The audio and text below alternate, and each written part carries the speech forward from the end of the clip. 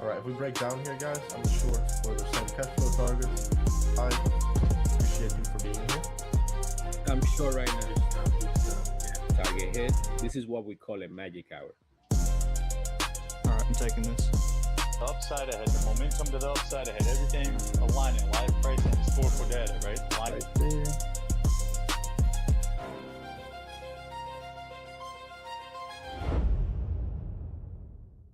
Welcome, this is PackTV.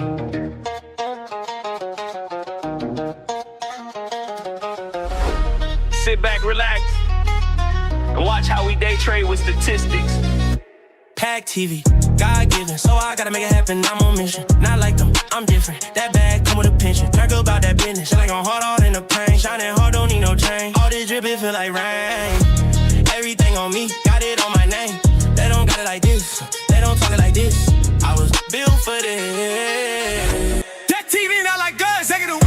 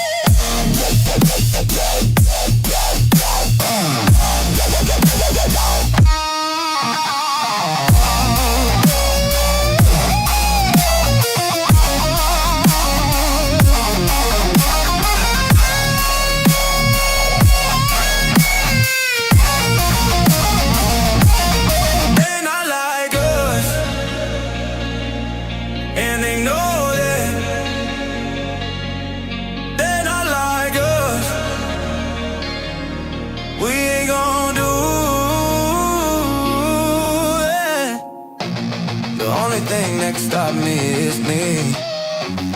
If you're doing this for the women, you're losing. Do this shit for yourself. I do this shit for myself.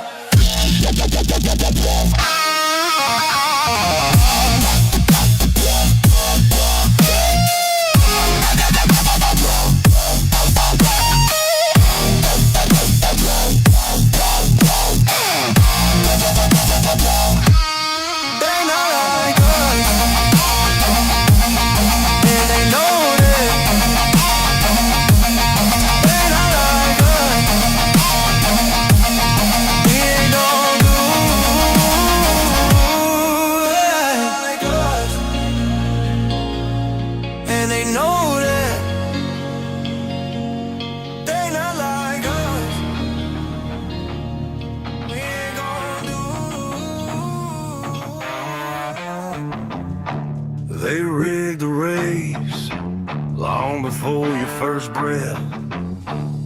Signed your name in the ledger, made a bet on your death. Puppet masters and neckties, count your hours like cash. Presidents pushing their pieces while you fade in the ash. Game theory kings in a smoke-filled room, writing out the rules to your ruin. The world ain't chaos, it's their game. Their game. You never learn a script they spin, cause they don't want you to ever win. Flip the fucking board, let it rain, let it rain. Burn it down, burn it down. Burn it down, burn it down. A lead over production, too many miles out thrown. Shine a rise in the rear view, old empires turn to bone. Same damn cycle, same sharp teeth in a grin. They sell you fate on a pay-per-view, call it virtue, call it sin. Game theory kings in a smoke-filled room, writing out the rules to your ruin. The world ain't chaos, it's their game. Their game. You never learn a script they spin, cause they don't want you to ever win. Flip the fucking board, let it rain, let it rain.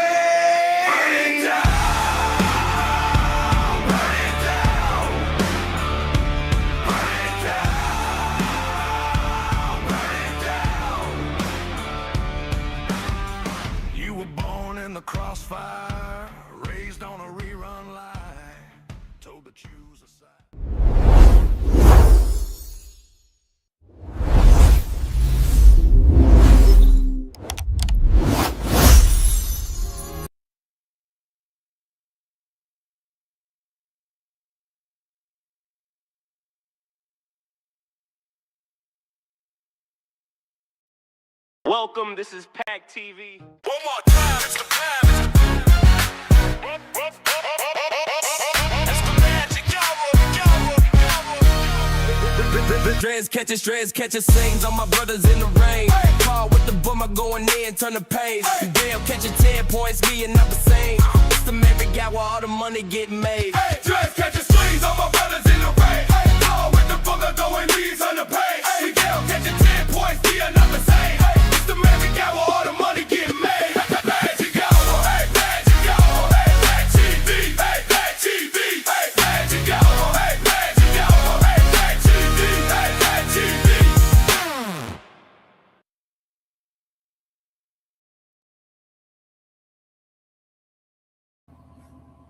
Hey, we here. Good morning, everybody. Welcome to Magic Hour of the Pack Trade Group. We are here live every Monday morning from 6:30 to 6:40, all the way to 8:20, 8:30, right before the New York One session. If you're new here, welcome. Hit that like button and let's get started.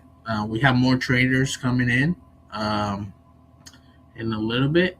Drez is gonna be joining shortly, and we might even have Karl, which is another Magic Hour trader, coming as well. I see some familiar faces. Good morning, Brooke. Good morning. Good morning, Tor. Yes, sir. Wes, good morning. Pete, good morning.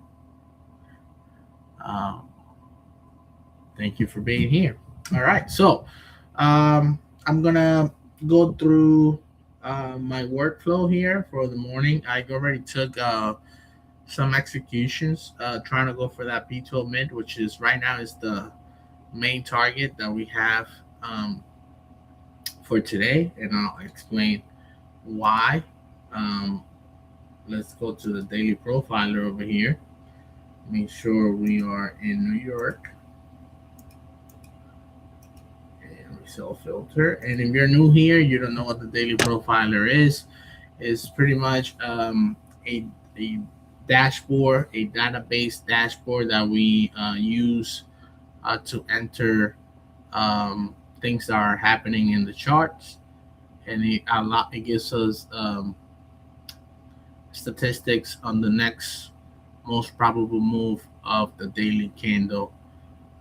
That's the whole goal of the daily profiler, is to decipher or solve what the daily candle is doing based on historical data, and we use those statistics to know when to start looking for an entry, to what direction, and what target to expect out of that entry, and when to realize that you're wrong based on also some invalidations based on the data. So I'll go more into detail when I'll do my work game here shortly, but pretty much pretty simple. You can see that we have an HS session that went in theory we went short falls, but this is more like a long falls for me, because if you look at what price did, we opened, we did like a one tick wander down, but the strong move and the strong pivot was, the first strong move was to the upside, and then the strong pivot around 8 o'clock 2015, which is 8:15 at night Eastern time, New York, we went back down to the downside. So for me, this is a long falls. The more you use the daily profiler, the more you get used to really seeing it and customizing it to yourself. So I'm gonna put long falls for me, even though the chart says short falls. If you look at the price cloud, it looks pretty similar to what we did, right? You know, like we opened up, we went down a little bit, but then we made a big move up, and then slowly but surely, the rest of the Asia session was down. So for me, that's what we did in Asia. Good morning, Pete. We got the Floridian. Good morning, EP. Sir, daily profiler, the master himself said it exactly. There you go. So, anyways, that's for me. And if you're new, you just starting the boot camp, or you just joining. Again, the more practice you put into, the more you're gonna start seeing that for yourself. London, we went long out of London. Let me see, 6:44. We are late for the falls. So I'm probably gonna bank that we're gonna stay true, even though we might retrace down here. But for now, it's just long. And just with this on right here, there's two variables that we have. There's 2 points of data. You can tell that when we go to the P12 times and percentage, the P12 mid, which is right here, like I said, 29,794.50, has an 84% to get hit, and the main time, the mode where it usually does, is from 6 to 6:15, and the median, aka if it stretches. If it doesn't do it in that time and it stretches longer, it's 7:30 to 7:45. So you could say, for me, you could say 6 to 7:45. And then if we don't hit it by then you got the next. I'll be expecting it to happen after New Year, after 8:30.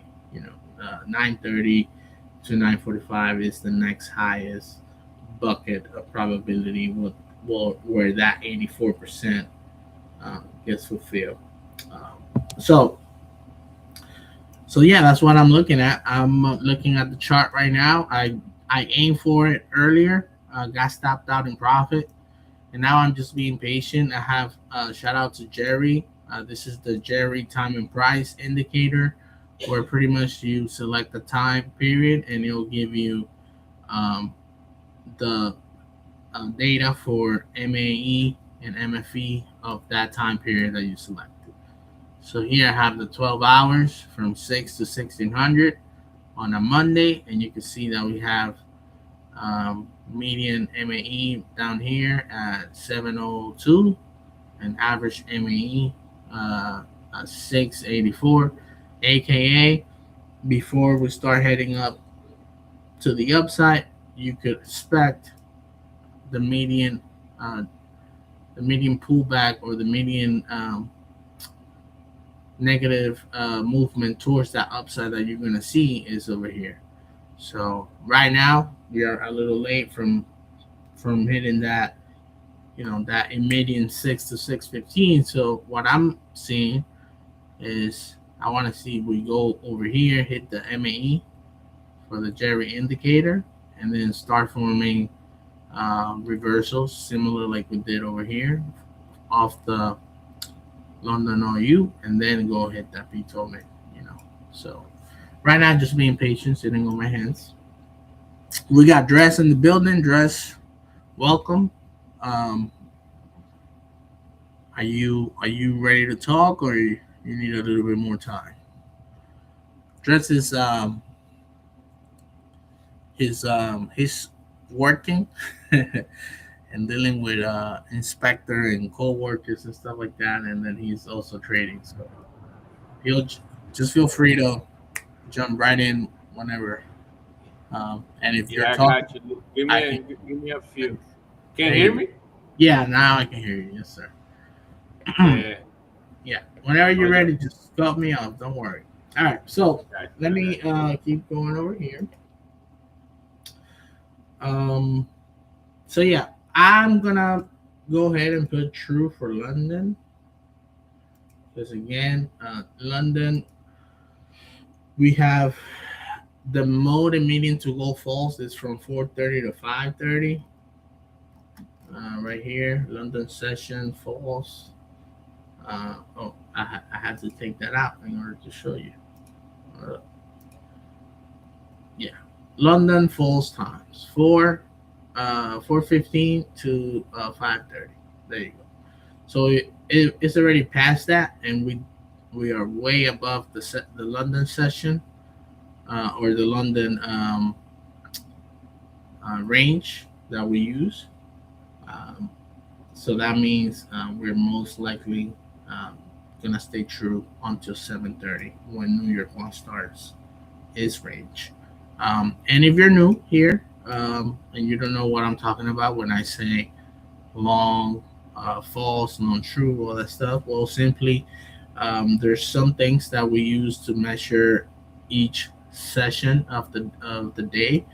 We break it down into 4 sessions. We got Asia, London, New York 1, and New York 2, and pretty much it's a range. So we have a range for Asia is from all the way from 1800 to 1930 Eastern time. London is from 2:30 to 3:30 Eastern time as well, and New York 1 is 7:30 to 8:30.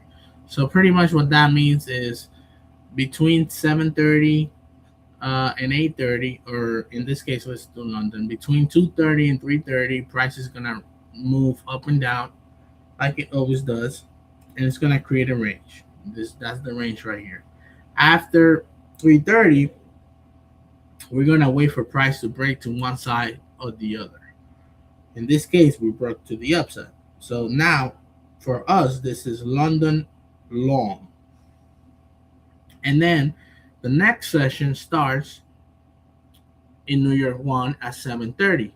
So if we break to the upside and we don't go and take the opposite side, in this case the downside, before 7:30, then it's gonna be a London long true in this case. If we were to have broken to the downside and stay on the downside, and then 7:30 comes around and we never came back into the opposite side of that range, then it would be a short true London, right?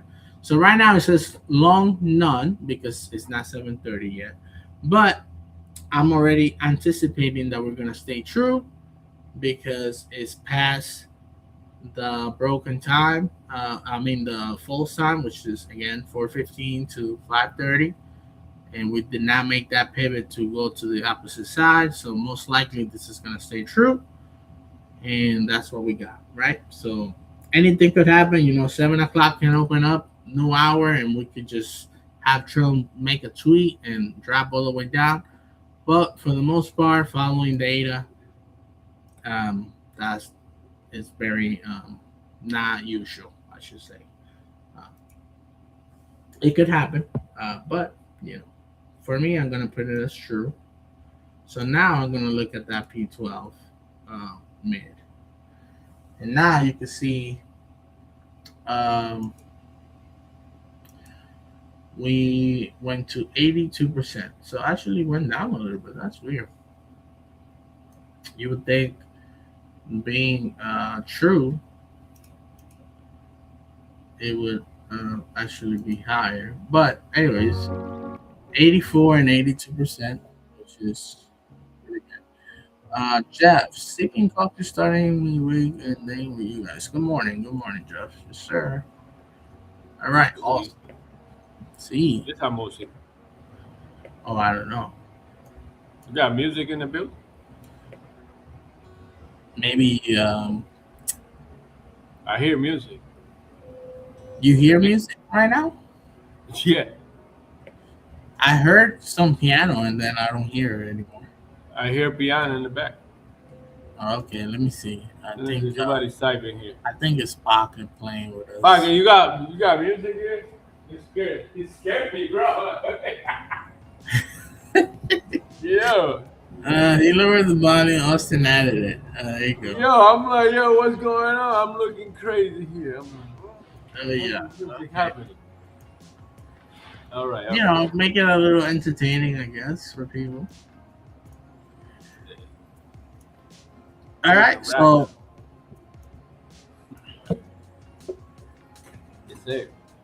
What's up, bro? How you doing? I'm how doing- was your weekend?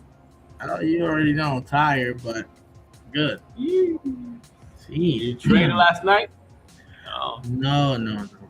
I wanted to. No, I was out.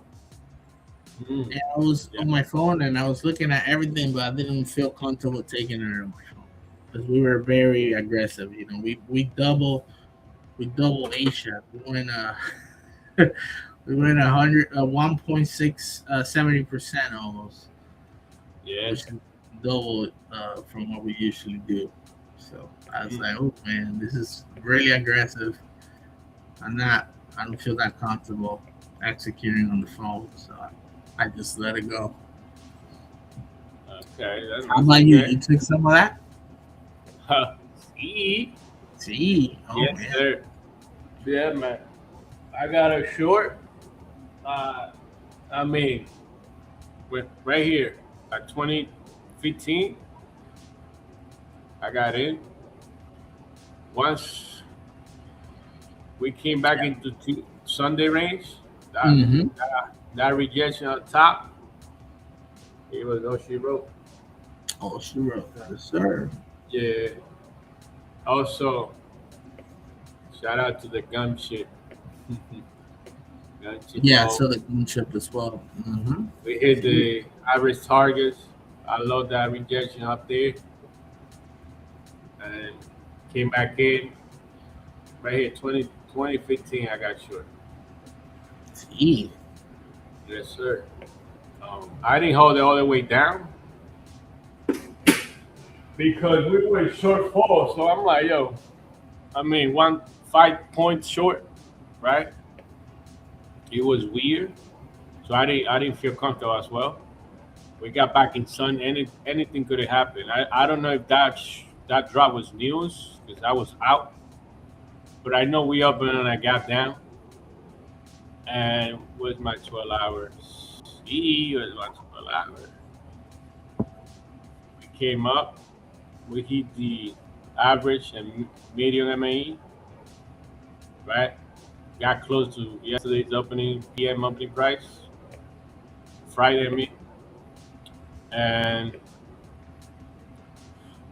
we didn't take that high, but this gap right here was like, okay, do we fill it up and keep going, or what's gonna happen? So once we got back in Sunday's range, I know there was some funny business going on, and that's why I got short. My stop loss was clear. I started lowering, and then eventually it took profit. Yeah. So this is my chart right now. Is weekly MAE, MFE, and bro, look at this, bro. Perfect right here. The black lines are the weekly? Yeah, this is the weekly, yep. The weekly average MAE, MFE. Yes, sir. He came down. Yeah, baby. So we are below the previous month 50. We are. How you got Asia? Long falls or short falls? I got a long falls. Long falls? Yeah, it makes sense. That's what we did when you look at the price model. Yeah, it makes sense for having a long falls. Because this short right here, we went higher, right? Like short, but we still went lower. So, but you gotta be a vet in the boot camp to understand that. Some people, oh, but the chart said short falls. Why are you putting long falls? You gotta get it. Yeah, the more, like I said earlier, if you're new, don't be frustrated. The more you repeat it over and over, you're gonna start seeing it for yourself. Like it's gonna be obvious. Right. Yeah, but at first, So, Nothing wrong with what what the chart says. Eventually, yeah. That's why you follow price. We follow price here. We follow live price, and yeah, Gunches is beautiful for that. see. Yeah, baby. See, and right now we are chilling. Mm-hmm. We're chilling right now. We are ranging right here, close to like 6 a.m. 6 a.m. up. Opening prices below us right now, and It's we just above up and down, up and down, up and down, up and down. So we haven't hit that. You did wargaming already? What's the probability here? 82% for the P2 mid. At what time? Or 84. 6 to 7:30, 7:45. Okay, we got 1 minute left for 7 a.m. open. Let's see. This hour look like ranging. Oh wow, that's what we did up and down. Let's see what happens.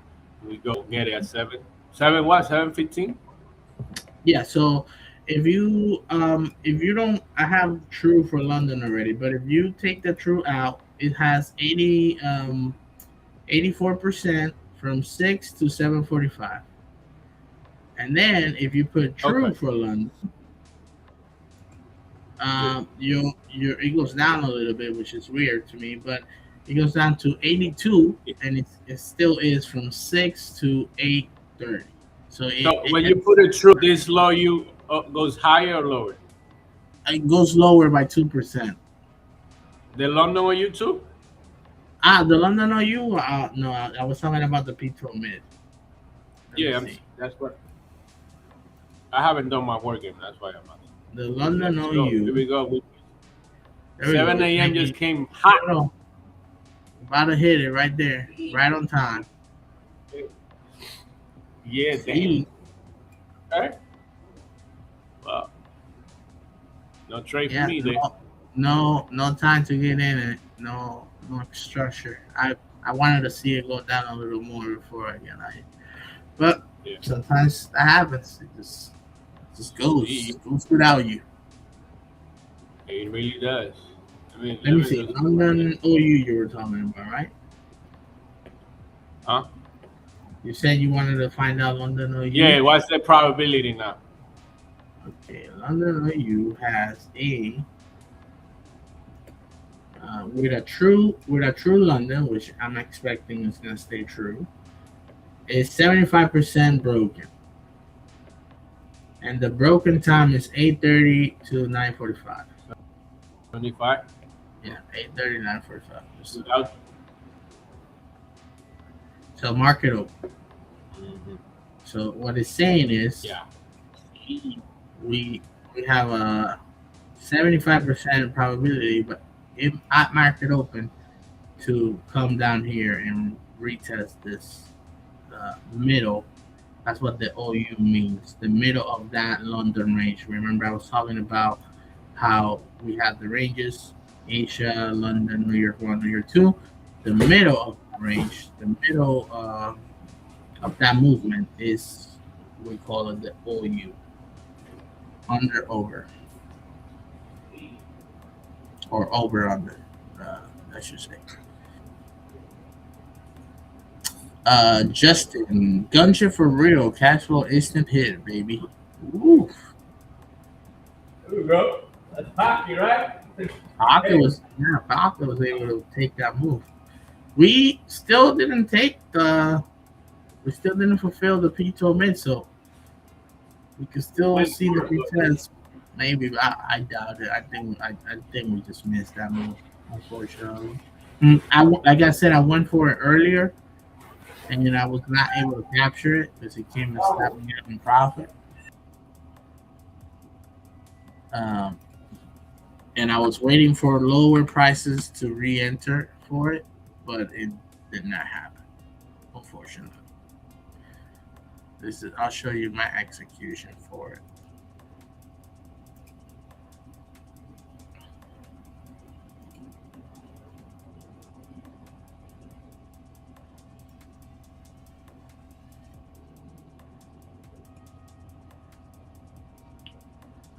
if you can see my screen here, you should be able to see the execution for that.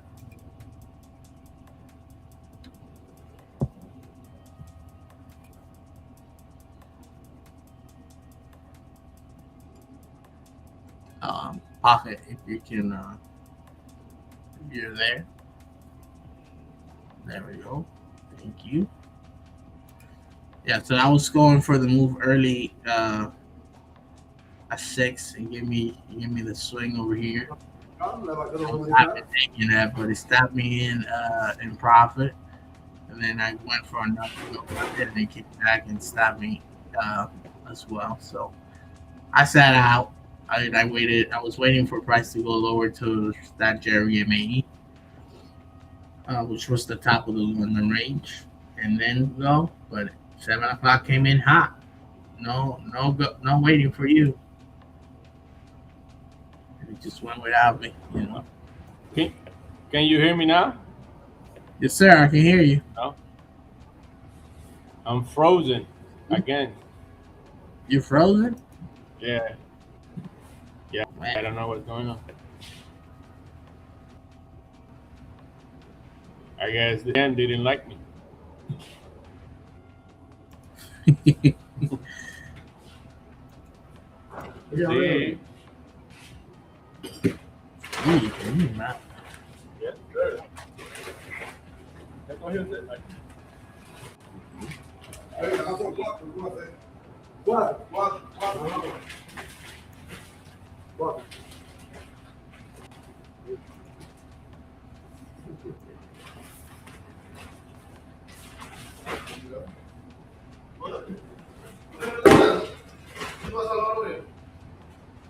Toma. Man,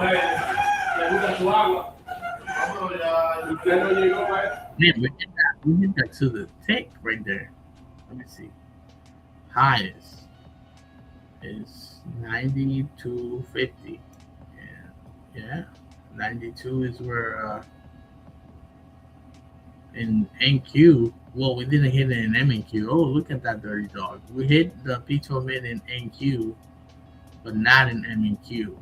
This is something important. In this case, well, we're about to hit it in both now.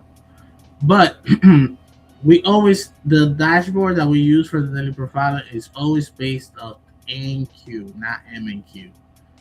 So that's usually the one with, if there's some discrepancies between the two, you always take what NQ is telling you.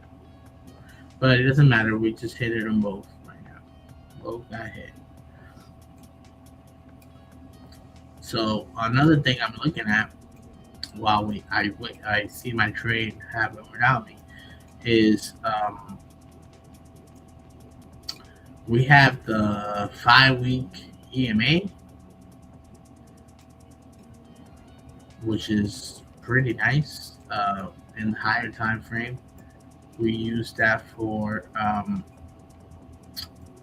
to see where we could go on the weekly. Let me turn some of this stuff up so I can show you guys what I'm talking about. And let's hydraulics and then turn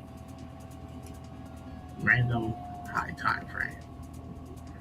Okay, this is pretty nice. So this blue line you see here is the 5-week EMA.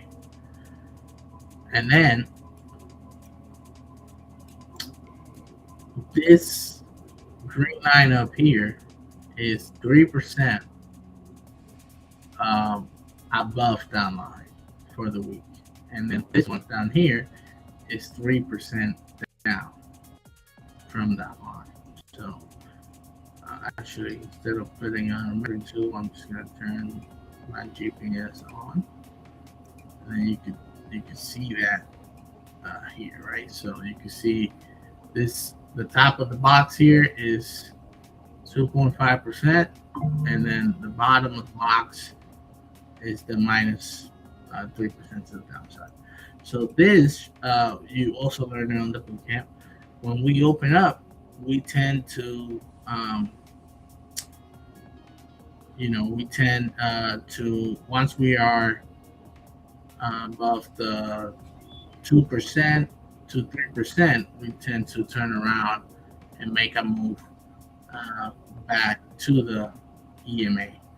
And for the downside, we went and hit the 0.5% to the downside right here last night at 1 a.m. And then on the higher time frame, we form a swing. And where did we return to? We returned to the 5-week EMA. And now, well, in this case, I wouldn't say now we're going to go back up, because in this case, we open up already above. We open up above the 5-week EMA, and we hit the 1% to the upside, and then we drop to the 50 to the downside. So yeah, it's just interesting to see those levels get respected like that.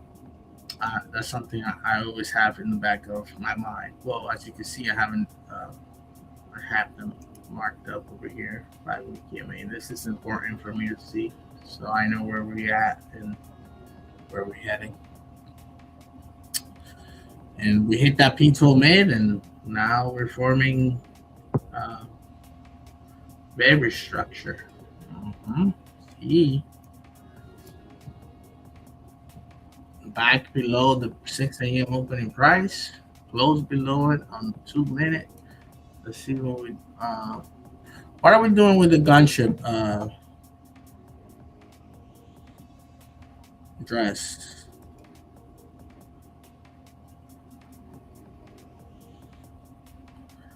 Oh, Austin is running 2 micros. Oof. Let's see what we do here on the 7 a.m. opening price. Because this might be a classic. We take the mid, and then we start rejecting towards that London OU, which is 75%. But that will be an early move, because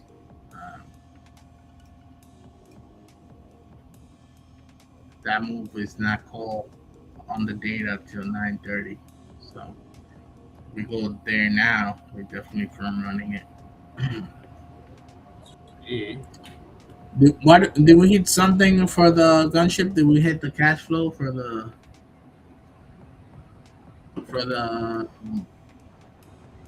magic hour move? For the 3 a.m. break, we hit the extended target.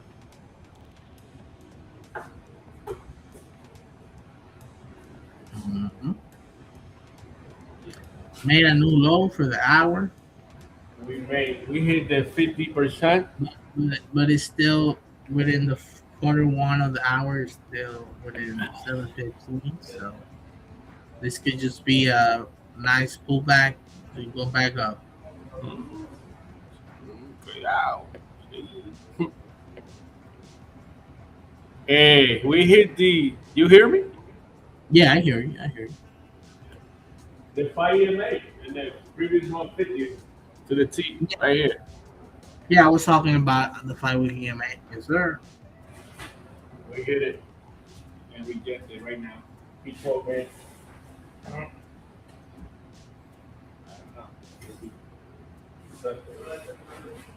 Drez, you're not sharing your screen. If whenever, I think he said he gonna froze. Yeah. If I move my screen, let me see. Try to share it again.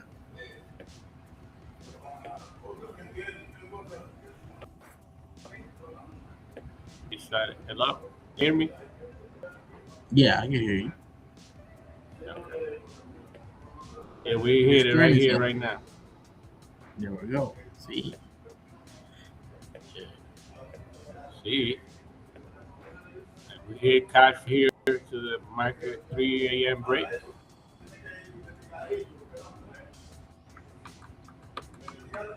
And the one I really like is this one. We rejected there again. See. Austin short? What you say? I said you heard. No, he was on. He was holding a runner, I believe. Oh, man. Okay. See. Yeah, I'm being patient. We got 15 more minutes for New Year 1 to begin. I'm gonna wait. You get more volatility when that happens. Sure. Let's see if this let's see what happened at P12 mid. We rejected once. Let's see what happened with form the swing here. Should I going low or just get above it and keep going high? Yeah. So pretty much what I'm looking at is I'm gonna wait till 7:30 for New Year 1 to start, and if we take the obviously we take the high, high right now, and expecting higher prices, and if we take the low, then I'm expecting lower prices. Kind of obvious. So I'll be looking for maybe pullbacks to get in with that move. See, projecting the 6 a.m. right now. Yeah. But I can already tell we're gonna have higher prices. I mean, I'd be very surprised if we don't. We're gonna go back to that peaceful mid, and the reason is because we usually see we have a big wick here on the 15 minutes, right? We have a bullish candle with a big wick that went and took that peaceful mid. Before this a pivot, there's usually 3 candles or 2 that form that middle finger pattern, right? So this will be the first finger. So now we need the middle, which has to go higher, and then the last finger is where you start looking for your trades. So I'm already expecting us to go take that high. Yeah. See. Yeah. I can't even see the chat. You can see the chat. Here we go. 7:15. New 15 minute opening.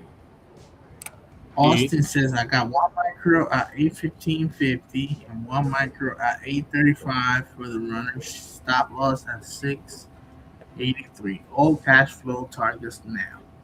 So he's already good to go. He's set. All right. Yes, sir.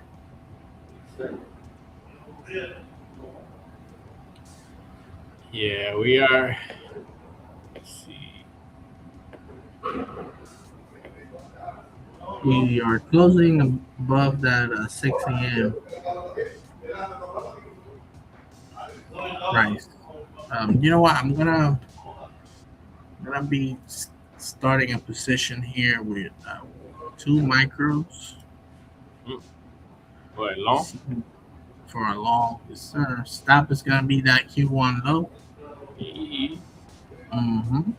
Which is 750.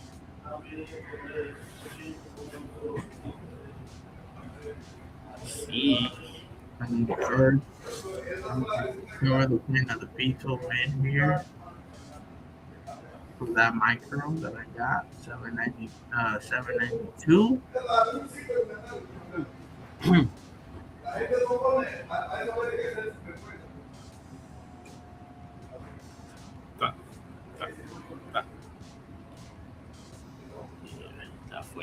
And then I'm gonna have my final micro here at the median MAE for Jerry, which is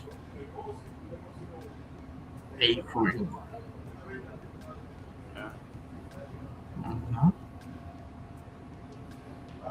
And then if I get confirmation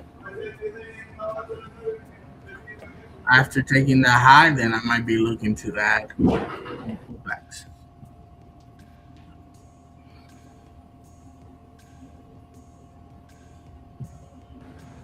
¿Tú estás long? Mm-hmm. Let's go. Oh, you got long. the other platform. I got you. Sir. Stop is at the Q1 low right there.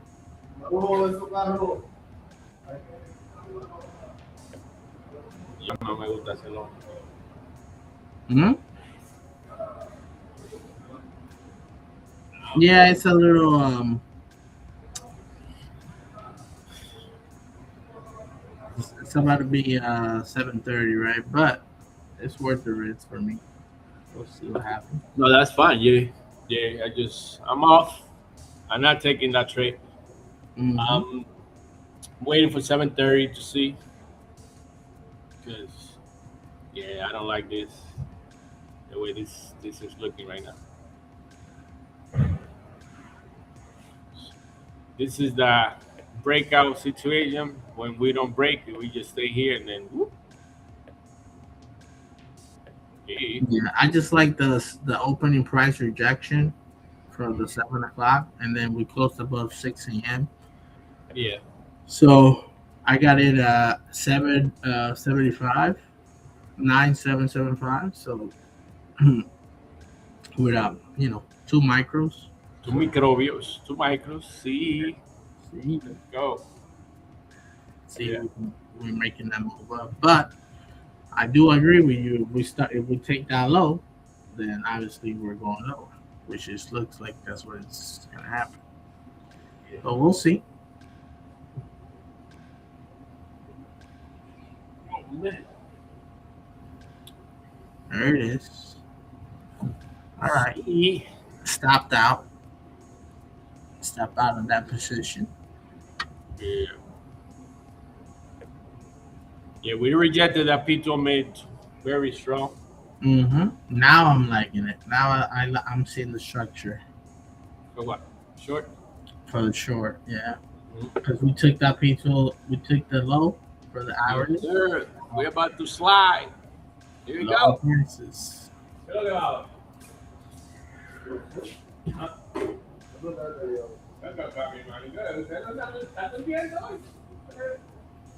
People sleeping here.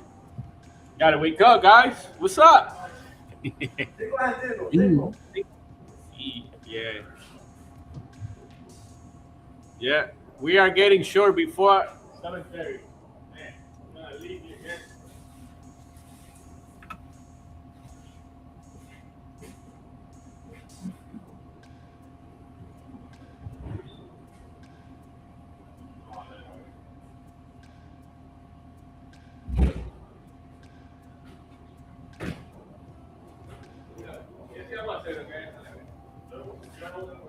Hay que subirse ahí arriba. One second.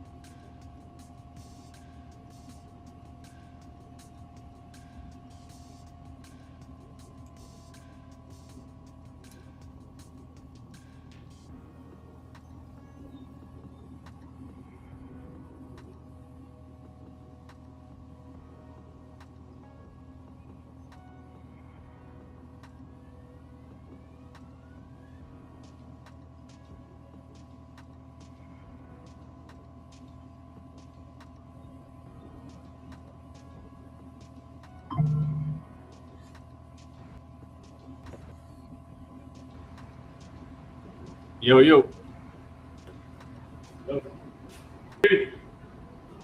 Mm, All right. yes, sir. Can you hear me? Yes, sir. Yeah. Yeah.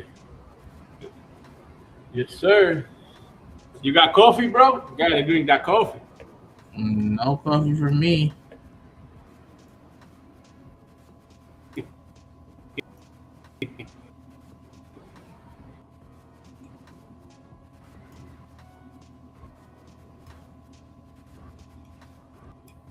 Yeah, we got 5 minutes for 7:30. Mm-hmm. We are right now fighting it.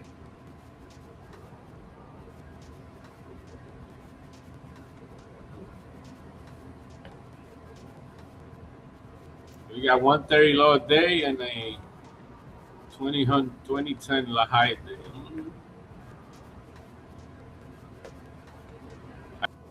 How you feel about that? I think the higher day is more locked in than the low for me. The low? Yeah, I would say so. Yeah. I mean, the keys for us is that P2 omit. Whatever happens here before is what we hear. This next hour, 7:30 to 8:30. Get this above and restore mid.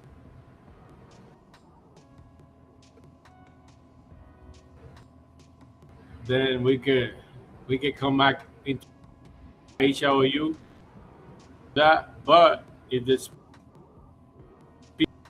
P12 mid be the wolf, then we could use some right back down to test that London OU and probably make a buy market open. So yeah, we track P12 mid for the daily candle situation.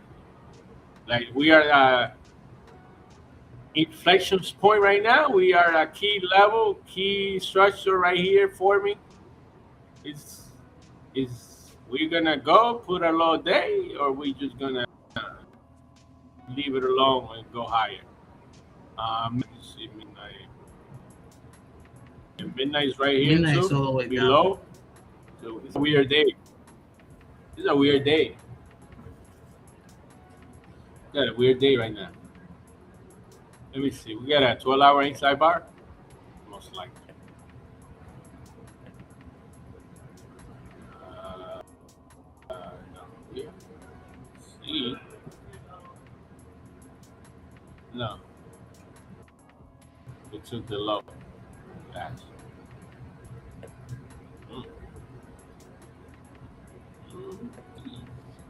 Yeah, P2 mid is key, guys, for sure.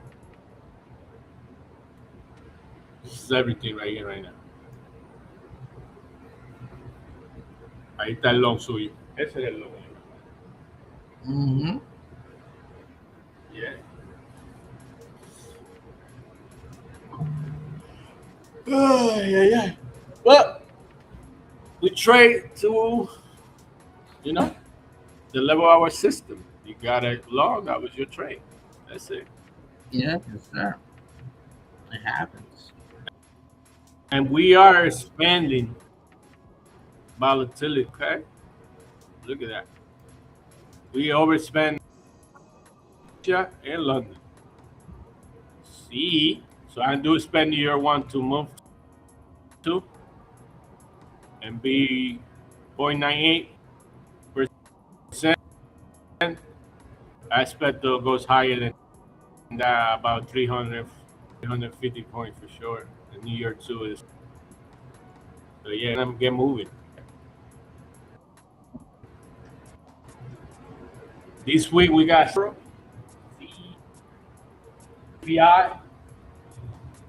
We got hella news this week. So volatility expanding. That's what you expect on this news event like that. I don't know if we got news today. Let me check.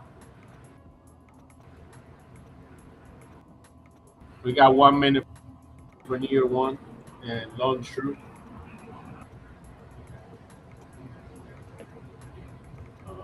See, Monday we don't have no news today. And earnings season as well. We're starting earnings season too. Yeah. So earnings season. Also, you get some volatile.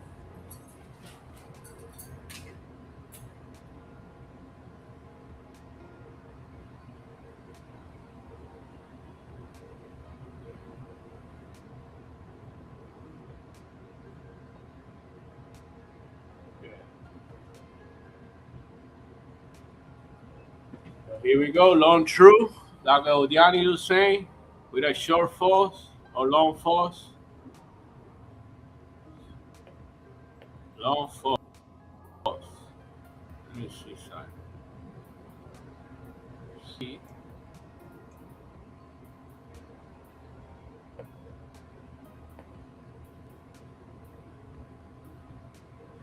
Check something out.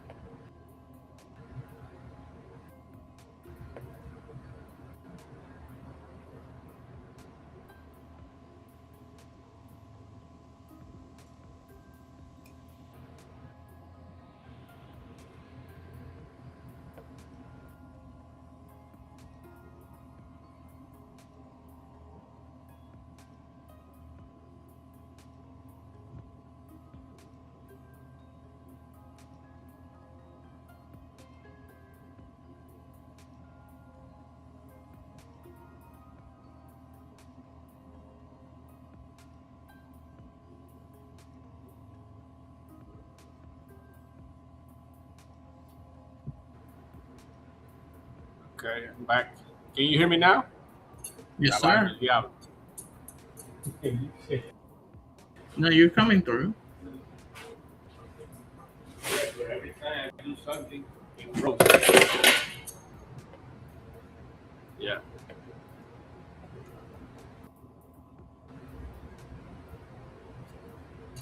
See.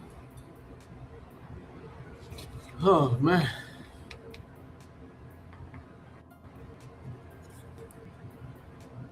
See.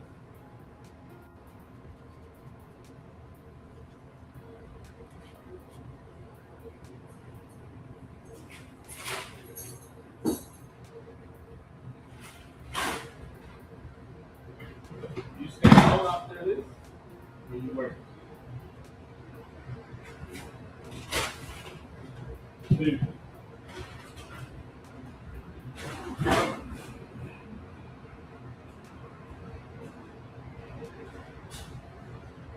Pero ¿usted me oye? Es que usted está hablando cuando usted se va y tiene el micrófono donde no es. Acuérdese de lo que yo le dije. You gotta put the microphone on the headphones. Que yo me voy.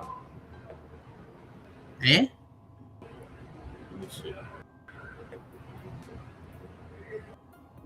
Es que se frisa, no es que yo me voy, ¿no? Oh, yeah, okay.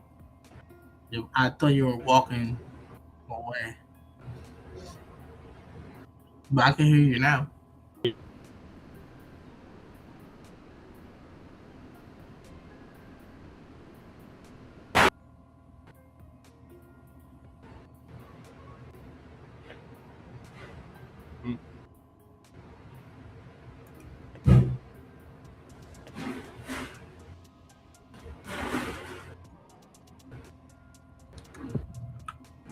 man.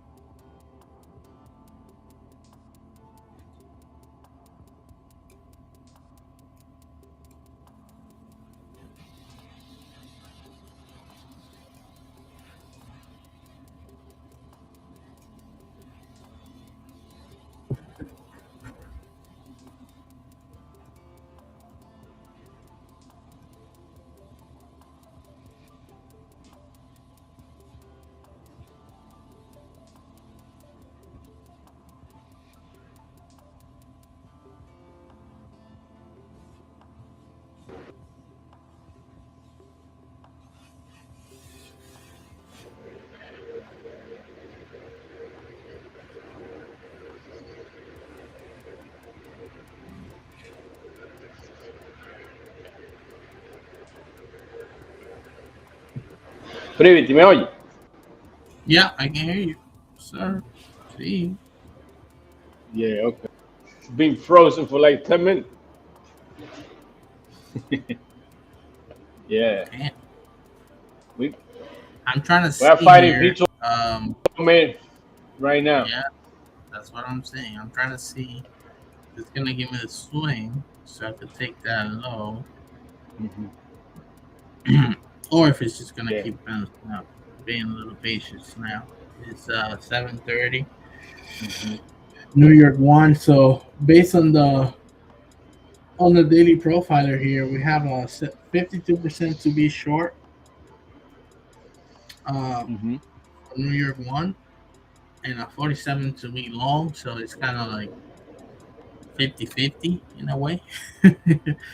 Not that much of a difference, but we do have 65% to be false. So that has the advantage over the truth. That means that we are most, based on the data, we have 65% to be false. So if we go New York long to the Jerry MAEs over here, and the Sunday low, right? We can reject from there and then make it false and drop to that low, the new probability you were talking about. Or we could go short first, get to the Jerry MAEs, get to the London 2 at 9:30 and then bounce from there. It could go either way, really. So Yeah. gotta be really patient and listen to live price, right? Because live price is king. So whatever Yeah. live price decides to do, make sure you're able to pivot, right? Don't be afraid to admit that you took a trade that just didn't work out for you, and be patient and wait for the next one. So See, that's right. Yeah. wait for it to be um, in line with what you're seeing. Now, I have a question for you. Yes, sir. If you were to teach somebody new Mm-hmm. something that you like to do in the chart, what would be that thing that you teach them? That is like your bread and butter. That you be like, if I see this, I'm doing this. No question asked. Okay, perfect. That will be the Jerry's MAE um, aligned with the data as well. Um, Reversal. So I'll give you an example right now. And I'm gonna make it super clean so that way it's easy to read. And Austin, you ready?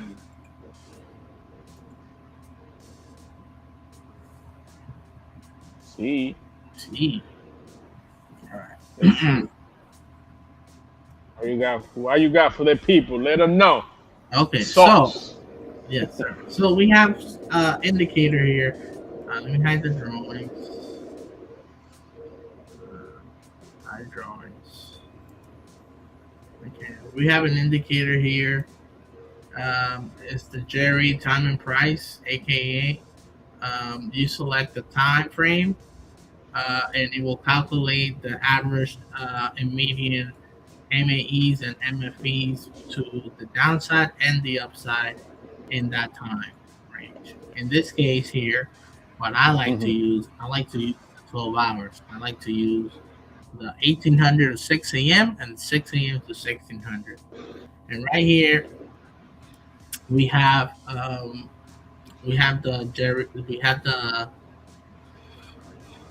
this is the 18 to 6 a.m. And this purple lines over here are the median and average MAEs, and this blue or light blue lines are the average MFE and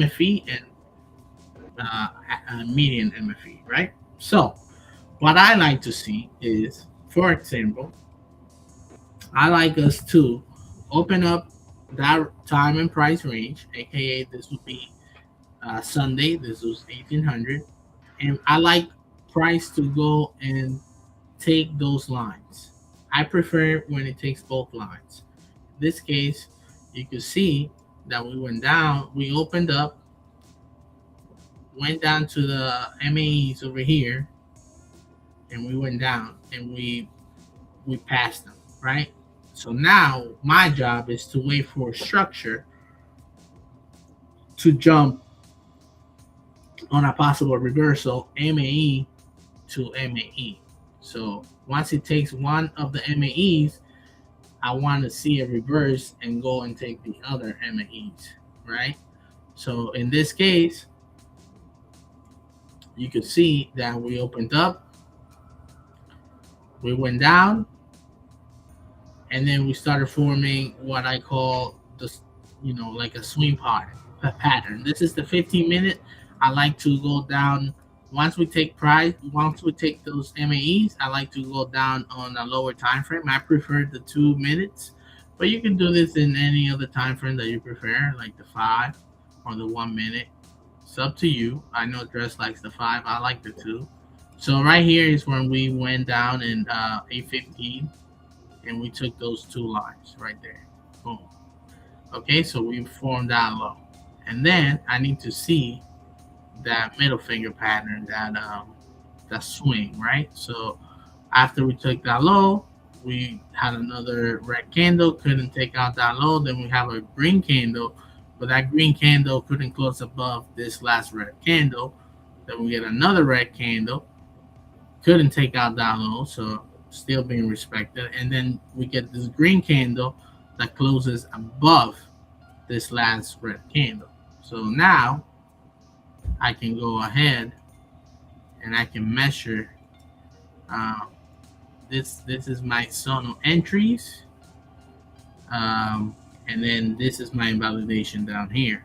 And as you can see, we came up. We came up. We closed up here, and then we came and retest. We retest the 75%. I could have had the limit order there, right? Or I could have just entered here. Have another entry at the 50% of that, and then the stop at the 20 at the here at the low, similar to what I just did with this trade I just took earlier. And then we went up 37 points. I'm gonna be covering the queen around 12 points or 0.04% from price, and then I'm quick to move to break even, because in case this fails and we make a new low, right? So at least I have cash flow for that one try, pretty much. So as you can see, that happened, right? We covered the queen, and then we came back to entry. I would have got out there with like a cash flow trade. So that would have been the first attempt at it. And then this, and then we have a new low. We make a new low. We take the previous low. Same thing, right? Then this red candle can take that low, and then we get a green candle that closes below the last red candle that couldn't take out that low. Same thing.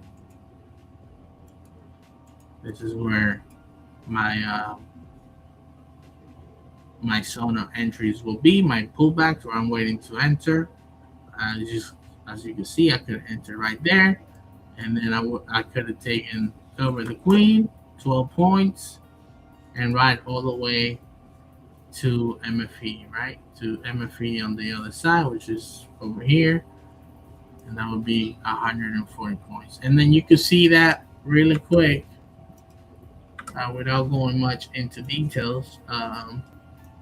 You can see that happening all the time. Over here, actually, this is only showing Sundays, but this is probably a case where I would have taken that trade, maybe got stopped out, or maybe get some cash flow. But you can see this trade happening all the time. We go to MFE to MAE to MAE. You see it all the time, right? Like we went MAE, and then we went to the other MAE. And then if you combine that, see MAE, back to the other MAE.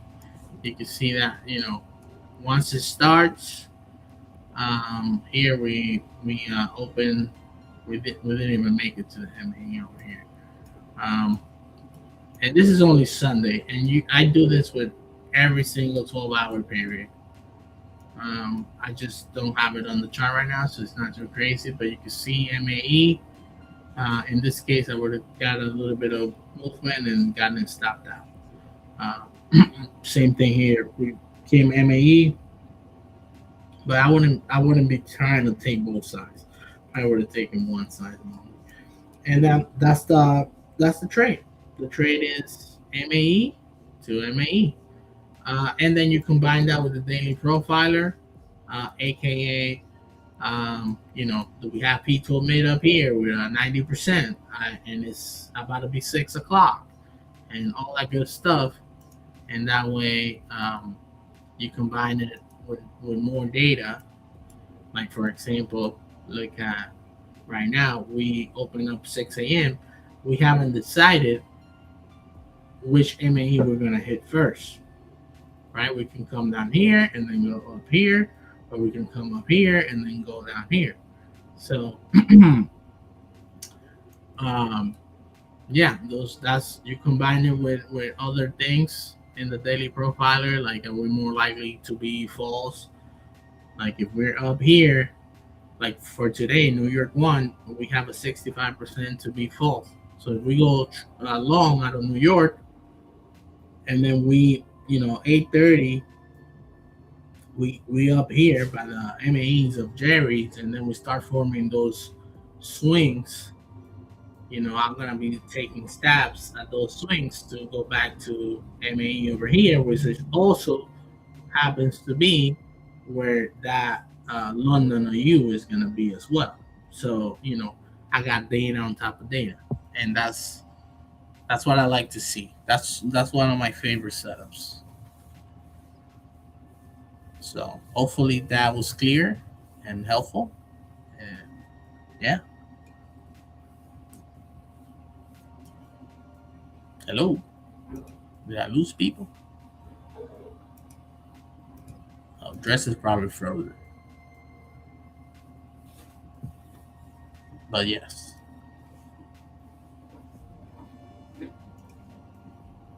Let me turn back my indicators. You like that one, Shaq? Yeah. Yes, sir. So pretty much is you got other things too, like gunship as well, that you can combine it with. So pretty much you see this happening, every 12-hour period. You can see how we go to one of the MAEs, and sometimes we pass them and we go all the way to MFE, right? Without returning. But that's okay. Usually you will get invalidated and you take a control stop and you're good to go to take the next trade. You know what I mean? But yeah, if I had to teach somebody something that I like to do, and it's my bread and butter, that's it. Be patient, wait for probabilities to align. Let the MAE targets, or there's other levels besides the MAE, but the MAEs are my favorites from Jerry's indicator. But I also use the 5-week EMA levels. I use the Sunday levels, the Tuesday levels, which we call them picapollos. I have them here on the charts. Tuesday high, P12 low, right? The P12 levels. Another good one, NFP levels, right? Like NFP 50, NFP low, previous month 50. All those big time frame levels. I look at everything, and then pretty much I just gotta see us hitting those levels, or MAEs and MFEs, and then seeing if we're gonna continue or if we're gonna start making a reversal from that area. The high of day, low of day from the daily profiler, which I haven't done because it's not 8:30 yet. But pretty much at 8:30, I'll make my high of day, low of day boxes, distributions, right? And then those levels too, I use them as confluence. So that's what it is. That's what it is for me. Hopefully it makes sense.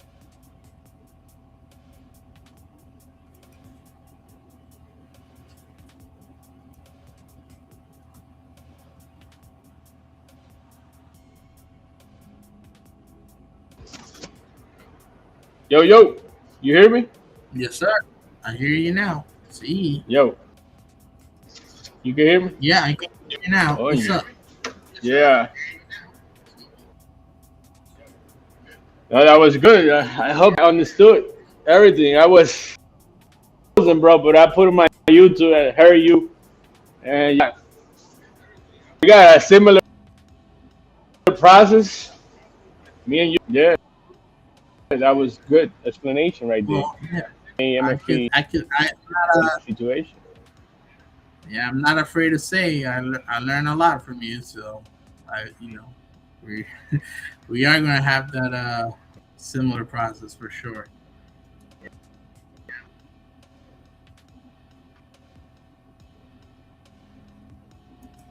And man, we're dropping like a rock. See, I'm frozen.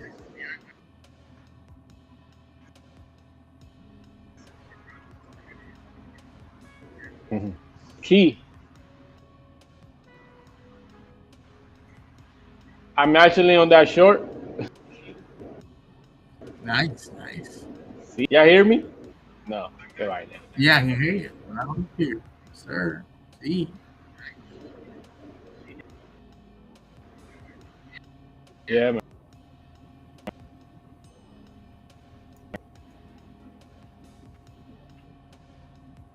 I don't know.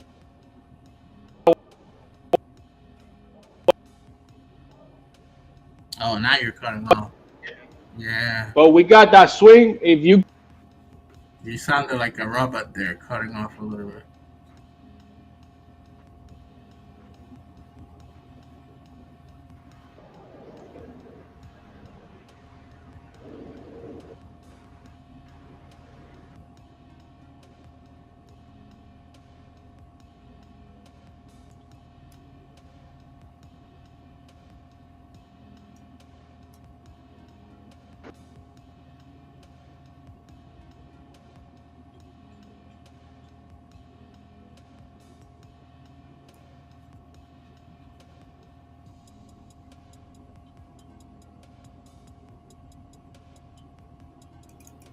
Let me see. So, while we get dressed back, it's about to be 8 o'clock.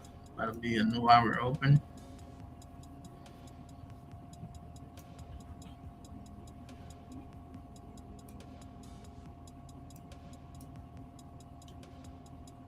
We currently have a Q4 low for 7. So expecting a Q1 high for 8 and then continuation to the lower side. But we'll see, because right here we just ranging, so we could definitely just keep ranging up and down until market open. But yeah, I would expect a Q1 high for 8 o'clock, which is in 3 minutes.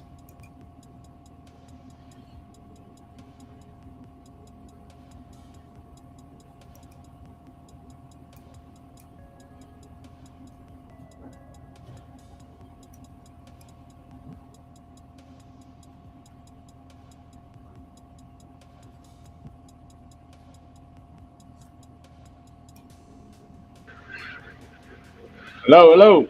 See, Y'all hear me? what's going on? Yes, sir. Oh, no. I'm dealing with internet problem this early. It's not good. Not good. Get me mad, man. Yes, sir. Yeah. It's going in and out. I took TP. I'm taking TP right here, right now.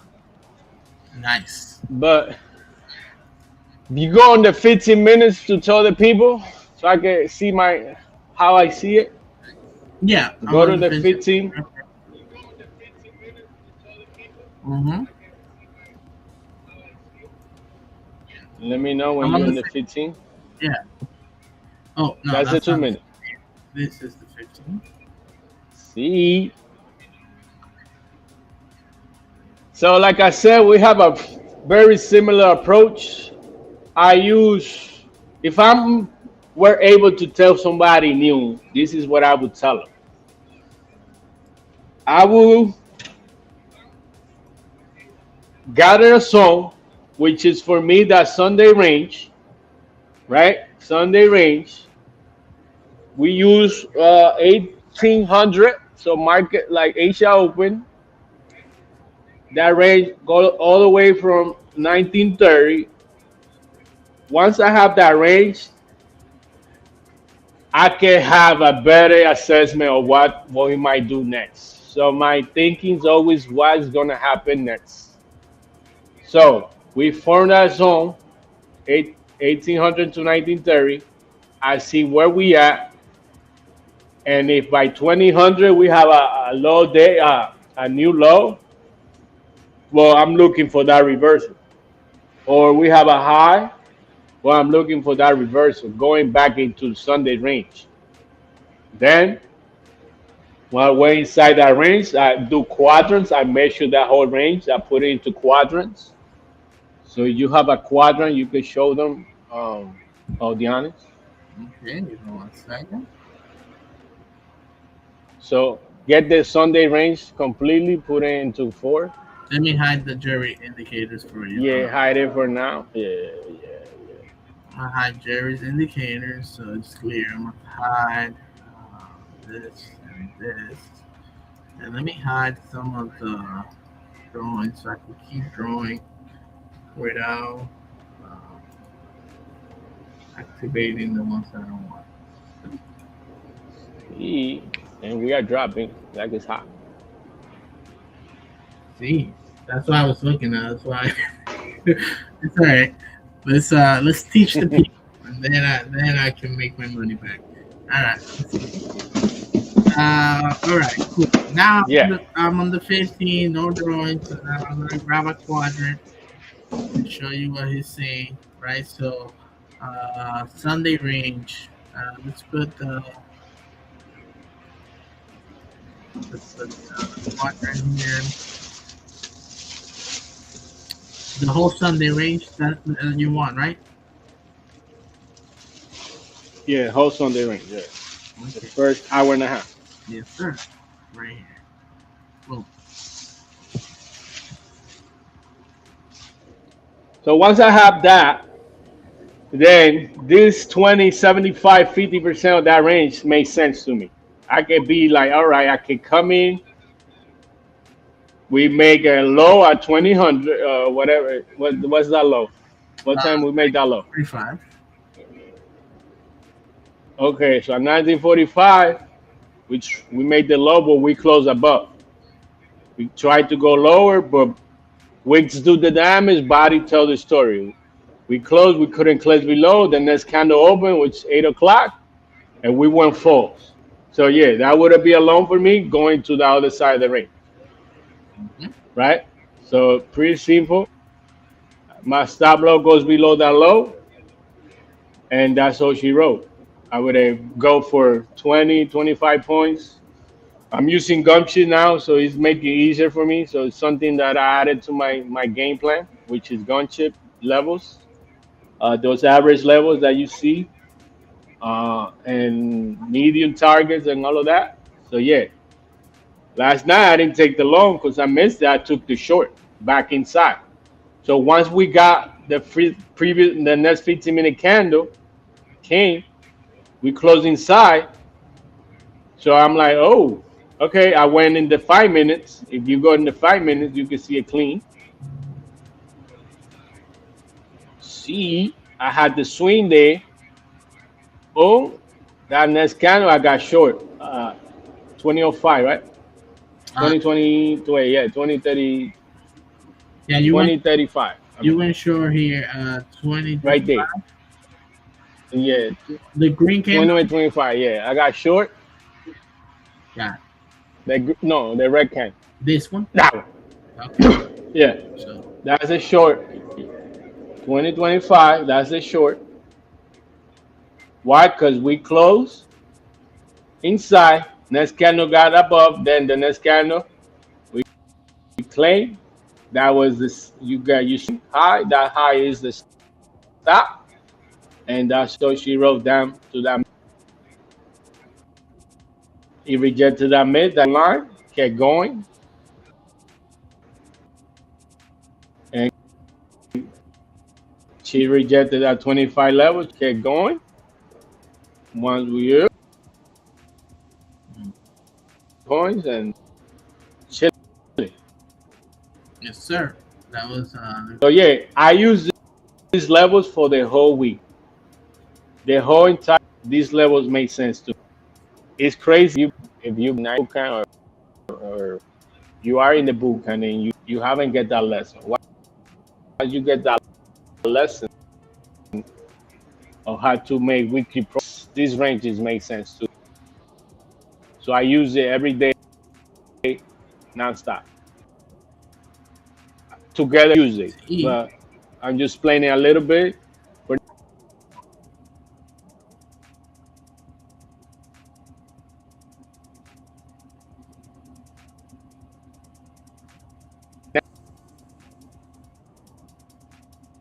you're cutting off a now, little bit. um, You were cutting off a little bit after you said I use Tuesday too. yeah, this is the bread and butter. This Sunday range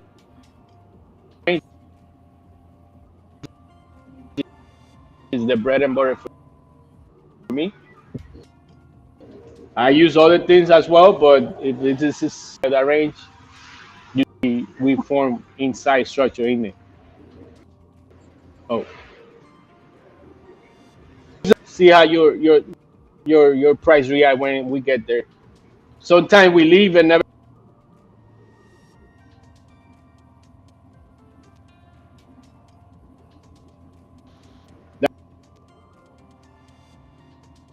That's an extremely bullish week or extremely bearish week, and sometimes we leave right here again. So yeah, Yeah. Dress, you were after a while there, you were cutting off really bad. So, it that's looks it. like you're back now, but That's all I got. Frozen again. Yeah, you were cutting off there. But yeah, I mean, we might have to redo that clip in the Discord where you don't freeze. But yeah, um, that's your bread and butter. The Sunday and Tuesday range, the pica pollos. That's what he calls them.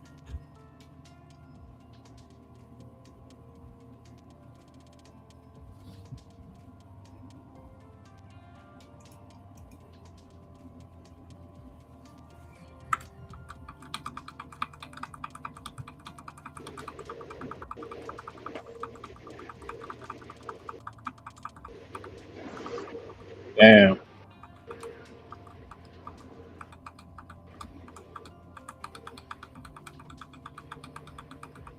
Oh, Oh man. Hey, Brady, you were cutting off a lot.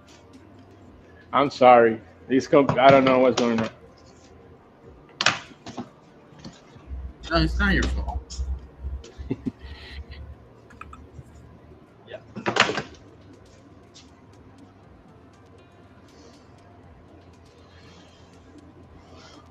But yeah, if you were here earlier, we said this P12 is key, and it was key. We rejected 2 times, but and yeah, now we're getting back into that London OU. Mm-hmm. So yeah, there you have it. Clean, very clean. Clean, clean, cash, cash, money, money. Sir. Yeah, that's what we like. Clean, Let clean. me see. See. My things back.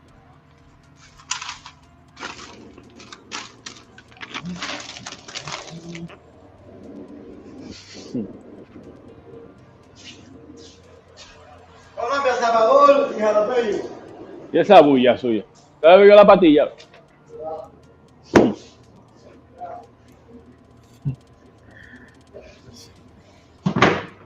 El privilege.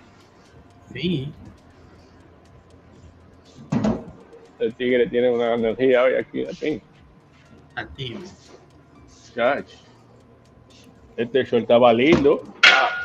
Estaba lindo, fíjate. Yo estaba a punto con ese show y usted me sacó de ahí. Yeah. Eso es lo que hay. Sí. Sí. Suspect.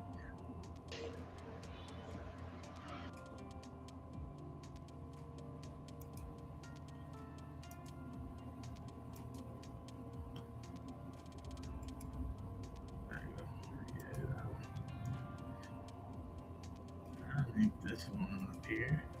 Besides this one. I don't think this one up here either. Sorry. And what if anybody's looking at my chart, because I believe this is still the chart I'm just I do the same thing that I show you guys that I do with the January MAEs and MFEs. I do the same thing. When I go on the 2 minutes and I look for those they're called CISD, change in state of delivery. If you're familiar with ICT, that's what they call them. So that that's how I learned to call them, because I learned from Drez, and Drez is an ICT guy, and other people as well, other mentors. So I do the same thing that I do on the 2 minute. I do it on the higher time frame as well. So that's just to give me guidance to where I'm gonna expect price to start finding some weakness. Possibly, it's not a guarantee. It's a possibility, just like everything. So, and then I still got to see the same thing, right? Like I still got to see because these ranges are a lot bigger in terms of move up points, right? Like risk. So this move right here is 312 points. That's 1%. So if it comes into the 75 right here, if it comes here to the 75, I still got to see it on the lower time frame form. Give me an entry that I can manage. I cannot just enter here and put the stop all the way at the top. So, but it's still good for me to see them in my chart. It gives me a pretty good idea of where they are. See where I could maybe possibly start reversing. Helps me stay patient.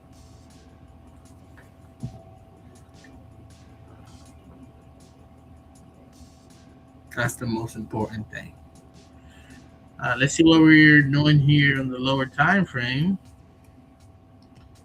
8 for New York 1. We are closing below the 5-week EMA. About to hit midnight open. Midnight open is 29,689. We got really close to it. Didn't quite hit it. We did hit the Jerry MAE, the first one, the median.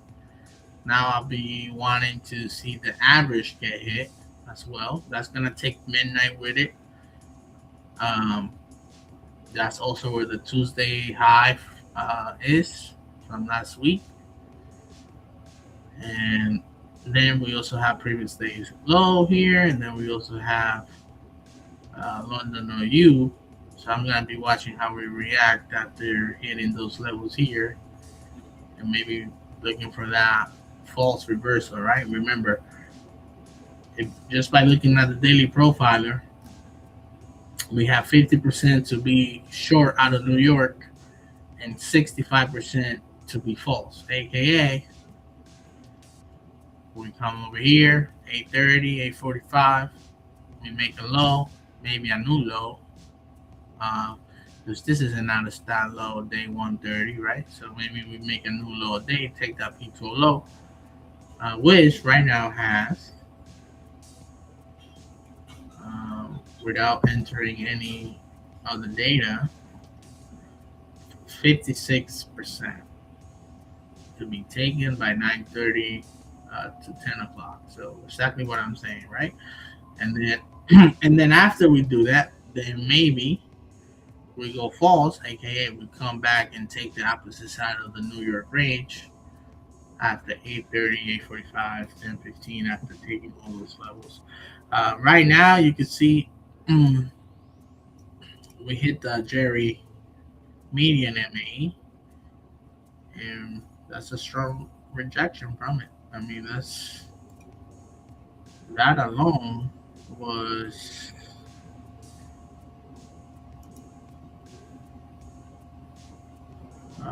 a 30-point rejection off of there. Pretty strong.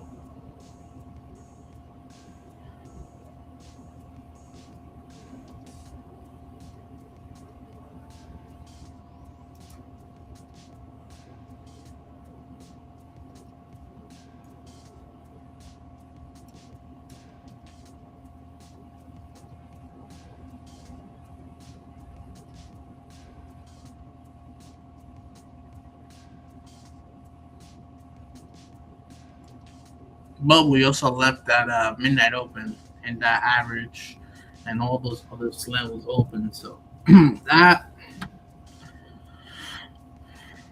not giving me reversal time. Reversal that will be an early reversal, which could happen, but if it happens, it will happen without me. I want to see those levels. Like I said, I combined this with the daily profiler and more data, and I want to see those levels. At least at midnight open, we take deny it. You know, I want to see that get taken out minimum.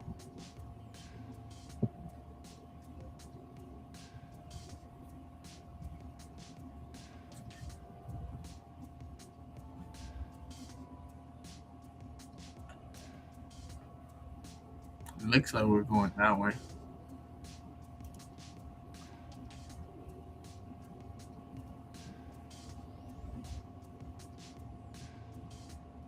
Let me see what the chat is saying.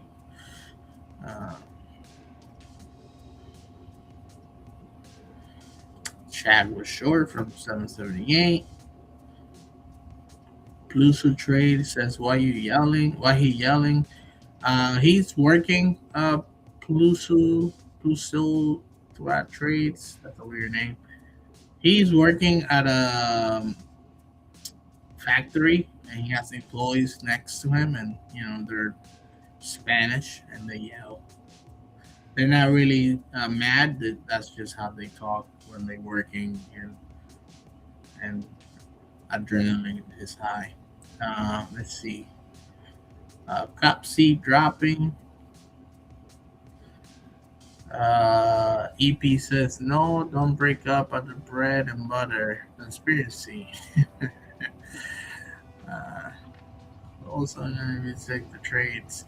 Rob Tech says, golds only count if you took the trades. Yes, sir. I agree with that. I'm sure. I don't know if he couldn't share his screen because he's having lagging issues, but I know damn well he took that short. Drez took that short, and then he also took those trades last night. And I did try to go for the P12 mid. I was a little early, and I took some cash flow and then missed the main move. And then I tried to go for it again with a few micros and got $100 stopped out. So we are taking trades, sir. And hey, Rob, I'm not sure you're new here, but we're insecure on everything. Yeah, and I can show you. Let me see. Do I still have my thing up? Snippet 2. No, not the snippet 2. Let me show you I already took a photo of it.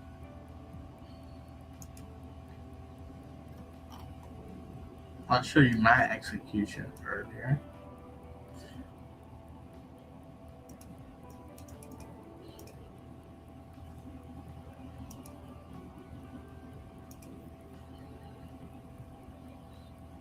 If you're looking at my chart, this was my execution from today. All right, let's put it here on the side.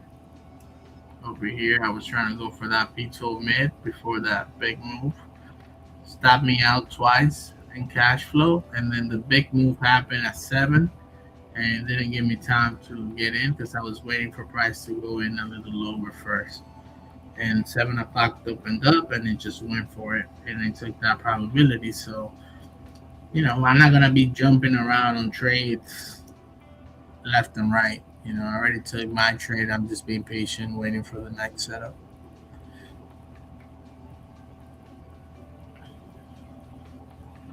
But I know Drez did took that short.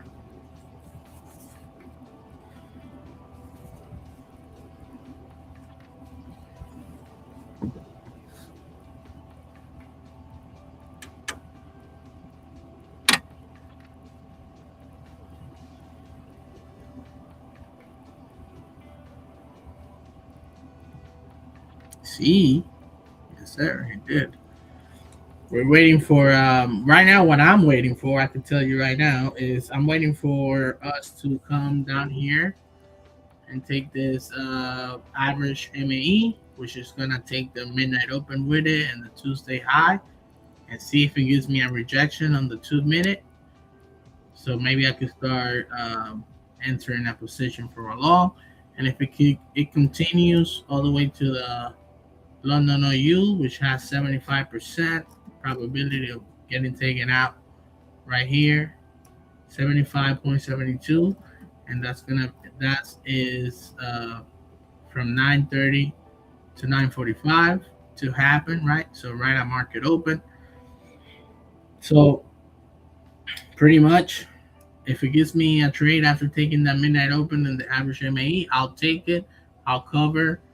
I'll move to break even really quick just in case market open comes and we go hit that London OU, and then I'll look for a trade after the London OU and possibly a new lower day, because if we take the London OU, then that low day is not longer safe, right? That's gonna be the next immediate target to get taken out. The 130 low day, that's an out of stat low day. If you're new here,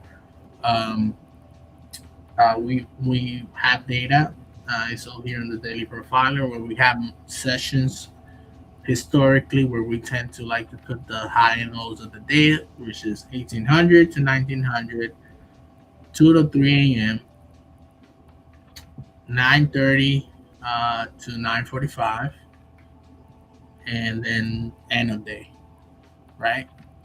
So those are the 4 main time windows where we usually put those in stack highs and lows of days. We also have random highs and lows of days every so often, but they're not the majority. They're not the in stats, right? So this, if we take the London OU 9:30, 9:45, well, that the chances of taking this out of stat low day and switching it for an in stat low day is very high. So that's my game plan. Good morning, OHLCMMXM.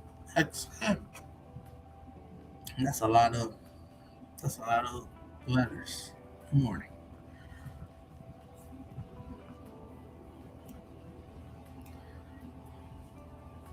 So yeah, I'm just being patient right now. No need for me to be taking trades.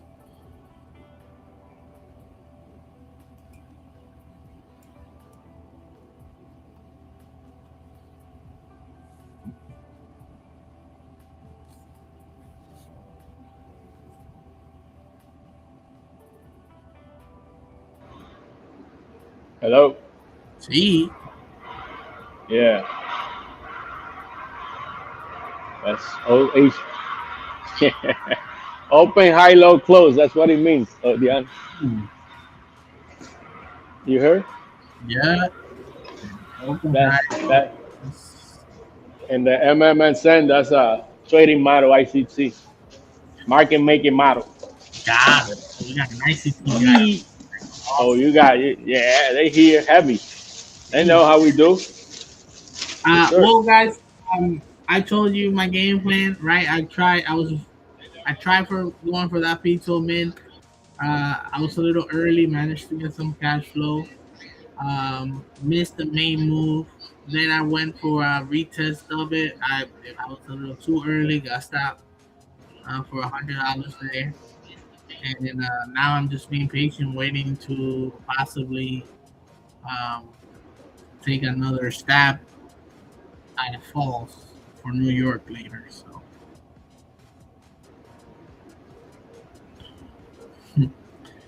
So that's all I got for me. Hopefully. Yeah, we got Austin next. We got Austin is ready to go. shout out to day trades in. See. Yes, sir. Let's Austin. go. Sorry, guys. Whenever I'll be Do you back. find value in the Magic Hour trade team? You can find them on X here. Watch them trade daily by joining the PackTV group Discord in the description. Send it.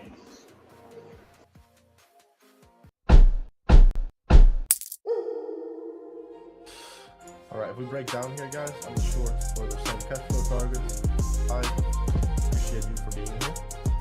I'm sure right now target hit. This is what we call a magic hour. Alright, I'm taking this. The upside ahead, the momentum to the upside ahead, everything aligning, live price and historical data, right? Aligning. Right there.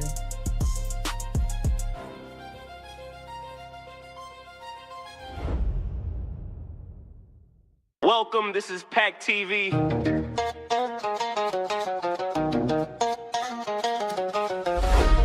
Sit back, relax, and watch how we day trade with statistics. PackTV, God given, so I gotta make it happen. I'm on mission, not like them, I'm different. That bag come with a pension. Talk about that business, like I'm hard all in the pain. Shining hard, don't need no chain. All this drip, it feel like rain. Everything on me, got it on my name. They don't got it like this, they don't talk it like this. I was built for this. That TV not like guns, take it away.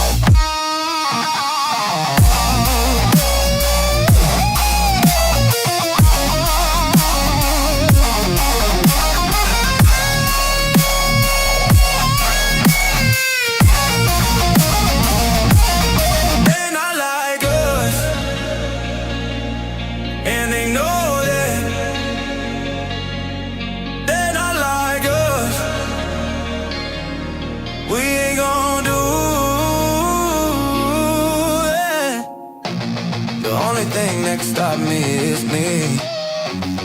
If you're doing this for the women, you're losing. Do this shit for yourself. I do this shit for myself.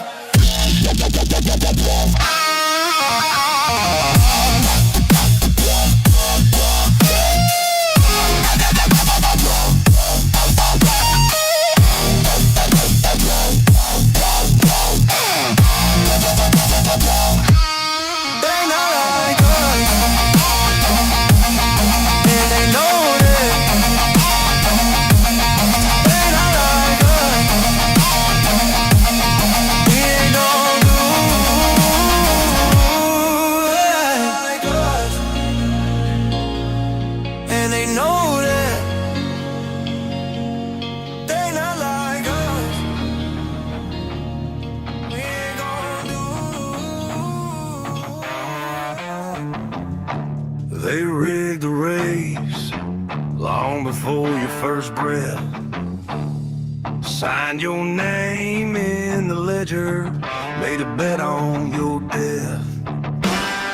Puppet masters and neckties, count your hours like cash. Presidents pushing their pieces while you fade in the ash. Game theory kings in a smoke-filled room, writing out the rules to your ruin.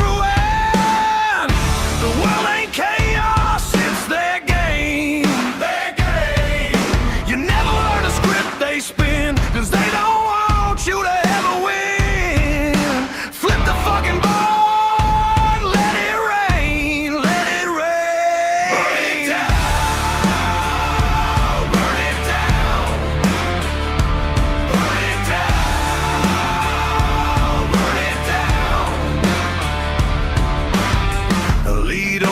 production, too many mouths have been thrown. China rise in the rear view, old empires turn to bone. Same damn cycle, same sharp teeth in a grin.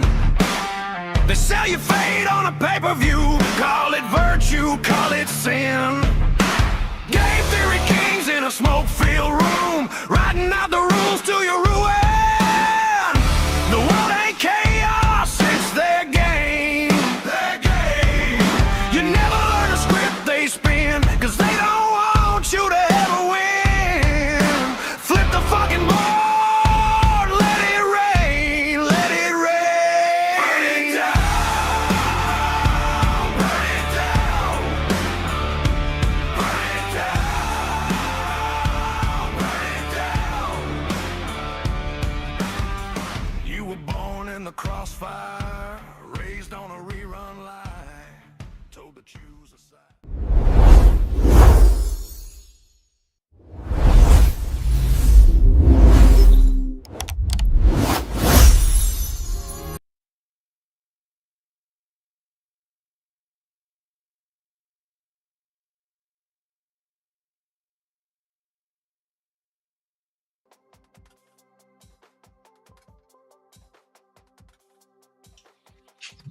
Good morning, everybody. This is another episode of PackTV, where we do a live day trading show from London to market close, where we use simple statistics aligned with our specific frameworks that we teach right here in the Bootcamp, top left corner QR code.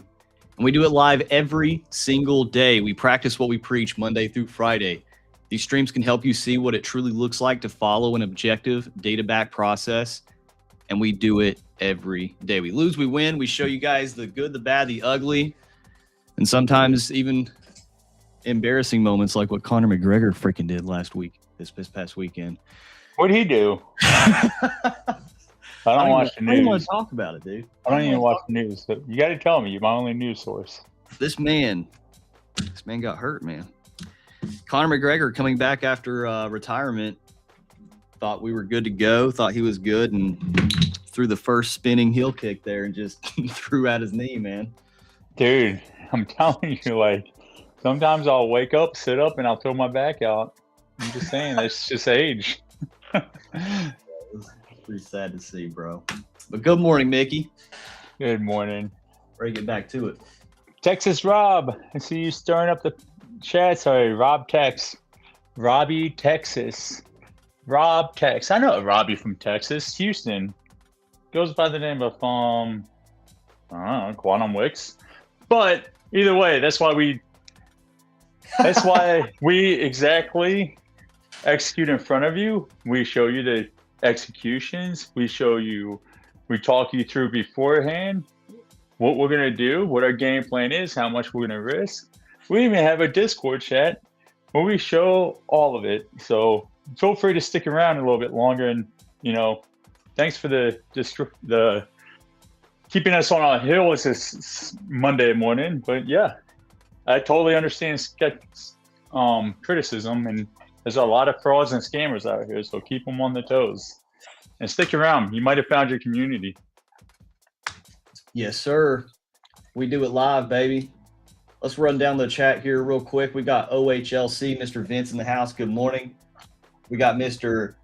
Dave shouting out his top secret day trading model, his Mexican model. I don't think he's released that one yet. Good morning, Dave. We got Mrs. Brooke, lovely Brooke. Good morning, Brooke. We got Mr. Omar. Good morning, Pack fam. Welcome back. Yes, sir. Happy to be back. Good morning, Second. We got Mr. Peter. We got Chitaki. Good morning, good morning. We got Daredevil. Good morning. We got Scotty. Good morning. We got Max. This dude, I think this guy's honestly, I think Max has the best personality, Mickey, for day trading, because he has this thing called short-term memory loss. Because every single week he's new, so like every time he loses, I mean. Wasn't there like a corny little love movie, 10 Things? No. The Notebook. Not The Notebook. The one where he like repeats his day every single day with Adam Sandler. 50 First Dates. 51st days. Yeah, that's max. Every day. All right. Week one of the boot camp, guys. 51st trades. Morning, Wes. Good morning, Wes. We got a dude I really like also in the space, Mr. Irish Wave. Good morning, him and Sith. They're really cool dudes. Good morning. I think another new person in here. I don't think I've recognized you before. I don't even Mickey. How do I pronounce this username? I call him. Listen, roster number 5277. What's up? Been to Ranger School. I know how this works. Anaga 5277. Good morning. Raise the bar, Jay. Good morning. Miller, good morning. And to round it all out, Justun, hit that dang like button. Hit that like button. If you guys find value in what we do, like I said, we do this every single Monday, PackTV, Tuesday through Thursday. We do a war game version with Mickey, and then Friday we come back together, do an in-depth analysis, and we do it all over again. All right, I want to show off some stuff. Let's do it. Especially since our friend Robbie's in the chat.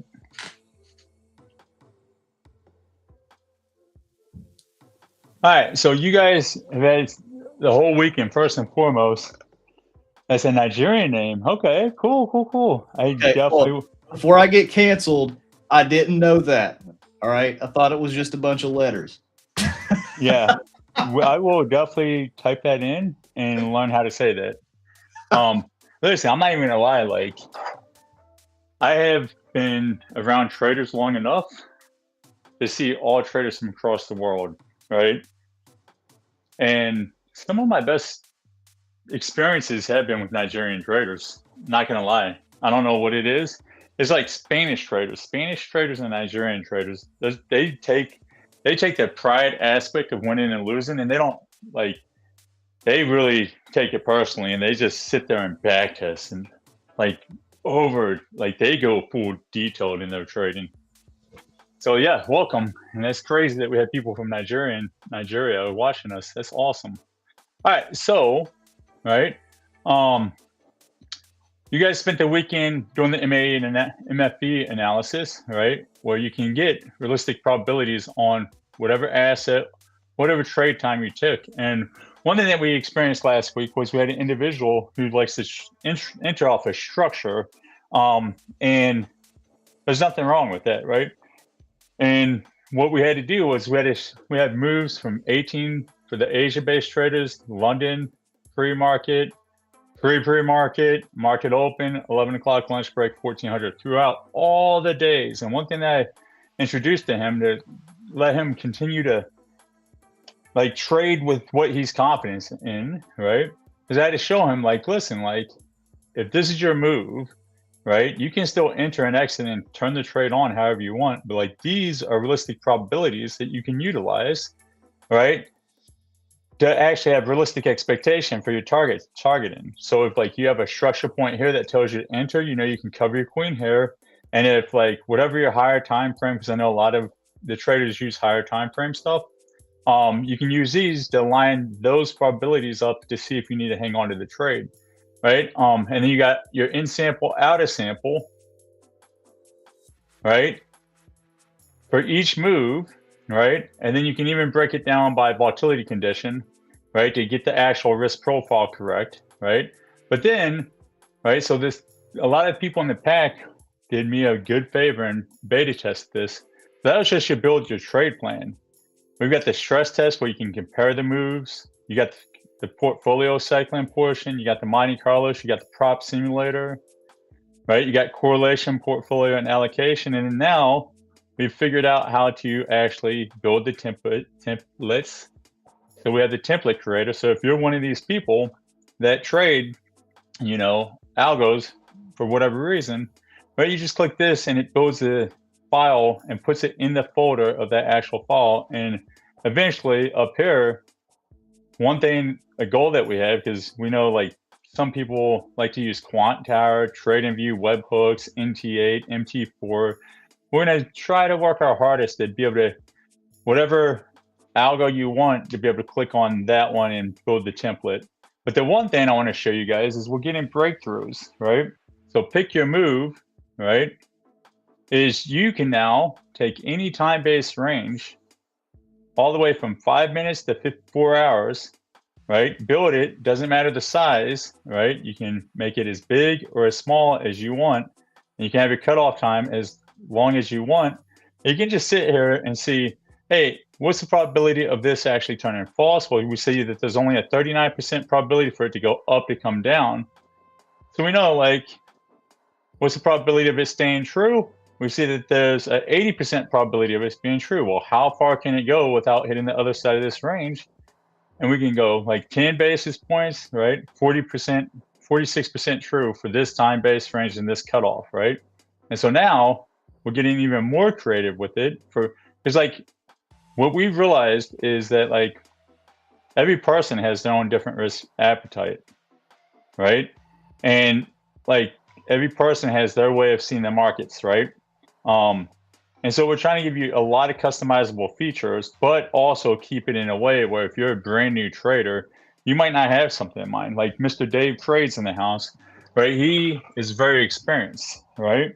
So this tool, these two tools, which this will be picking your move, and this tool, which will be stress testing your tool and building the trade plan and risk profile around it, are designed for the most experienced trader. But let's say you're a brand new trader, right? And you're trying to just get good at one kick, right?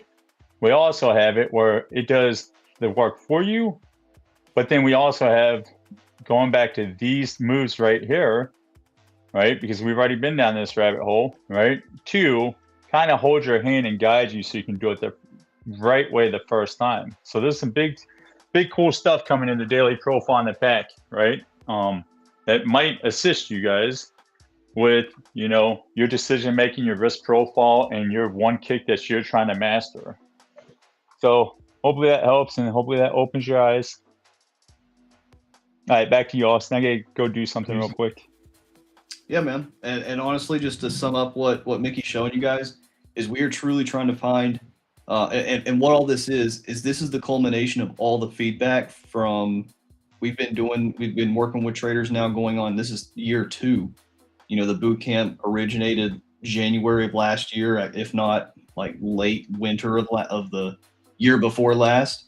And it's just been this constant feedback of we're applying the same processes, but we're just trying to make it even better to where we're trying to hold people's hands, but still promote your own individualistic expression on the charts. Because that's the most important part, is you have to be the one that makes peace with the decisions that you make, and you should understand every aspect of it. You should never think or feel as if you should be forced to execute any trade that you don't understand the risk, you don't understand the probabilities, you don't understand the scalability, the variance, the losing streaks, the good, the bad, the ugly, you know, and that's what statistics show. So this is like something that I've never seen anybody do in this space, I can confidently say, and I think we're going to have something very, very valuable to people that is affordable. And then the other side of the coin is we're not just providing software for the sake of providing software, we execute with it. So, and like the biggest thing is like, for me personally, it's like me, Austin, and like a lot of the good people in this space, like the Irish trades and the Dave trades and the profitable losers, like they just want to save you from the malarkey that's being spread across social media and the unrealistic expectations that people are feeding you. And so what better way to do it than to discredit them with probabilities? I'm not going to sit here and get in a pissing contest with somebody who can't even back up their stuff when I got proof through numbers that it either works or doesn't work. That's why you'll see us like get close to people that, because we've already proven their concepts, right? And we'll distance ourselves from other people that are kind of full of shit, right? Because we know you, the working class individual, you work way hard for your money, right? And we want to give you the most truth that there is out there. Yes, sir. And waking up with violence this morning. What's going on? I need to go meditate and pray. We're starting this week strong, baby. Thank you. Shout out to Rob, man. You gave us the emotional caffeine this morning. All right, let's get into it, baby. So every single time we do this, now this is actually pretty cool. So I went on vacation last week, and so this is the first time I've actually been, like, I've been watching the charts like on my phone and stuff and taking these little trades, but you know, this is my first in-depth analysis, and I want to start this entire thing with this. This is why I love what we do so much, is because, and also why I love and preach, find a process backed by statistics and objectivity. Because in my opinion, profitable trading is just failing to the level of your system. It's not winning. It's not calling a top or a bottom. It's not being great at doing forecasting or drawing stuff on your chart. A profitable trader is the trader that can be profitable even when their systems are weak, because they know how to manage risk. Sometimes their systems can still cover their downside, or if not, maybe just provide cash flow when it's weak, or at the very least, they know when to turn their system off. It's failing to the level of their system. And so today I get to come back behind my computer after Thursday, Friday, Saturday, Sunday, 5 days of not really doing a lot of in-depth analysis, just pulling up my phone. Oh, in-stat high day with a false below, boom, short, right? Just simple little trades that even as I'm traveling, I can take. And now that I'm back behind my computer, I can do even more in-depth stuff that I can manage my portfolio and go back to business like nothing's ever changed. So let's get into it. So every single day, I look at which day of the week am I in? Okay, what day of the week am I in? Because every single day statistically has a rhyme or reason for the weekly candle. And if we can understand where we are at within the weekly candle, then it can help us understand, okay, are we expanding today? And if so, does this make sense from a weekly candle perspective? And if that's 2 for 2, when I'm in a runner, I'm going to hold that runner. Or vice versa, if the daily candle and how it's getting built is not making sense or not aligning with what we statistically do within that weekly candle, I know to play it a little bit safer, pull back my risk a little bit, have a little bit of closer profit targets. So where we're at within this weekly candle really does just facilitate my expansive runner type trades. It doesn't really let me know, oh, I'm going to take a trade today or not. I think that's kind of silly to say, I'm not going to take I'm not trading today just because arbitrarily it's some day of the week. I think if you have a positive expectancy edge, I think if you have something that can provide a positive profit factor and give you a positive consistent execution, we all trade OHLC data candlesticks, right? And they're forming every single second of every single day. So going into this, today is a Monday. Currently, we have a Sunday out of statistic high and a Monday in statistic low. Statistically, on weekly candles, if we form lows on a Monday or Tuesday, that is a bullish weekly in-stat low if we are going to come back to the weekly open. And then vice versa. If we make a Monday or Tuesday high, these are in-stat highs for a bearish weekly candle. So because now it's a Monday and we do have this low locked in, from a weekly candle perspective, we can say, okay, we are trying to form some sort of weekly low, but does this now make sense for the daily low? That's where we're now going to go down to the 5 minute. And this is where we go and leverage our tools. So currently we have, from a low a day perspective, a 130 low of day. We do not typically and statistically make a low of day at 1:30 a.m. So what we do is we call this an out of stat weekly low. I'm sorry, not weekly low, out of stat low a day. See, I told you guys, all right, give me a little bit of grace. Got to warm back up. All right, and then 2010, that is an out of stat high a day, because statistically we do not form highs of days at 2010. And so because we now know from a weekly perspective, Mondays and Tuesdays love to form weekly lows for a bullish candle, but from a daily perspective, this low does not correlate with what we typically and historically do. How does it get us to then either saying, nah, maybe it's a low of day that could be held today, but it just doesn't align historically? And then does this make sense from the daily profiler? So now let's add our tool, daily profiler, to our charts. If you guys are in the Pack Trade group or in the Bootcamp, these high day, low day projections are front running the potentiality of us retracing to London OU. This is something that I personally like to do, is starting at 8 a.m. is when I am doing my projections for the day. If live price makes sense to come and tap into any of these OUs, I will go ahead and in the daily profiler mark them as broken. So that way my projections are as accurate as possible. And then let's say we just miss it by a few points and we do something weird, I'll just go back in and readjust. But it kind of helps me just do a little bit of the homework beforehand. So that way I'm already prepared for if it does happen, I don't have to change anything. So, and it's the higher probability to take the OU. So I'd rather front run to prepare for the higher probability and then just adjust for the minority and vice versa. So because going into this day, we are already short out of New York 1. So one of the cool things that we get to do is already eliminate half the variables. We get to eliminate half the probabilities of us making a high day, low a day, and the statistics that revolve around us taking the New York 1 high, because we already took the New York 1 low, which is this little box right here. And so now we see, okay, now that we are short for New York 1, we can see the high day, low a day projections. Where does this align with the statistics? Okay, the statistics that are still left open for the day. And when I say statistics that are left open for the day, because some statistics just mean different things to different people, what it means to us is just simply levels that price retrace to or visit more than they don't. That's it. Just areas on the chart that are repeating every single day. And I'll give you some examples. We have opening prices 1 through 7 a.m. and that's just the overnight projected opening price forward. So for an example here, you see this one says 3 a.m. If I go left, this is just the opening price of 3 a.m. projected forward. All of these probabilities that you see on Mickey and my chart, they all start at 8 a.m. Okay, so if you were to look at this 83% probability of retracing the 3 a.m. open is starting at 8. Or if you look at the P12 mid, this 66.1% probability of retracing the P12 mid is starting at 8 a.m. So for the daily profiler here, you see 8 to noon. So all of these statistics are tailored to our specific session of when we're doing the war game and when we're trying to formulate a good trade idea going into the RTH Open.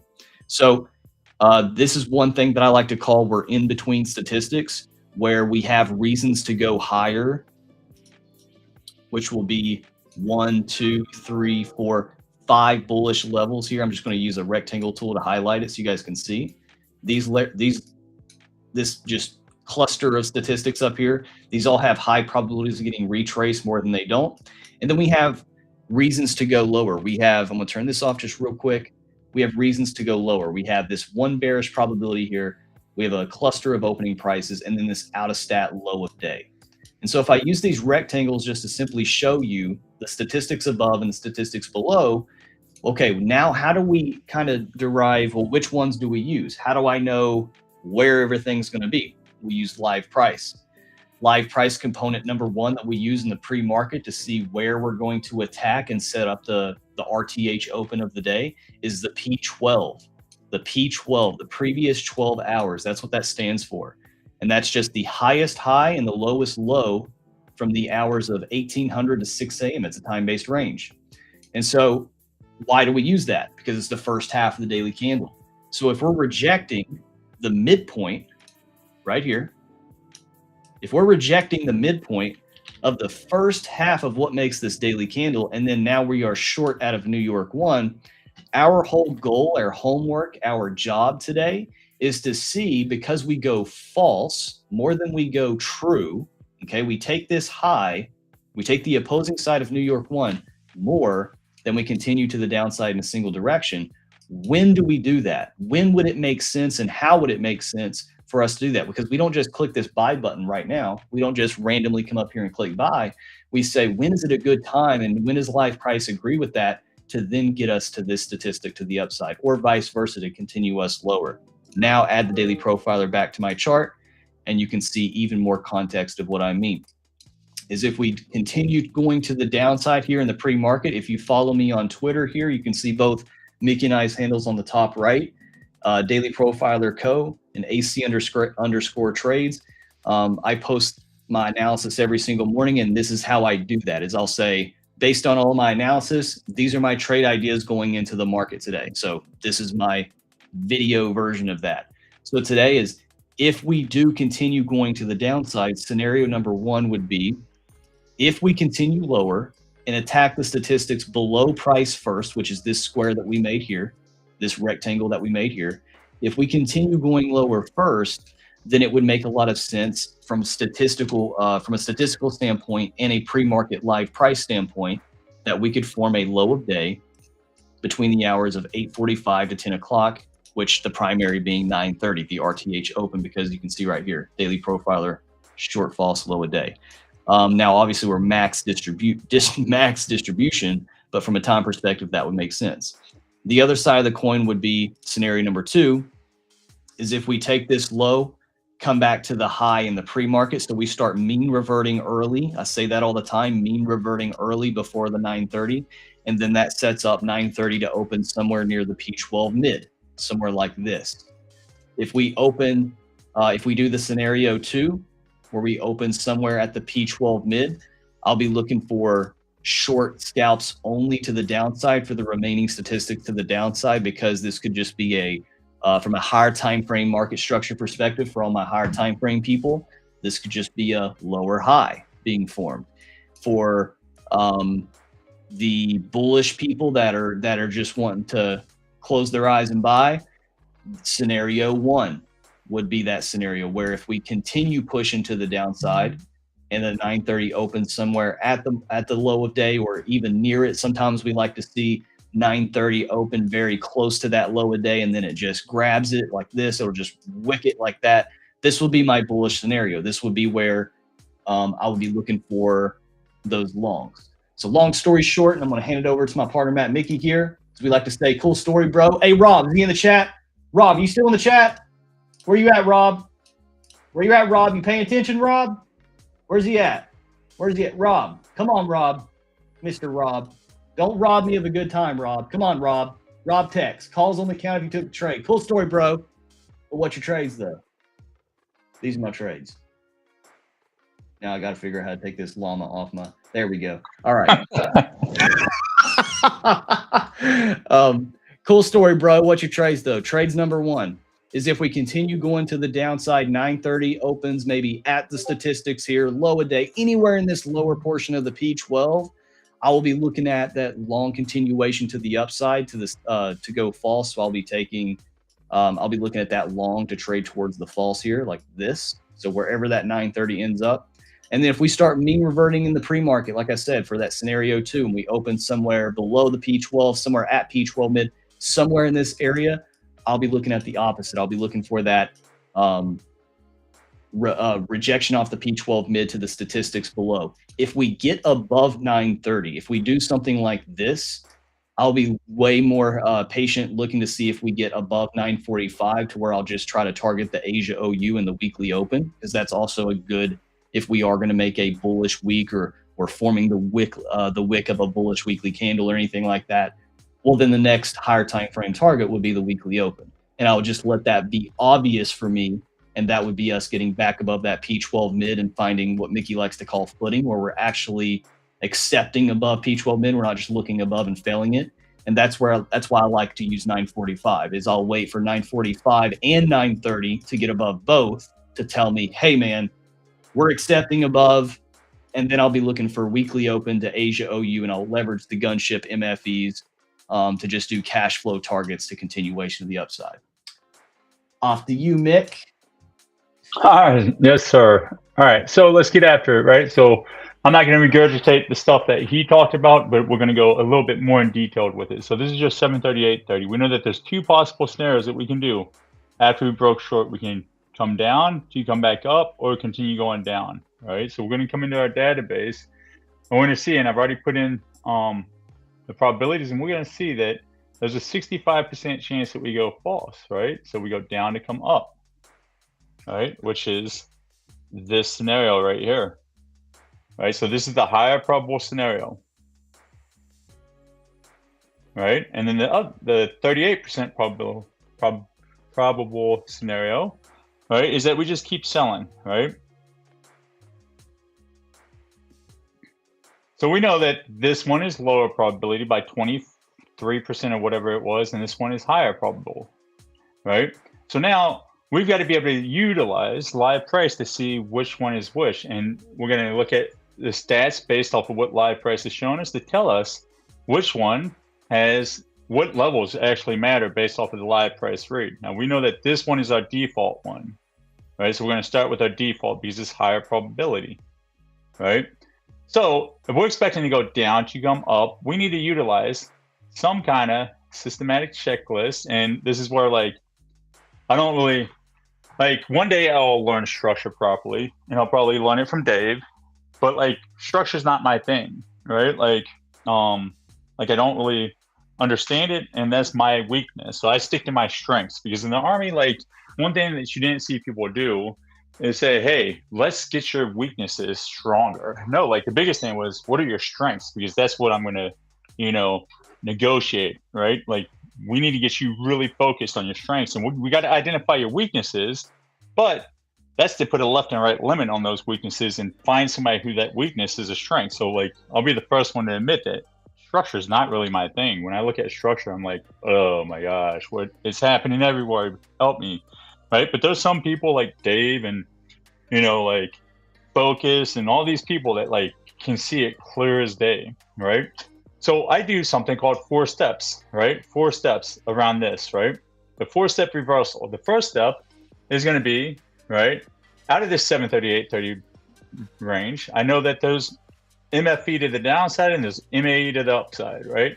And so like, I understand that this green box, right, when I put the data on, right, this has a 70% probability, right? Where P12 low, right, what is the 50th percentile, that has a 50% probability, and the red has a 30% probability in today's market based off of the 730 830 breakout down with a cutoff time of 1130.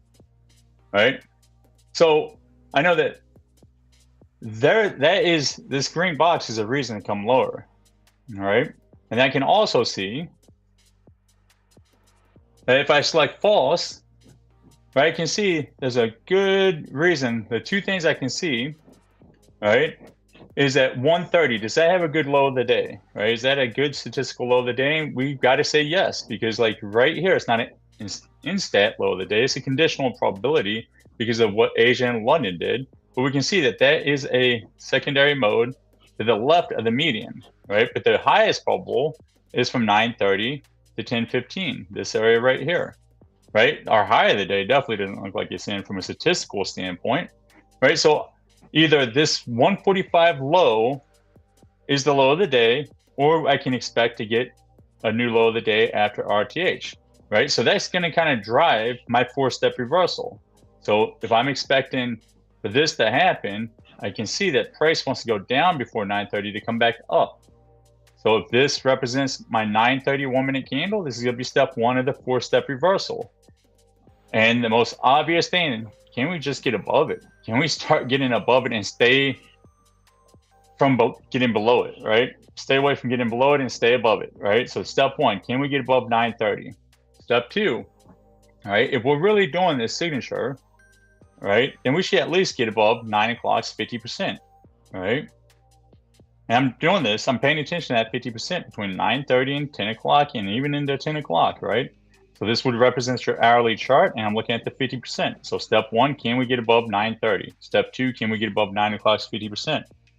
And then step 3, because that low will anchor in as a low of the day, can we take out 9 o'clock's high during 10 o'clock and make it instat low for Q1 of 10 o'clock? Those are the 4 steps. And then once I see that those 4 steps have been validated, then I've got the major pivot for the morning and, from a data perspective, the low of the day. All right? And you can see with the short false, you can expect an end-of-day high day, which is wild to think about. Right? The one thing that's not supportive of this model, right, is that we met 1.36% probability off of the Globex Open, which would put us right here. We are in anomaly land, in outlier area.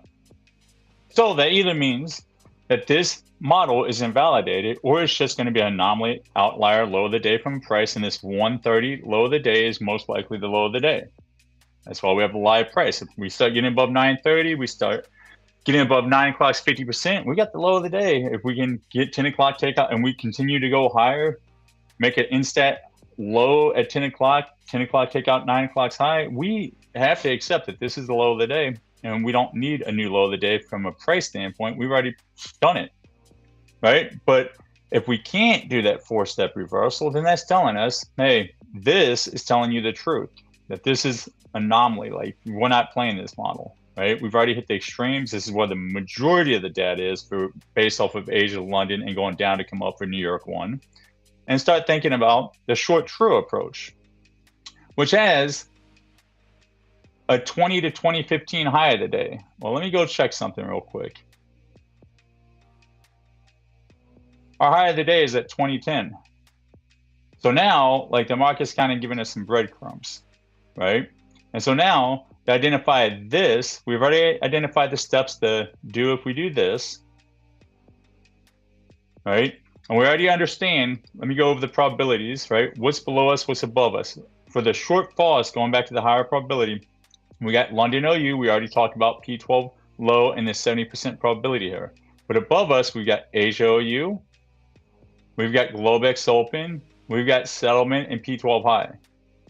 So, right, what we want to do is go say, hey, under a short falls, is the probability enough for us to like really anchor our thoughts on that? We can see that Asia's got a 92% probability for that Asia OU. However, from a time-based standpoint, it barely hits. It's an anomaly outlier zone. So we're not going to include that in our thoughts, right?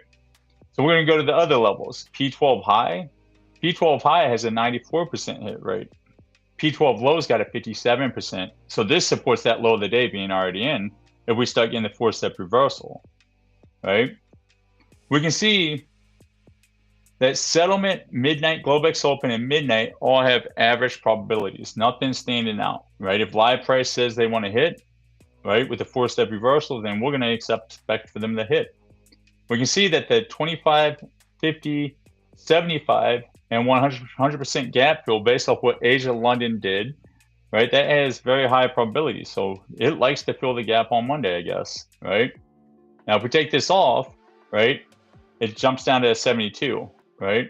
So we got to look, if we get the 4-step reversal to go down to come up for New York 1, we know that if for you RTH gap traders, like, this is good probabilities, right, to go for. But now we have to identify, right, the true side of the house, right? Because there's two possibilities, right? The amateur trader, I don't like saying amateur because that's derogatory. And, well, fuck it, the amateur trader, right? The trader who's just getting into the trading game always is looking for the perfect reversal of the low of the day to the high of the day, right? And, right, we like to do things, there's two possible outcomes, right? And in, like, unless I can identify where those two possible outcomes to make a decision from, like, I have no business clicking the button, right? So we're going to identify the 36% probability of this, the short true. Now we can see, as we come into the data, right, Asia OU drops. Well, it's still 94, but it should have got hit in London, right? We can see that high of the day is valid, but now the only point that we have to make, because we've hit the extreme low for the low of the day, right? We can see that 1.36, where our low of the day is right here. So it's still within that bell-shaped curve.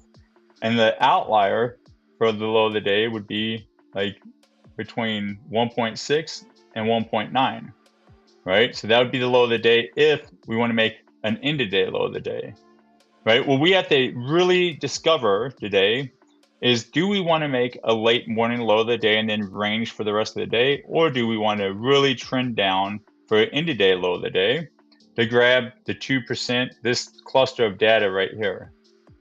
Right, and I know we had some kind of news that made the market drop 1.36%. I think Conor McGregor got hurt, and the market didn't like that, so it just puked. I didn't know he was like the reason the market drops, but I guess so. So with that being said, right, we've got to identify, are we going to trade this or this for the low of the day for the short true? And so what we do here, right, is we do a 4-step continuation, right? Lack of 4-step reversal, meaning we can't get above 930, we can't get above 9 o'clock's 50%, and we're selling. And then we use the independent variable right here. We use the 6 o'clock to 9 o'clock's range, right? And over the last 10 years, if it breached the 40 basis points, which is 118 handles in today's market, right?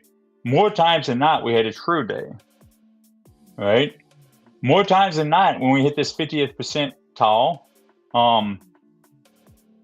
from the 730 to 830, we had a true day, not a go down to come up day. And then the last one is, so lack of 4-step reversal, 40 basis points off the 6-9 range, reached the 50th percentile of the 730 to 830 MFB.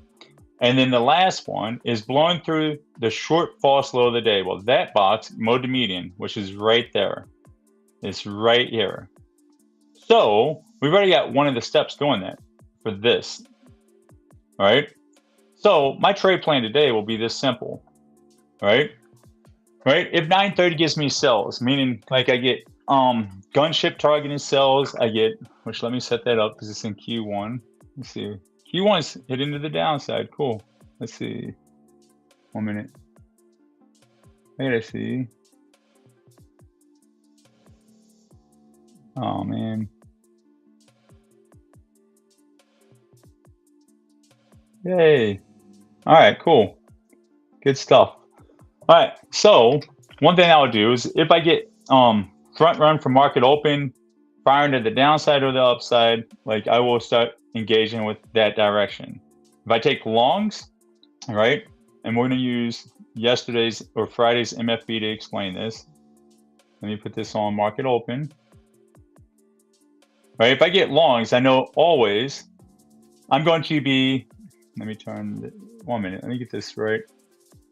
If I get longs, I'm always going to cover the queen at 10 basis point from entry, right? Turning it into a risk-free trade, right? But if I get longs, right, I know that this little white box is a 75% to 85% probability of getting hit. This is the MFB of breaking above the 930 to the 935. However, because it's a short false higher probability, right, I will use this box, which has a 45 to 55% probability of hit to collect cash flow. And then I'll try to leave a runner for a 3-hour line up, right? If I get sells, though, I will collect cash flow right here because it's a lesser of the probability between a short false and a short true. So I'll collect cash flow here, and then I'll leave runners to go down, right? I'm going to be a little bit open today with leaving my runners alone, right? Because we have made an extreme movement to the downside, which means we can easily make an extreme movement back up, right? One thing I want to point out is if we go to the candle signs, and if we go to what Friday and what Thursday did, and what we've already done tonight, right? Which is taking out previous day low, right? Breaching the open, all that. When I look at the probabilities of do we close above Friday's low, we have a 44% probability to close below it and a 56% probability to close above it. So that's actually not that good, right? I will ride my runners. I'm going to leave my runners alone. I'll make the decisions once live price starts kicking. But yeah, like, so for me, like I said, I'll take shorts. I'll always cover my queen just like I do every single day in front of you guys. 10 basis points off of where I press enter, right? Meaning I will take half the position off, right? So 15 micros, I will take 7 of them off, right? If I can get my entry and my stop very close together and my risk per trade can afford 15 micros, right? Then I will take 7 off at 10 basis points, turn in, and I'm not moving my stop, but it will turn that trade into a risk-free trade, meaning I collect enough profit off of that 7 micros I put in my pocket, right, to cover the entry and the stop and put a little bit like 60 to 100 bucks in my pocket of cash flow.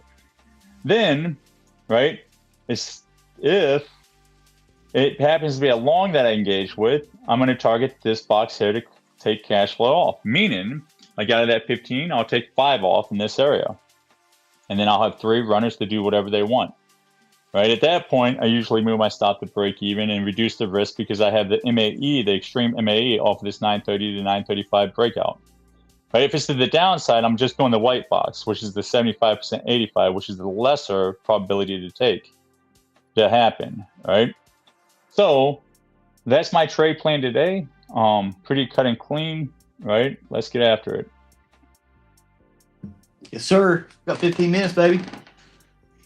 One thing I definitely want to put out, right? This is the MAE from 06 to 1700 on every Monday this year, right? And so the red doesn't represent bullish or bearish, it represents the false move. If we looked at the 12-hour candle, right, and it ends being a green candle, right? Then we can see right here that the highest probable time is from 9:30 to 9:45 to make this wick right here. And then the highest probable time to make the high of that 12-hour candle is, the mode is 12 o'clock or end of day right here. If it's red, then we can expect a spike up, and between the open and this high for that 12-hour candle is the MAE, and we can expect that between 9:30 and 9:45, and then the same thing to the downside for a Monday. Now, since we're at the median MAE to the downside, this is indicating that the 12-hour candle from 06 to 1700, if we get the 4-step reversal, right, can come down at 9:30 to 9:45, make a new low, and then start heading up. So that's another probability that goes for the short false over the short true. So that's my game plan. Thank you very much. I'm being really aware that if this little pull up and we open up 9:30 and get below it, this could be a false of the false. You bite your tongue. We don't talk about that on Mondays. What's your trade plan in the chat? So I want to see, what are you guys doing? What are you guys looking for? It doesn't have to be anything that me and Austin do, but what do you typically do? Or what are you searching for today in the chat?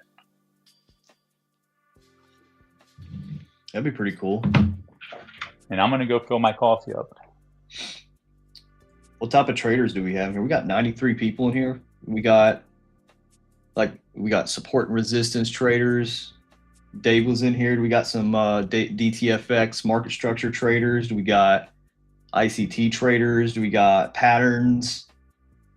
We got some people that use volume profile, order flow. That'd be really cool. Drop what you're seeing and use your rationale. Be like, oh, okay, I'd like to see a down move because of the point of controls being rejected to this. Because that's another thing too, is I love doing these streams with you all. And kind of my whole goal ever since just doing this stuff, making content, is to show people that statistics is not a trading strategy. You know, it's not something that is like, oh, it can only be statistics or not. Like, no, it's statistics, in my opinion, is just an enhancement to anything. This dude said Connor summer markets. Oh my god. Ultra trades, Ollie, listen, I can't help you there. I can't build MFEs off of Connor McSummer markets. I think you got to build your own dashboard for that, my friend. That seems very discretionary. Jet likes inverse fair value gaps. NQ Stats likes moon cycles. I think we already knew that about NQ Stats. Yeah. Right? Doesn't he put that on his websites? He has a table. He has a moon stats table of all the different cycles and the Asia, London, New York session stats with it. I think he uses like a paywall for that though, right? I think he charges like $10,000 because he needs the NASA data and all that. Yeah, it's pretty overpriced. I wouldn't pay for it. Yeah, I'll just go outside and look at the moon, put a stick in the ground. The loom. I just measure the MFE of the loom, and that's what dictates my bias for the day. Peter's plan is to make money. Dude, one cool thing is like in the future on these streams, we've got and I want you to talk about who's coming, but like, I'm really excited to get Dave Trades up here talking about options, because I know he doesn't really trade prop. He trades his live account, and he specifically trades options. And he was talking about over the weekend how he engages with options and all that. So I'm pretty excited about that conversation when he comes on. Yeah, we got a really nice lineup of people, guys. Also, drop in the chat if you would like to see anybody or have us reach out to somebody that you also like seeing content in. But here's a breakdown of everybody we got so far. So, I'm sorry, I'm just going to read the I'm just going to read the little list here. So we got some people that have told us they want to come on PackTV. We have obviously, Dave Trades. He said sometime in August. Love to see him come up here. We have Triton. We have Mr. Tyler G. We have 9 Trades, Rise Trades, Austin Silver. We got a soft answer from Mickey, met another fellow veteran trader, Greenbird Trader. We have some people still waiting to hear back from. We got Ike to come back. You guys seen Trader Ike come in here at the beginning of the year. T Trades. Another person I'm still going to reach out to is that I like actually seeing trade on Top Step is Jay. I want to reach out to Jay from Top Step. He's a pretty cool dude. You guys probably see him all the time on Top Step TV. He's one of the Top Step traders I respect and like to hear from. So those are some of the people. And then we got our regulars that are always welcome to come on at any point. I love to have Chris come up here. He came up here 2-3 weeks ago and people really enjoyed it. So Mr. NQ Stats down there, he's always welcome to come on at any time he wants. JD Astra, he's another person that we're coming back on. He came onto the PackTV at the beginning of the year too. He's been moving right now, and he told us as soon as he's established, he'll be coming back on PackTV. And then next week, July 20th, we have Tradecopia coming on. We have the Tradecopia CEO. So if you guys use Tradecopia's copy trading software, again, like, yes, we have an affiliate code. Affiliate code is Pack Trade Group if you want to get 30% off, but I would not reference them if I didn't enjoy their service, because you guys know how critical I am of these technology platforms out here these days. And Tradecopia is amazing. It's a one-time fee. It's not like most of these copying platforms out there where you got to pay as you add more accounts to the copying, and it's not glitchy. It's not complex. It's super simple. So we're having the CEO come on. He may take some trades. I don't know. He's a trader himself. I don't know if he's actually planning on trading live with us, but either way, he trades SPX options. Yeah, he may just come on and hang out and talk with us. So I'm not. But we've got something going on this Friday, right? And this Friday, thank you. This Friday, Mickey and I are coming on back on. We were guests at the beginning of the year with Prop Firm Match TV with Zach. Love Zach. He's a really cool guy. He's still recovering from that short we took. The short we took? What? Yo, remember we top ticked the 930 with the short? Oh, was that? I forgot. Now it's coming back. But doing the same thing we do every day, and he was like, "Oh my gosh!" We came up. We tried to prove that show. Yeah. I was like, I didn't mean to be a furu, but I guess the shoe fits. I'll be a furu today. Tomorrow I'll be a fraud again. So Friday is going to be a full schedule. So Mickey and I are coming on and giving our analysis just like normal, just like we do on Fridays, 8:30 a.m. EST. And then as soon as we get off PackTV of doing the analysis, we're going to be hopping on live trading with Zach at Prop Firm Match TV. So it's going to be pretty cool. It's going to be a busy day on Friday. So I will have to be absent tomorrow. My wife's got surgery that I'd rather not talk about, but she's got surgery tomorrow. And then, so I've got to take the whole day off. And then Wednesday, Oh yeah, my daughter's got a procedure going on, so we're getting hit with health issues right now in the Mickey family. So yeah, Tuesday and Wednesday afternoon, I'll be able to jump on for the re-engineering. And that's one thing we forget to say all the time is like, guys, if you like our free YouTube war games, right? We do free YouTube re-engineerings where we go through in the Discord every day at 1500 what we saw. We go break down the exact what our systems did and where the decision points and the invalidation points would be. So join the Discord, go to thedailyprofile.com, join the Discord, and then if you want the free re-engineering, like feel free to jump in Monday through Friday for to watch us re-engineer the day too.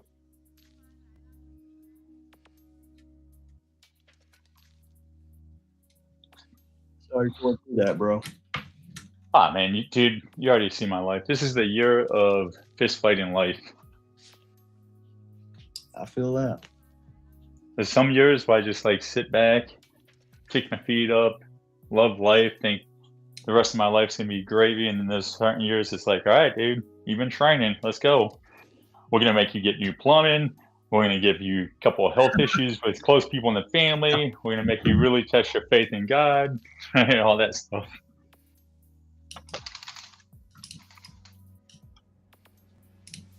Oh my Lord. Y'all, I swear. We have one of the most unserious chats. Mickey and I are like, all right, guys, give us your trade plans. And then I ask, what people would you like to see on? And I'm seeing Michael J. Huddleston. He would never. So one thing to answer this guy's question, right? So he asked, hey guys, do you use correlated assets like NQ, ES, and YM for relative strength? So like we have this correlation tool. We use the same moves like all the time, but like if we're building an allocation of like, let's say these are the different assets. So we have got MNQ, MES, YM, crude oil, gold, RTY, right? We can sit here, and this is something that you guys are going to see me and Austin do a lot more now that we've built this stuff that really matters. Where we can, correlate it. There's 6 different major industry-wide specific correlations, and like I didn't use them like this is the Pearson, this is experiment, and so forth. But I used words that you guys would be able to understand, right? Do they move together? Do they trend together? Do they drop together? Do the bad streak lineups together? Do the bad days overlap? Do they lose big together? Do they together under stress, tail risk events together, right?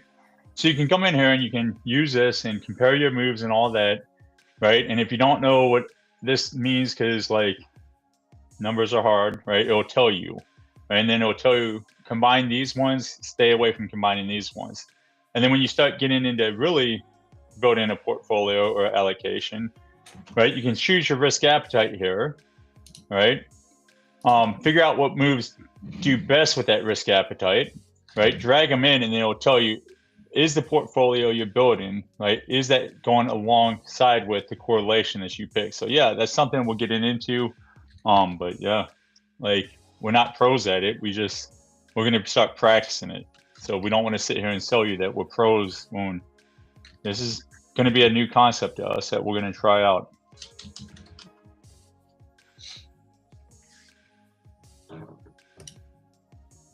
Who are you guys talking about? Nancy Pelosi? Yep. She actually is scheduled for Christmas. She's a soft maybe, actually. And she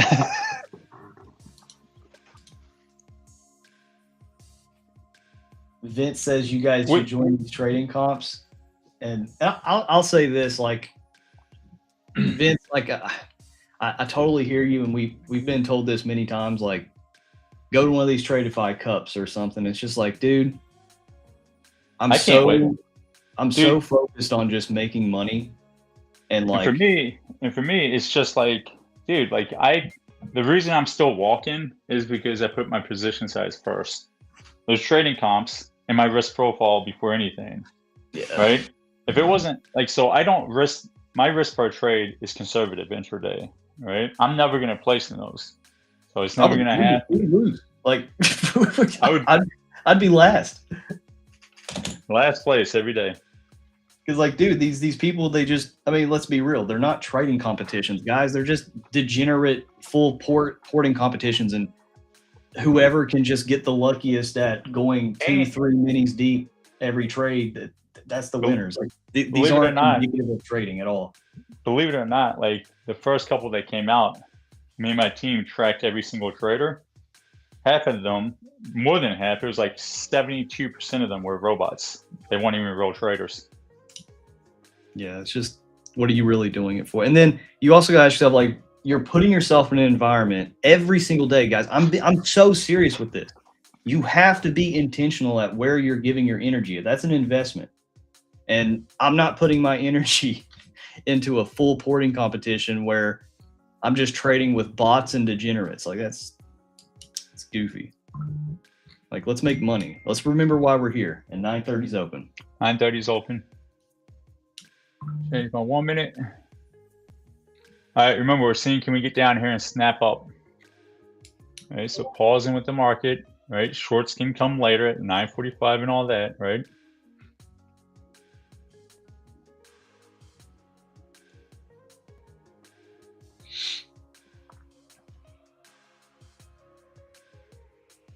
Yep, 100%, Chris. That's same thing. Like, honestly, you don't really see a lot of serious traders in those. I mean, unless they're using their strategy and just highly amplifying the risk. But either way, even if somebody's following their edge and they're just like, okay, I'm going to 10x my risk on the trade, are you really going to do that? No, you ain't going to do that in the real market. So I'm not even gonna lie, I almost just fucked up. Like, what happened? My trade was on NQ. God bless. All right, I'm 5 micro. Oh. Yeah, legit. Account blow.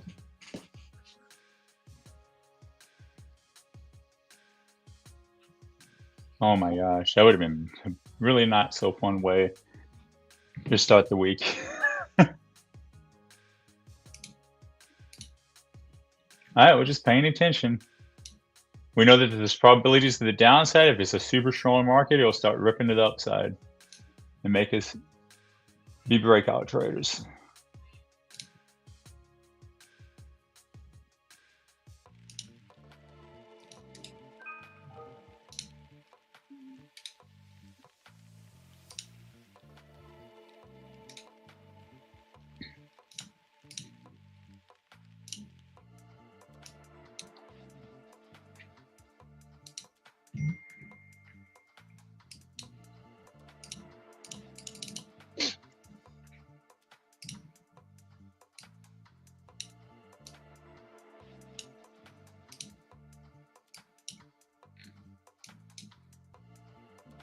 Get above 9:30 here. I'm taking this long cash flow heavy at 6 a.m. open to the New York 1 high. I'm gonna try to leave 1 to 2 micros on for the MFE levels above at around 846 to 890. Need to close above here though.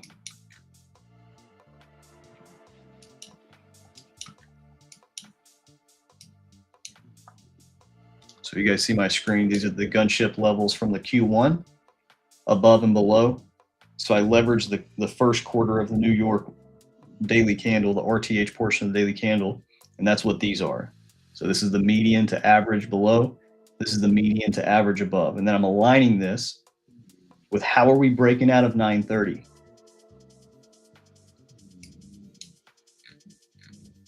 If we continue going lower, I'll wait for 945 to make it extremely obvious we're going true. And I'll join the shorts for a new low a day. If we get above, I'll take the classic mean reversion to false.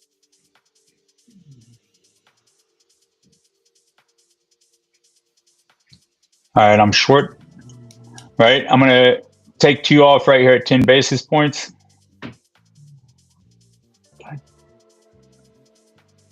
And then my stops on the other side of 930. Oh, what is this doing? All right.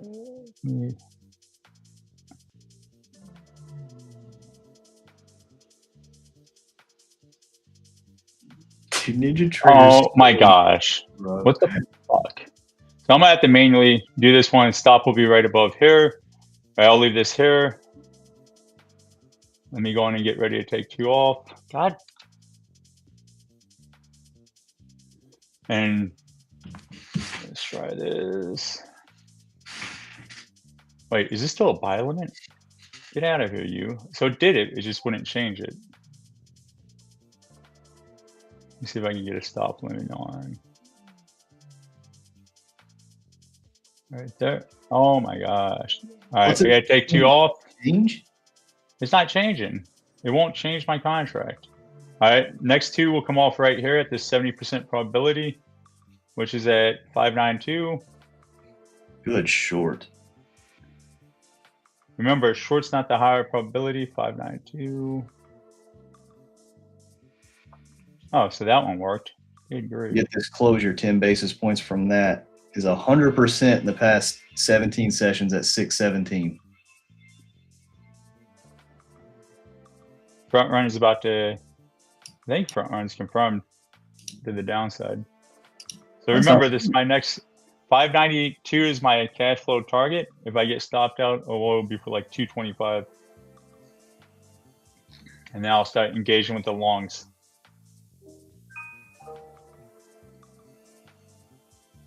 That is so weird. I think we have a slight data difference. What you mean? Am I delayed? No. Your front run print. Oh, because you're on. Look at that. So NQ's front run print, MNQ didn't. Oh, okay, got it. It's a very. Sometimes it's just subtle differences of where that candle closes. There. Now I got both my buy stops. Dude, I had a bare knuckle fist fight last night because something about the at the monies that I did on the ATM structure that I did on Friday kept floating orders according to Pocket. So I turned on 1800 gunship and then went to church, right? And then I come back and I had like got stopped out of the gunship, and then I had like 5 micros on with no stops, nothing, just ghost orders floating. And it was like, oh, okay, let me fix this. And so I took some London trades and I barely got break even again. It was not the funnest thing I've ever experienced in my life. Telling you, bro. We need to literally account for like 10 to 15% of anything you guys do trading. Just 10 to 15% of it's going to be technical slippage. Just technical problems that because software stuff.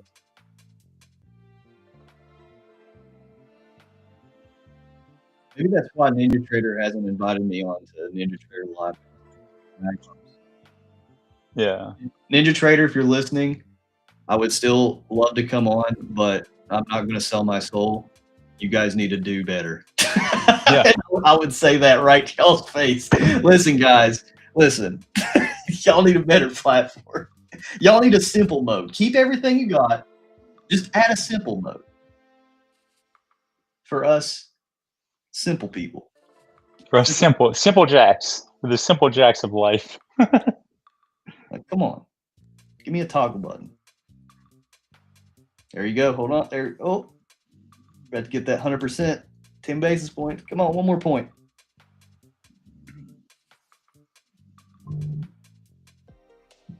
Getting the breakout. 2 minutes on the gunship market open. Look at this, guys. I'm telling you, we're a hedge fund. Are you long? Huh? No. Oh. It's just you got the front run of the short, and I'm still waiting for confirmation. Yeah. I was like, dude, there's none of your entry signals came on for the short. I mean, long. What are you doing? Just clicking buttons, dude. I'm Moon cycling. Button itch. Moon cycling. I gotcha. It's a waning phase tonight. Why are you not long? Stupid.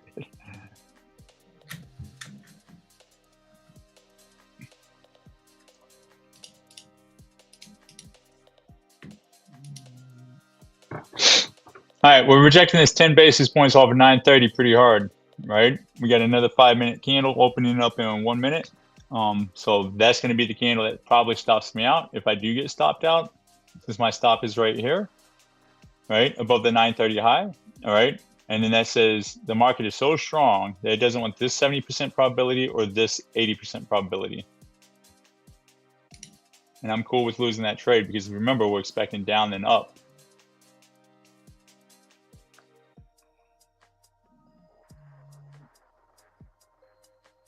God, why do I keep pressing that button? All right, let's go back over here, chat about this. I'm working and doing this, so.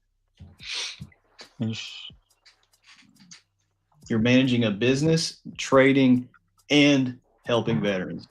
Yep. Life is chaotic. You got one of those detective hats. You know the Sherlock Holmes hats that has like 4 bills on each side? That's what you're wearing right now.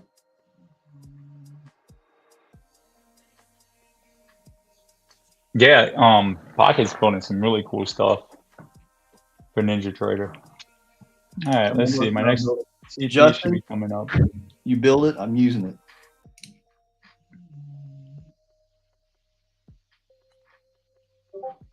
Five minutes till 9:45.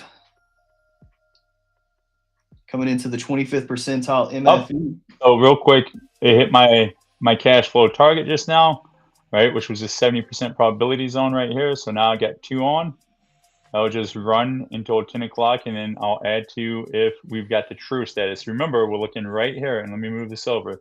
40 basis points off of 6.9, right? The 50th percentile, and the lack of a 4-step reversal, that'll give me permission to go with more selling after 10 o'clock for the short Can true. you pull your tray back up for a second? Yeah. All right, there you go, Rob. Oh. And so right now we got to pay attention to this pink box right here, because remember, this is the area where we like to reject and go false and go to the upside. So we're here, right now, right? Right here, right now, right? So if we start getting turnaround, right, that's the signature you want for longs, which we're looking for anyway.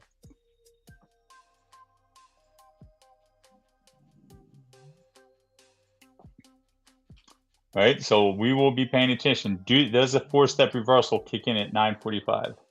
Slim Sniper, the first X commenter of the stream. What up, my dude? I thought he wears a captain's hat. I used to. I still have my PC that has captain bars on it.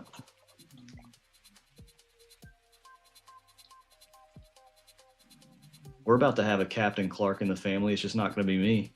Yeah.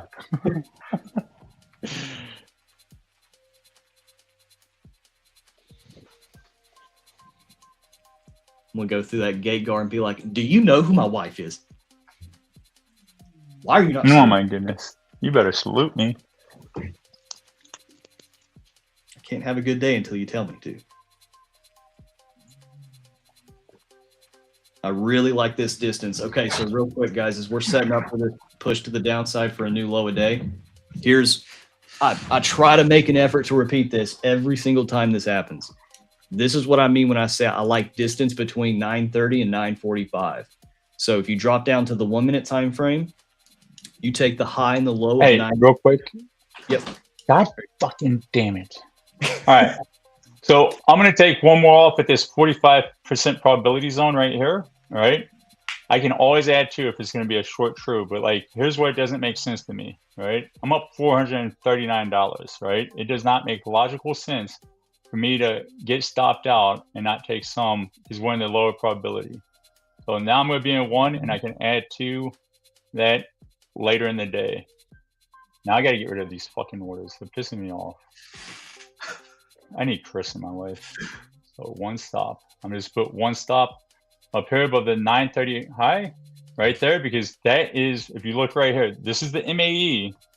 This is the MAE pullbacks, this dark red, this bright red, this orange, this green. We are expecting a retrace back into here, right? This is a 90% to 50% probability, just this green zone. But my stop's right here where it says red pullback, because these are all the successful, meaning we couldn't get to the other side of this gold box. So now, right, as we pull back up, whether we do it in the next 15 minutes or at 10 o'clock, we're expecting to pull back into this area, right? But since all the stats are saying you got to look for a major pivot, right? Like my stop's going to be here because if we breach this, only two things are happening. I was wrong with the short, which I hope I'm wrong because the longs are about to get smoked. Or we're going to put a new MAE for successful ones, and I'm not here to play that game with it. So, yeah. So my trade is reduced to one contract, and then we still haven't violated the true over the fault. We still haven't done the 4-step reversal, and we're coming up on the true signatures where we said this is where we have to accept the true. And we're going to let the 945 tell it. So we want to turn around. This next 15-minute candle is going to do it. That's why I did what I just did. Hopefully that makes sense. Tell me your trades and your wins and your losses. Who took trades in the chat and who won and who lost? Because at the end of the day, nobody cares, but it's cool to see if I'm not the only one taking trades. Or Austin's not the only one. We want to see how you guys are doing. Yeah, baby. 1 more minute till 9:45 or 2 1. Okay, boom. 9:45 opens.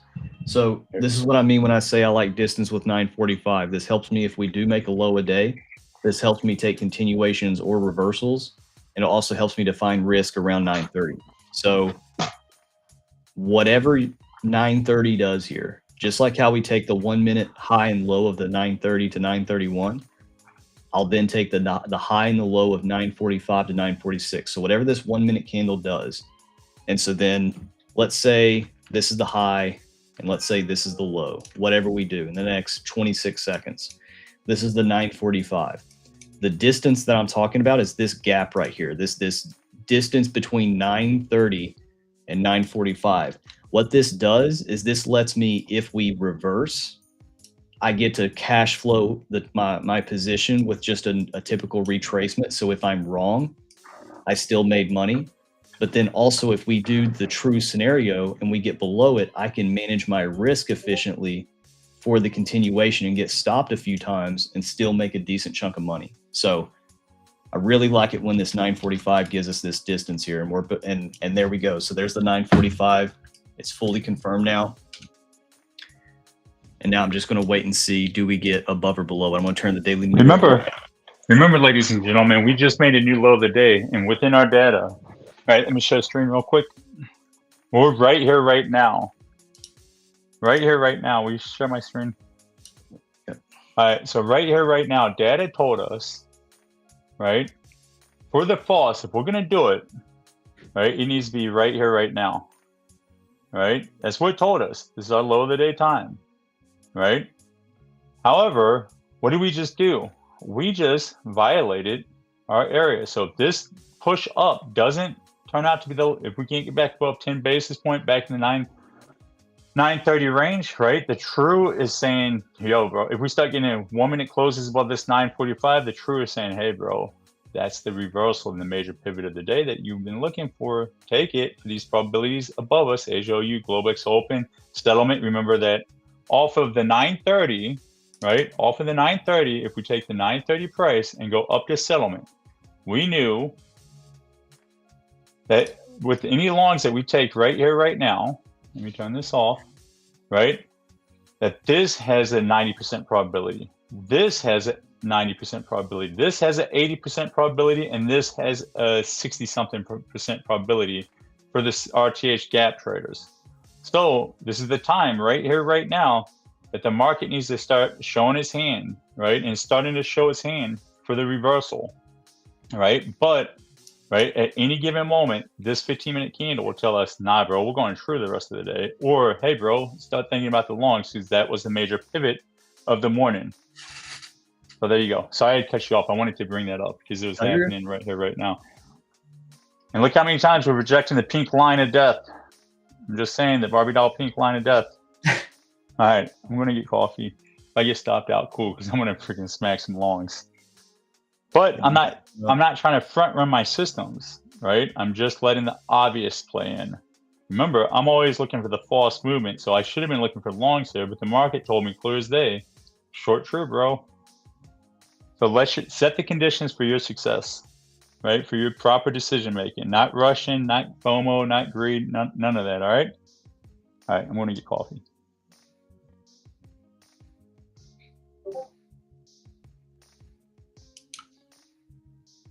Slim Sniper, specific from 9:30 open to 9:45 and use the other times. Just the 1 minute range, Slim Sniper. Don't think too much into it. All right. If you think this sounds too simple, it's because it is. The 1 minute candle high and low.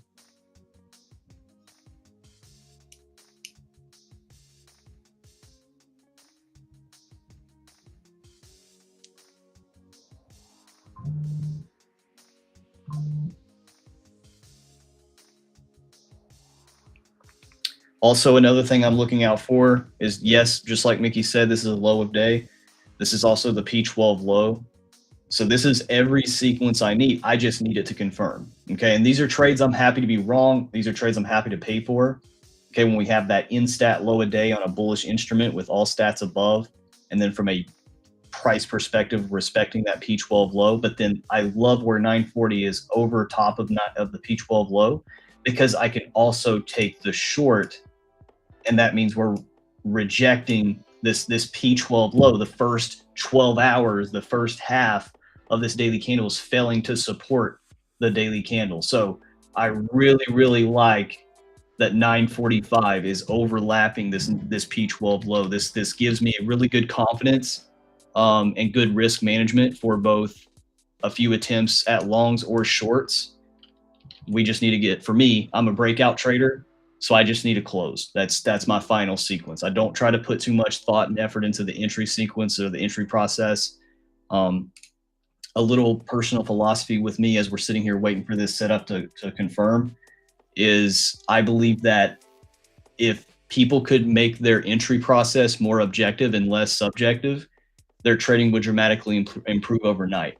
And that's just my philosophy, because if you think about it, if you go through the rabbit hole of all the poor trading decisions, of tilt, FOMO, hesitation, doing all this lack of follow through of your trade plan, it all starts from executing. Like the starting catalyst of every trade is as funny as it sounds. We're not sitting here making it rocket science. It's clicking the button, right?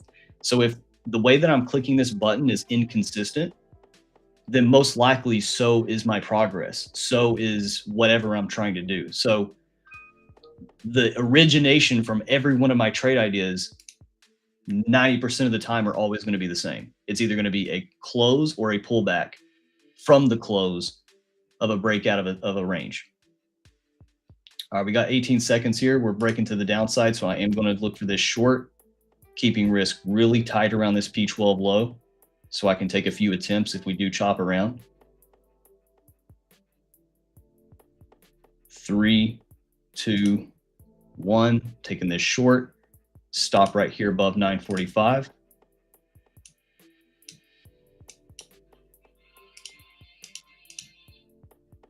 You see this red line right here, that's 10 basis points.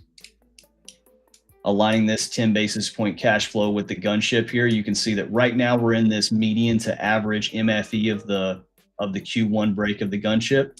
So if we are going to go true, and if I am correct about this short, because I can get stopped, okay, that is the higher scenario, is us going false. But if we do the true, there's a lot more expansive move to be had for, because that's what trues do. Trues like to do above average, above median. So if this is above average, above median, well, then I'm trying to align de-risking my position in line with what's realistic for a true. So if I know that we're above average and above median for this true, I'm trying to see, okay, well, here's the average. That's 12 basis points. That's plenty for me to sit here and see, can I de-risk a portion of this trade and take half of it off here?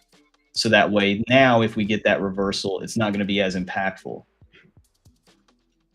Hey, just so you know, like I closed right here at the 50th percentile, right, from the gunship and the MFE of the 730 to 830, because I forget I have to worry about trail and drawdown in this account, and then I can always get back in at 10 o'clock if it does true. It's not because my thoughts are changing, but it'd be pretty foolish for me to get stopped out. Number one, be up $400 on one micro, $300 on one micro. And then for it to come back, so I lost that 300 with trail and drawdown, and then take a $100 loss. So that would have been down 400, and that doesn't pass the common sense check. All right, so I closed it, and I'll wait for 10 o'clock to re-engage if I'm going to. and that account and that trade is up $1,200. Yeah, trailing drawdowns. There you go. Intraday trailing drawdown is really difficult when you're trying to do runners. Yeah, it's something I'm trying to achieve because it's my weakness, intraday trailing drawdown. So I got an account that I'm working on to beat that weakness, which kind of is cool because you have to beat it when you're in profit and when you're in drawdown, right? Like you have to think risk from those two approaches, and that's something I never did before. So it's pretty fun to do. But then at the same time, like you have to be very strategic. You have to calculate whatever your profit is currently and whatever your stop is, and that's how much you can lose if you're wrong, which is crazy to do. It's almost like you're always in drawdown. Pretty much. Yeah.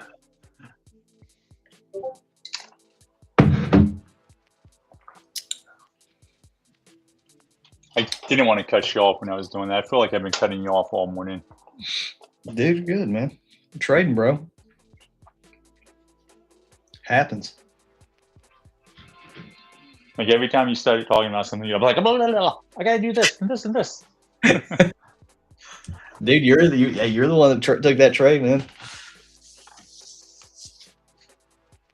Well, if trading views several seconds to like, dang it, I was hoping that the props were delayed and trading view wasn't, because I was gonna be like, take them.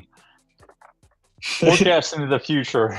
Because sometimes you'll see that, especially when Top Step X came out, right? Like it was constantly that trading view was in front of Top Step X, and we would just sit there and milk the crap out of it. Yeah, that was pretty funny. That was a good little moment in time.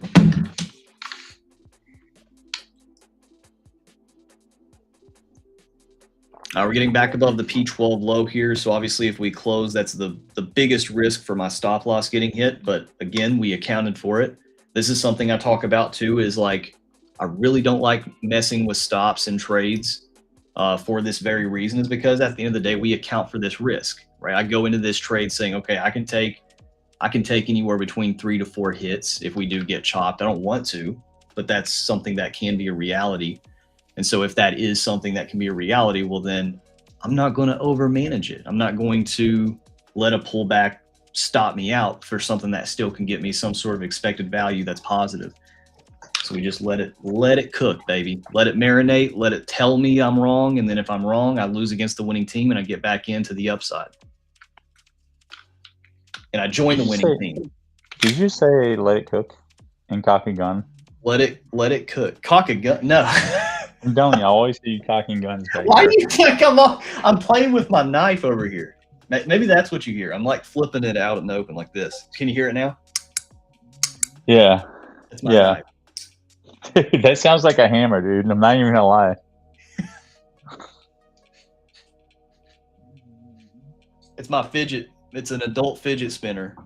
Dude, that's how I do I got 2 adult well, I have 3. I have my gun, I have my knife, and I have my harmonica. Those are my fidget toys.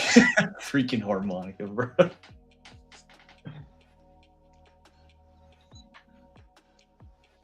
How many of you guys actually have mastered the intraday trailing drawdown? Or have you run away from it? I know Drez. The reason Drez is so freaking successful is because he started with the intraday trailing drawdown, and he beat it because he was like, I'm going to take my trade the same way everybody else does, from the higher time frame or the higher probability or whatever, but I'm only going to run it for 10 to 15 handles to 20 handles. And that's how he beat intraday trailing drawdown. But that's how he developed as a trader too, right? He just learned how to take those very, very good base hits. Right? And that's why I say don't run away from your weaknesses. Learn your strengths, because as long as you're losing small and gracefully and not large and obnoxiously while you're learning how you want to trade, right? Do it all, right? Were you saying something? The same exact trade. If we close above 945, I'm going to put my stop right here below P12 low, and I'm going to try to ride this back to the 930. Irish Wave, me and you were born the same year. And we had pretty similar experiences, except for you played in the prop game. Well, I spent 20 years in the Army, and then when I got out of the Army, I went investment banking where you were leaving the prop space. That's pretty badass. I'm long. There you go. Dude, I'm telling you, the 945 reversal is my favorite. And I just watched it because I've got no business taking it right now. This is the same. It's a very similar setup, except for I took the short last Thursday with this 945 reversal in mind. It did the 10 o'clock footprint rejection. I got long, and all the chat was like, oh my God, you're going to get stopped out. And it just went, I was like, dude, I don't know what to tell you. I've seen this reversal so many times, and I've got data around it, the major pivot. This is another little nuance I like to do when I'm managing risk. I call it being dynamic with the market. So I want you guys to notice how my cash flow target to the downside was only 12 basis points. Okay, it was like this. But then my cash flow target to the upside is 24. Because the edge, the probabilities, and this is where knowing statistics and not being a robot really comes into play. And this is what Mickey and I try to hammer into the bootcamp students all the time, is when you're building MFEs and MAEs and building data, this is the wrong approach, is to look at these numbers as this is what I'm always going to do. I'm always going to place my stop loss at this. I'm always going to place my TP at this. That's not the purpose of building MFE, MAE. It's to understand your environment. It's to know that, just like this trade right here, I know that 17 basis points is the median MFE of 945 right here. And then in the current market, if I go to the 5-minute time frame, you can even see this. Historically, it's about 17.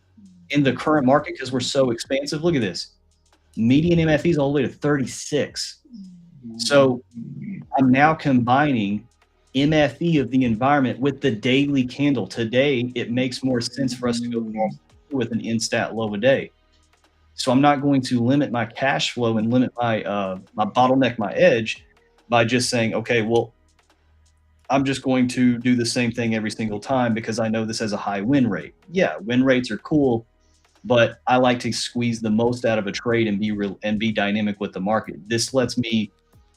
Sometimes people say the stop loss is bigger than the TP, and it's like a negative risk to reward. This is what lets me trade a negative risk structure, if you want to call it that, even though it's not. It's still a positive number.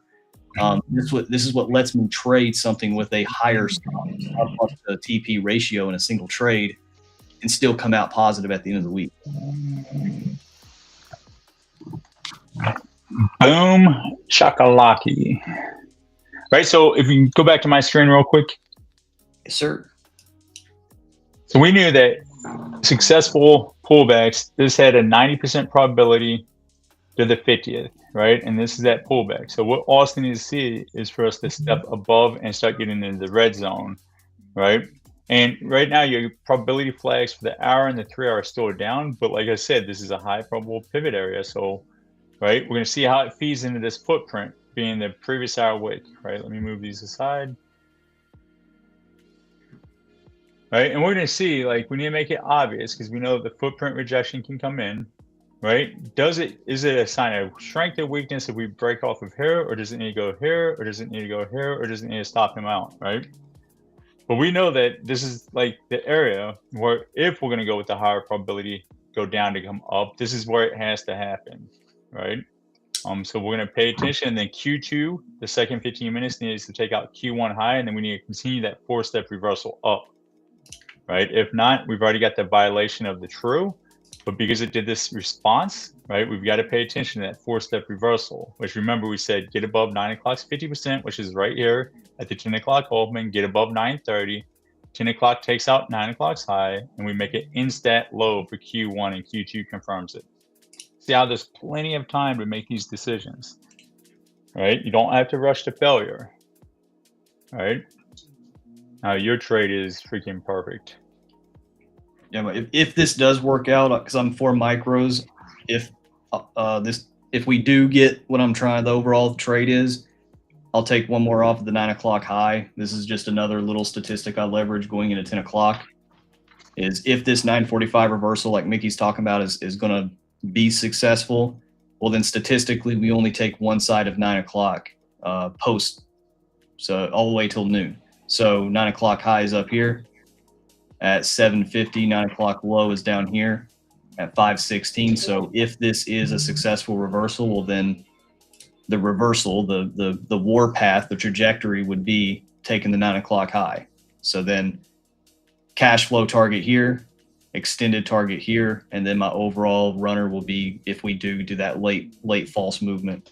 But we got to get above this previous 9 o'clock mid. That's the thing that right now we're struggling to do. So if I got to pay a few times for this trade, I'll pay a few times for it. Good job, Chai Take.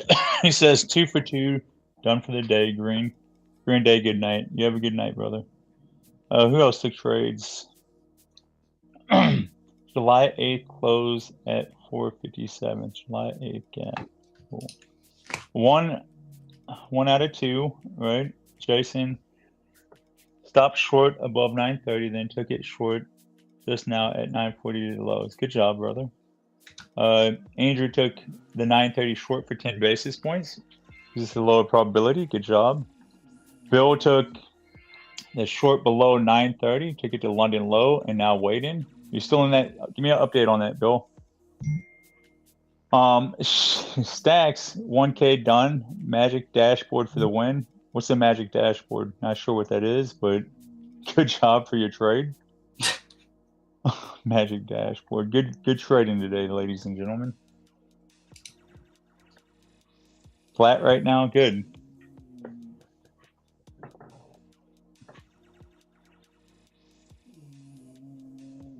Is PTFX coming up to trade today? I'm not sure. I haven't heard from him. So talk to Kelly. She's on vacation right now, but she's interested, and she's gonna reach out to you once she gets back from vacation. I would love to see her trade. She does that Apex, the Q2, Q3 quarters break, or Q3, Q4 quarters break Apex with an inversion fair value gap entry. She does a great job with that. This ain't looking good. We got a rejection off the 930, suck back below 9. So this will be my final attempt if we get back below 945, because I just haven't been able to cover my queen twice, because now live price is rejecting 930, getting below the previous hour midpoint. Final sign off that my stop is most likely going to get hit, and I'm just on the wrong side of the market, is getting back below the P12 low. The stop is here. So it's going to be that's going to be the make or break here. And then we're also moving into that later portion of the Q1, which is going to confirm, are we going to take the Q1 low or take the Q1 high? We take the Q1 low. I'm stopped. If we get back above the open here at 632, which is also the mid of 9 o'clock, maybe I have an opportunity to cover my queen.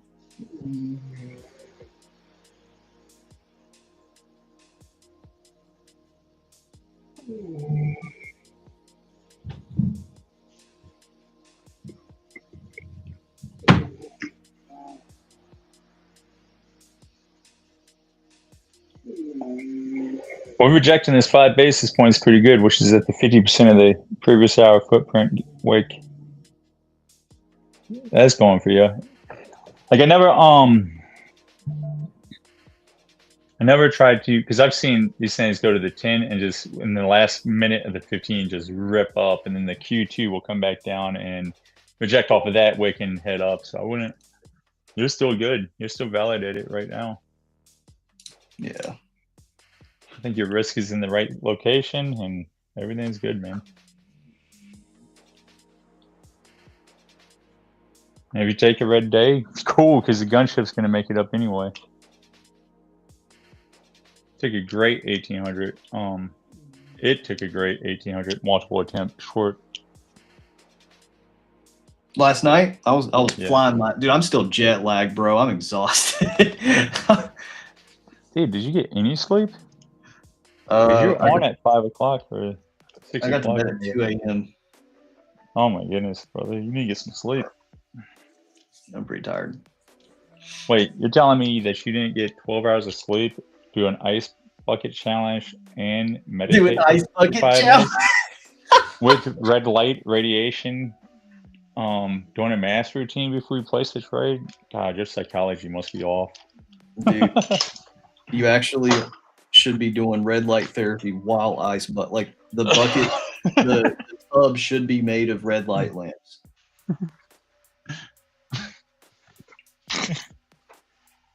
I mean, all those are healthy things, but I think data does me better than, you know, half the stuff that gets promoted that you need to do before taking a trade.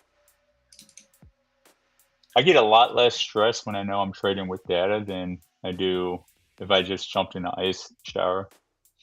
I don't know. Maybe it's me though. No, I'm the same way, dude. I mean, you guys are seeing it. Like I'm not as rested. You know, some people are like, I don't take a trade if I don't get 8 hours of sleep. Like, if my system is what builds my discipline, right? Like the fact that I'm waiting for a simple example, a close above or below. Like, I am not allowed to take a trade unless we either close above and then pull back to a degree that I'm trying to scale into, or close above and break. So like, the discipline for me to execute isn't because I'm a red light therapy, you know, cold showering guru. It's because the process that I have made, the non-negotiable that I've made, that's backed by an objective reason, which is why do I wait for a close above below? Because that can be a constant that happens that I can align MFE with and be dynamic with the day. That's every part of my process that is backed by some sort of objectivity.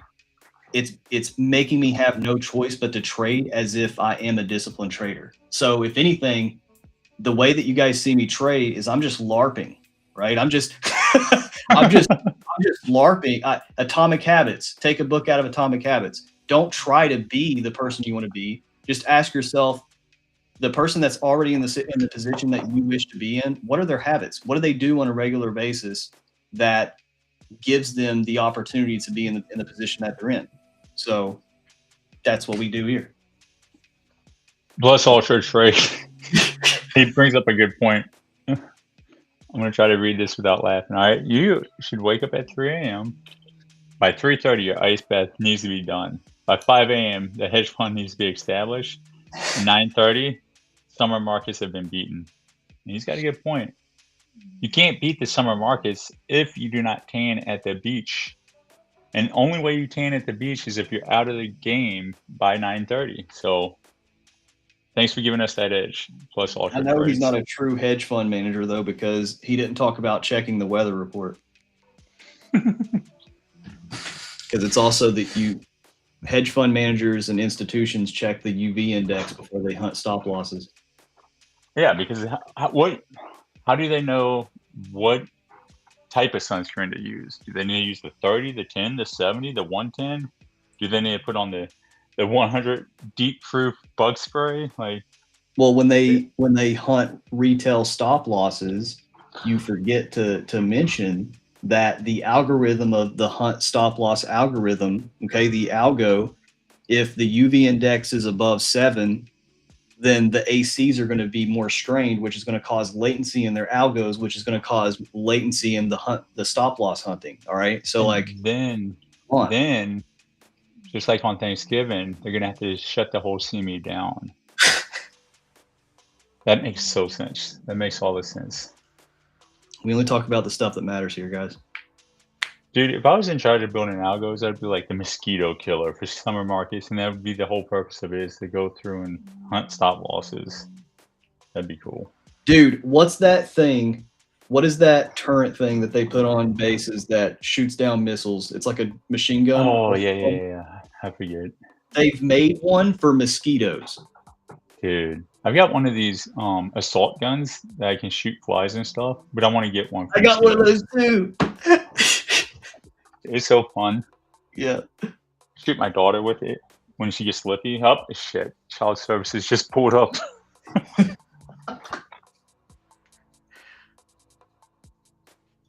Put some salt in the eye. Whenever Satan's attacking me, I just take the assault gun, turn it over my shoulder, and start shooting.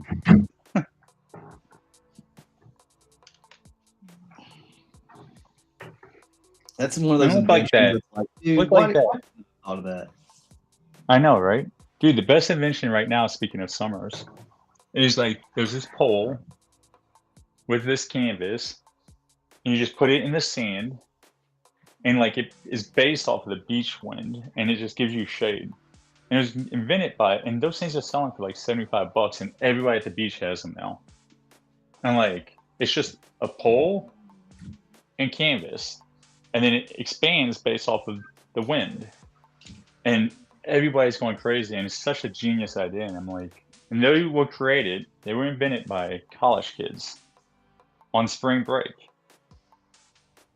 So That's the simple. Story, the moral to the story is go on spring break in college and you might become a millionaire. Yep.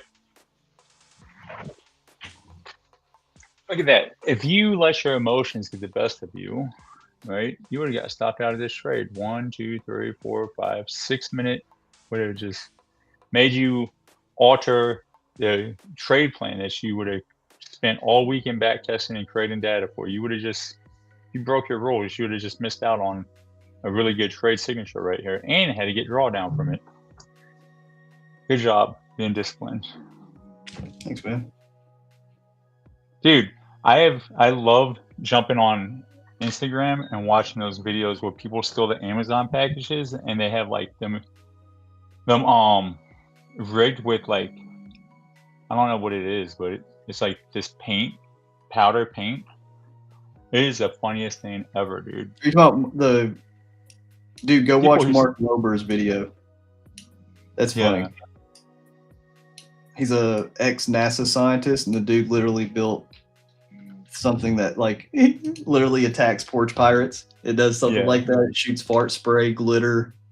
I guess it's against the law though. Like, it's considered assault, but like, they're on your property. But you know how the law is sometimes.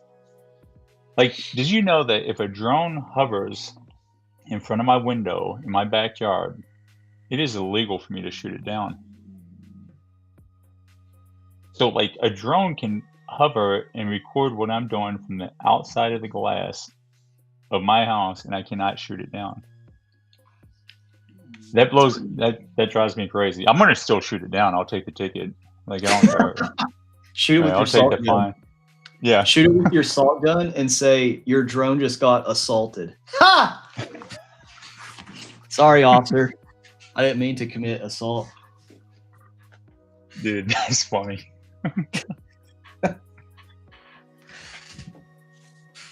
What was the dad joke I heard yesterday? Come for the trades, stayed for the dad jokes. Let's see. It had to do with a magnet because it attracts everybody. What does everybody want to be friends with? Ah! Oh, Trump, my you Lord. son of a bitch. All right, Q2 took out Q1's low. Austin All stopped right. out of his trade. We're expecting Q1 high, Q4 low. Short true still in play. That's that. Well, What is an object that everybody wants to be friends with, but is not a human? It's a magnet because it attracts everybody. that was There's your fun. dad joke. Yeah, that was bullshit. But it is what it is. Expecting a 3-hour line down to go with the short crew. Lack of 4-step reversal. Breached all 4 parts. Now, if we take out this 9 o'clock high, then I'm definitely expecting the range 1, because statistically, when we take out the 9 o'clock high and low in the 10 o'clock hour, you usually get a range signature for the rest of the day.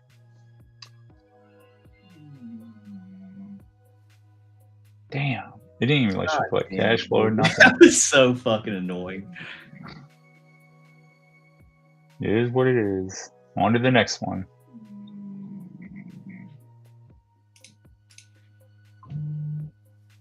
Like, what the fuck was that shit?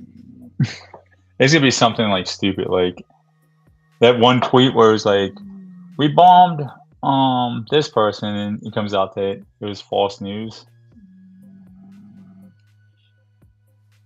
Lockett reinstated. Oh, cool. Not. I can't keep up with this war, man. Like, sometimes we're in it, sometimes we're not in it. Like, I don't even know anymore.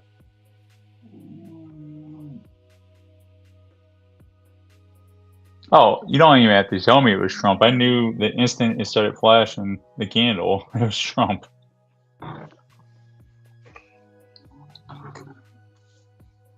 I mean, I'll give this one more attempt here. If we get back above it, I'm not gonna take the shorts. I'll take one more attempt if we do pull back in above 945, because I just haven't been able to cover my damn queen, dude. Like, yeah. Let me share my chart.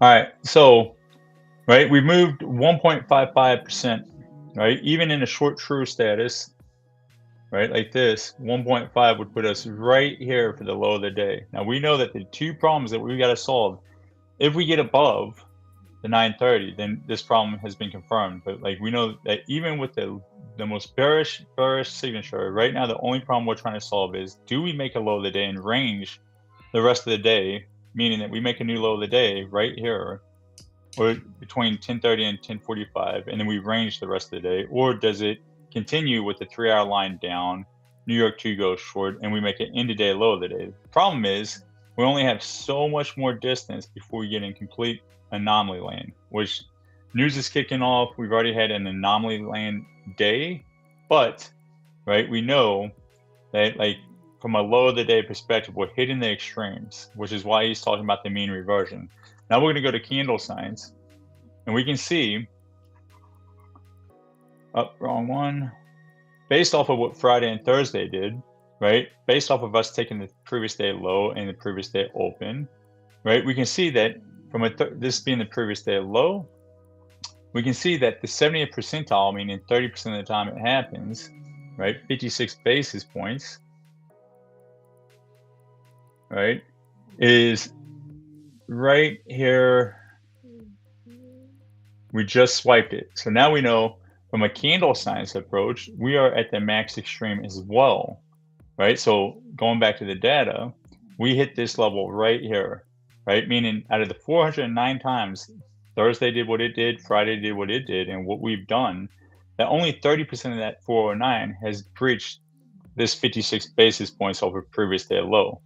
And you can see that the farther we go, so we're running out of room from a candle signs approach, we're running out of room from a daily profile low of the day short true approach.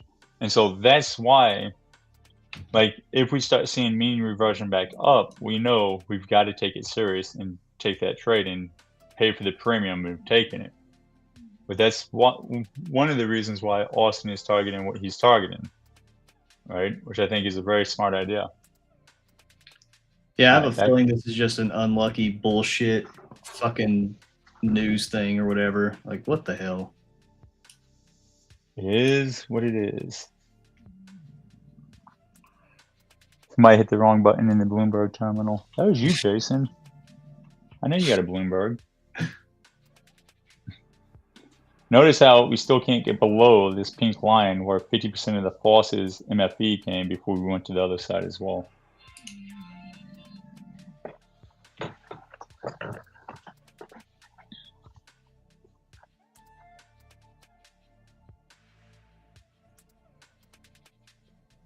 You know, it would be insult to injury, and I say this joking. What's that? That like when next time you get on Twitter, somebody's gonna post along and say shorts were my liquidity.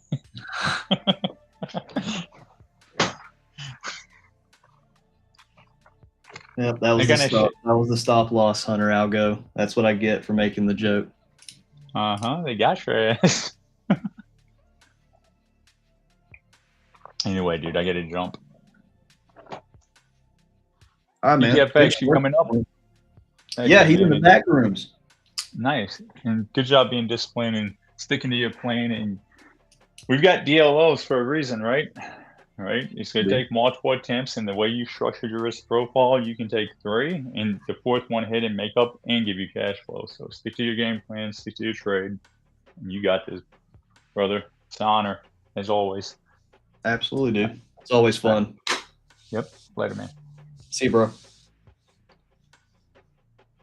I'm just being really, really patient here to see if we get that close above this 945. This, like I said, this will be my final attempt because I was really expecting that if we were going to push into 930, we could at least retest that 50%. So I was trying to cover the queen there. We still could. This just could have been a bullshit news event candle that gets retraced. So I want to take one more attempt. If I can't cover my queen here, like Mickey said, hey, we got daily loss limits for a reason. It'll just be a red day for me. Lock it up. 3, 2, 1. I'm going to take this one more time. Stop, same place.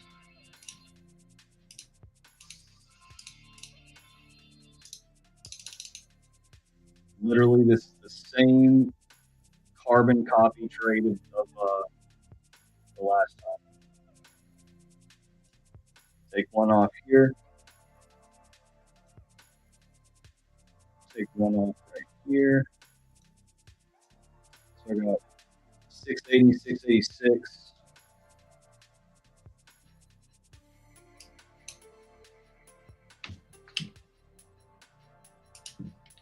I do not want to go to NQ. I don't know why it's doing that.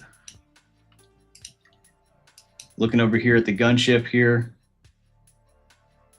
Take 1 micro off if we get up here at the median MFE of the 945.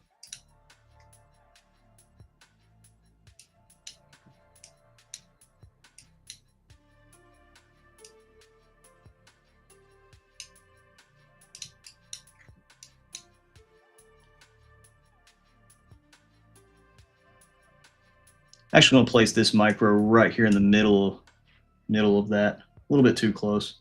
I really want to take advantage of this potential mean reversion back to 930. That's why I'm really trying to get the meat and potatoes of this, cover the queen. So that way, if we do get the low of day, if this low of day holds anywhere here and we do like Mickey said, we range 1, I want to take out this 9 o'clock high up here. And just in case we get a crazy candle again, let me sell that right there.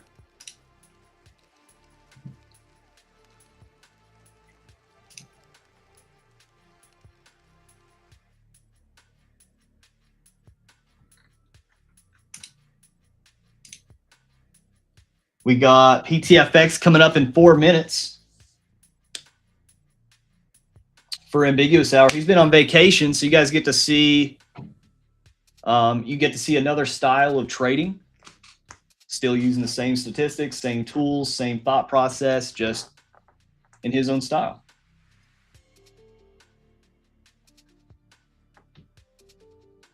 If you guys have any other questions here, we got hey, if you guys got value too, hey, listen, right? What did we say at the beginning of this stream? We show you guys the wins, the losses, the good, the bad, the ugly. You got to see Mickey take a beautiful short to the downside.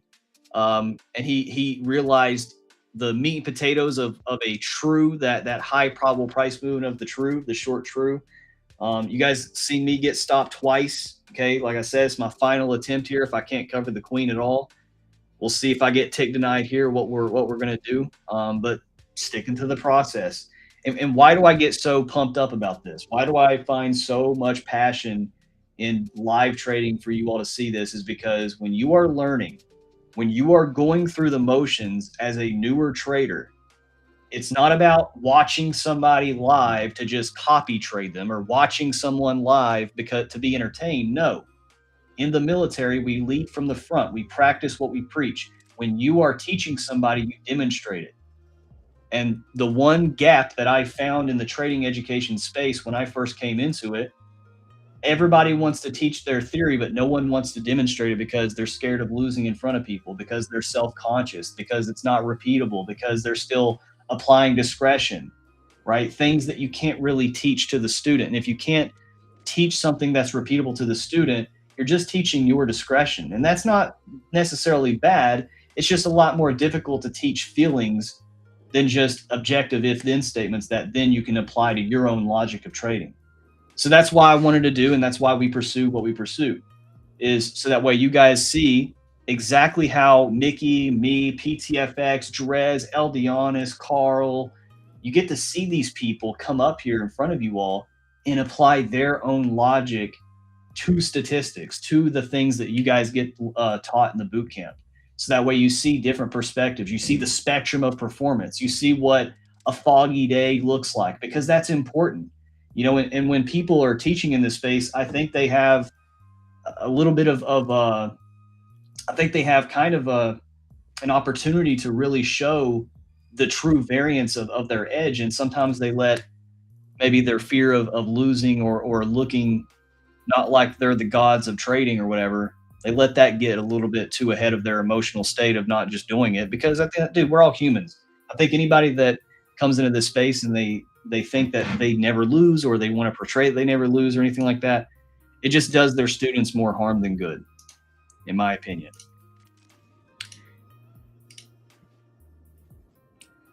All right, there's 2 micros off.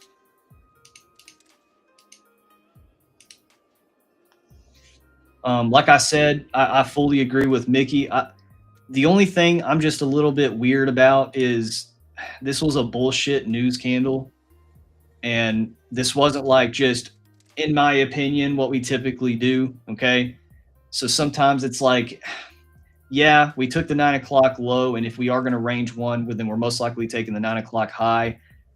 But if this news event, if Trump didn't tweet, would this low a day still hold? That's the thing that's going in the back of my mind right now, is like, if Trump didn't make that bullshit tweet of something to engage the market maker stop loss hunting algorithm, would I still be long right now, and would this low a day still hold? And if this low a day still holds, and we do take, and we do some sort of range one signature, which is taking then both sides of 9 o'clock high and low, well, then I want to really squeeze out this trade and see if we can get to this false.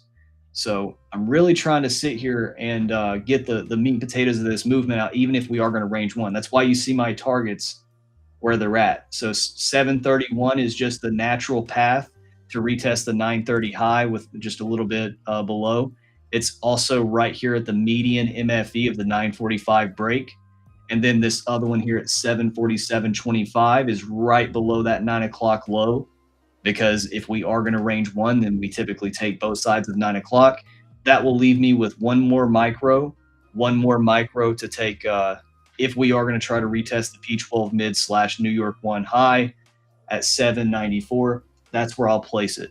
So that's my trade, ladies and gentlemen. I don't want to take up too much time from Ambiguous Hour with PTFX. He said I'm just going to go over my trades and why, and did what I did. I'm not going to stay on forever, and that's perfectly fine. So PTFX is going to come up here, brief his trades and what he's looking for the rest of this day. You guys see the rest of the trades. Whatever he hops off, if it's still a little bit of time before the boot camp focus session at noon, I'll just bring my screen back on and either stream my trade or the gunship, whatever happens here.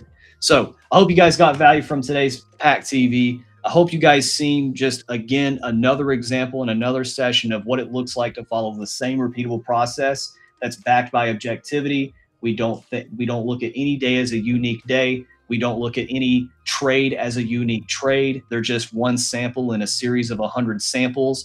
And if we are trying to do this long term, if we want to be day traders long term, well, then we got to think long term. The action that we do today should be amplified by the next week, the next month. And if the actions that I did on the chart today, I can still repeat tomorrow and the next day, then I'm following a process that I can consistently engage. And then the final icing on the cake is if I can follow a process that I can consistently engage, does it have positive expectancy? Does it have statistics that back my logic? Yes, it does. And there we go. All we got to do is keep sticking and doing the same thing over and over. And that, ladies and gentlemen, is, in my opinion, what profitable trading is failing to level your systems. I failed to level of my systems today, and I hope you guys seen the value in that. Y'all stay grinding on your goals, and as always, never let anyone tell you that you can't do something they never done themselves. And I'll see y'all later. Bye, everybody. Did you find value in how Austin and Mick trade and analyze the market? You can find them on X here. Watch them trade daily by joining the Pack Trade Group Discord in the description. Welcome, this is PackTV. 3 hour line, watch it hold, watch it break. 3 hour apex, snapback mean reversion in your face. Pack trays on the mic, PTFX on the side. We align the stats with the live, let it ride. We are live on PackTV. Futures moving, come and see. From the open to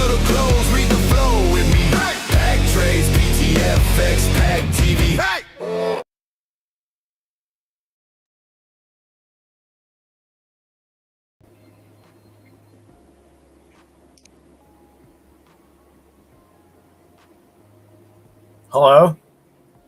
Hello? All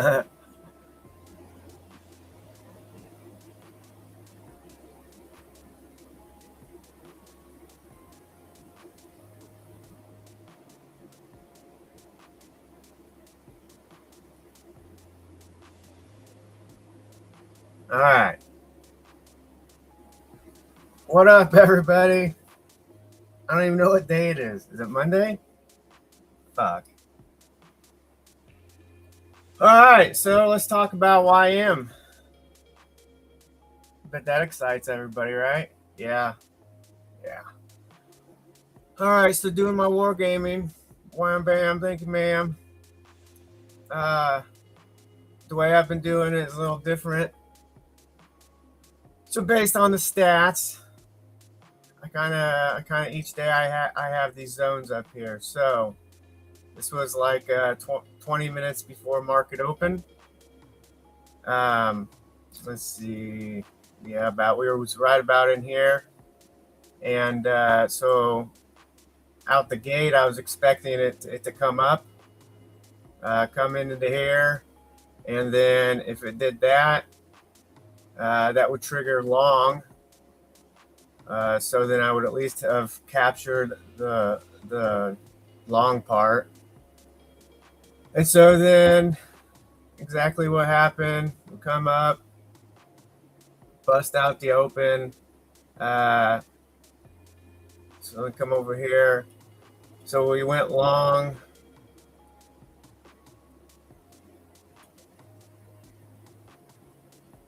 And then just based on the profiler, going long false was the next thing. So what I did is, since this was the high day zone for long false, I've gotten short here, and inside this zone peeled them off as I felt. I don't know. There's no rhyme or reason why, but 5 contracts. All I'm looking for is a cash flow day. So peel them off, and then if this really was going to be long true, I would hold it down to the long false. I mean, long false zone just down here, which kind of line up with my buy zone basically. So I did that, and then we started to rip back up a little bit. So then I actually came back to the profiler and thought, well, shit, this could go long true still. So basically it came back up, tagged me out, break even, which was fine. I still cash flowed on 4 contracts. So that was the first trade. And so then, I came back to, okay, maybe we're going to go long true, and we're going to just keep busting up through here. So then, the long true higher day zone's right here. So, hey, look at that. It was right there. So I figured, okay, now we're going long true. So then I went long up into the long true higher day zone. And so that satisfied this account. $200. It's Monday, cool. So, but then in the overall picture here, we're still in the sell zone, right? Even if this was long true, well, now look at it. So then on a different account, on my Ninja Trader that I love, that everyone hates, I got short. So this would have been, the high day zone short that we talk about. So, but rather than take it on this account, I'm cool with $200 on there. So let's go to another one. And so on this other account, I got short here. And now look at it. Now we went from the stats telling us the long false high day was accurate, just overshot a little bit, but it was still in this zone. So now I think we're either going to come down here, test this zone, or maybe even take this low down here. So now I have one runner going for there. So no matter what, it's going to be a 2 for 2 day. Shit, all I did was do what the fucking website said to do. And I've been messing with this new tool here. MFE analysis tool, which is pretty damn cool. You know, when you can't sleep at night, you come down to the computer at 2 a.m. and you just start messing around like a crackhead. Yeah. But now, so I've been trading YM this year, and I'm starting to really be able to put the profiler stats with it, and in a easy to read. You know, basically it was either we're going to come up here and sell, or we're going to come down here and buy. And so then you just follow the stats and follow what it tells you. And like this graph over here is the same thing that you get, you know, in here. I've just made it an indicator. It's kind of cool. So, you know, of how many days this scenario's happened, you know, 16, 8 days, they reversed right here. So yeah, here we go. Let's see. So I got one runner still going. Where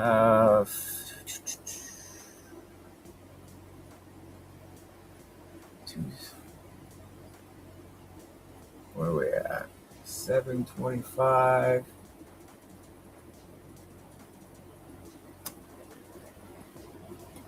So I'm just going to hold this runner to right here.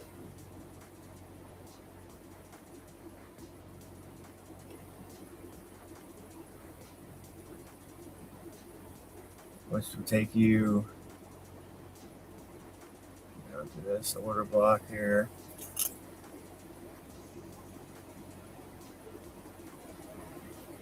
So it's either going to come down here and bounce, or, well, it's going to be held up here.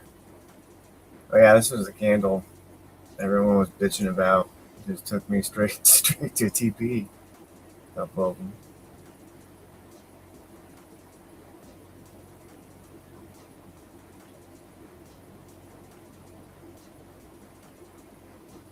Hi, I'm everyone.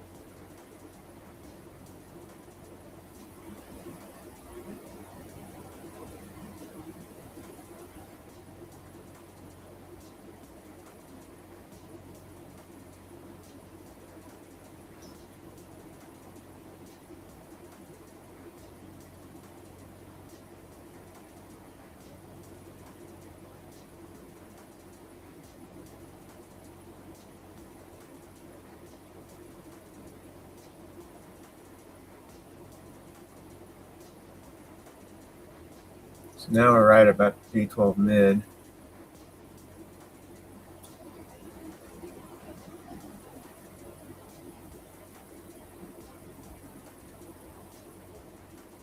Am I sharing too much sauce?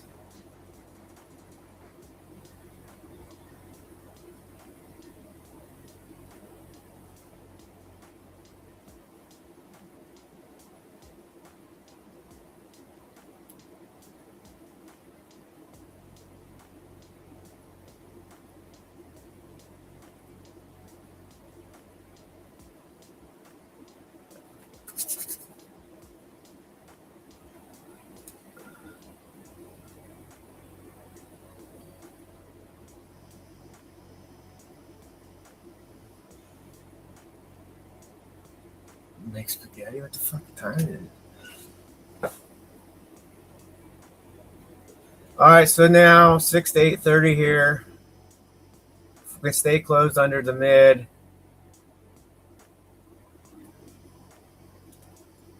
Oh shit.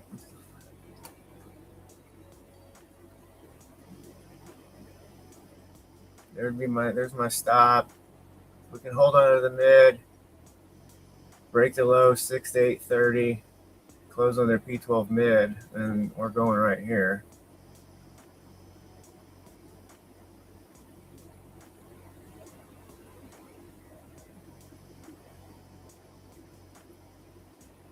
A minute left. Oh, shit, I gotta go in like 2 minutes. My daughter's at golf lessons right now. I told her to remember everything so she could teach me.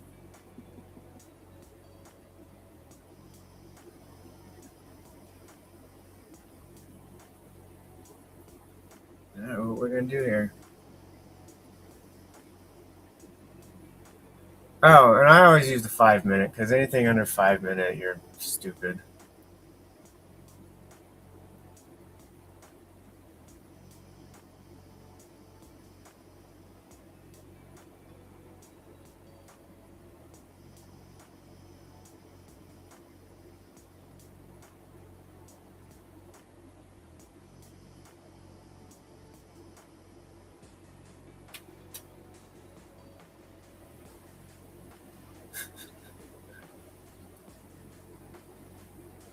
Who the fuck is the daily profiler?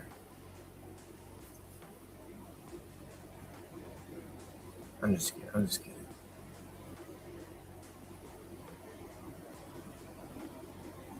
Oh, uh-oh. HR's here.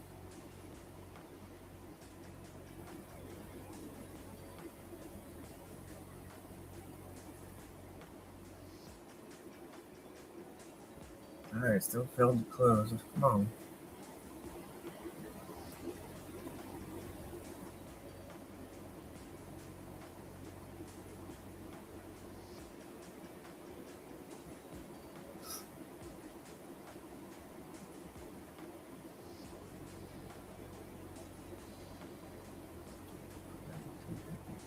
Yeah, so there's my final time. It's Mickey, by the way. That's the day. I know. Okay, I was like, how do you not know this? I was muted, I guess, by accident. I was saying that. How's your vacation? Well, it's a vacation from permanent vacation.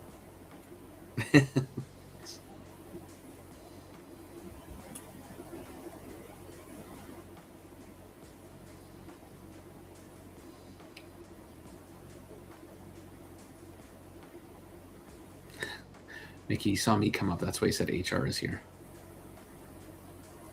All right, I'm out of here for a few till I have to go live. Hey, I got to leave in 3 minutes. Okay, I think Austin's around because he's going to put a gun chip up until I come back for 12. Okay. So, yeah, I got this runner going here on Ninja Trader.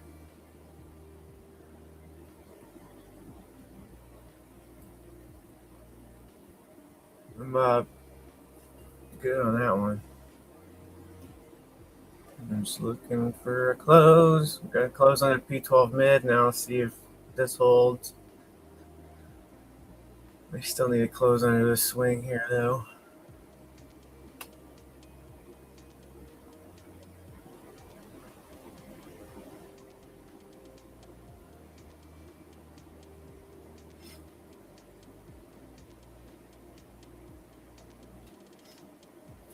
All right. Just going to see what happens with this final one. I mean, we are under 930 open. Weekly open. So now let's just see.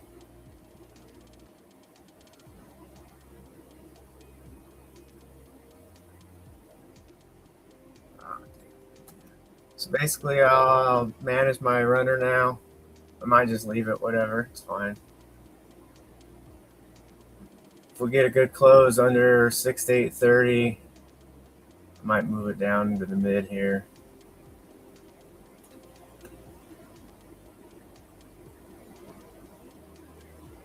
I mean, shit.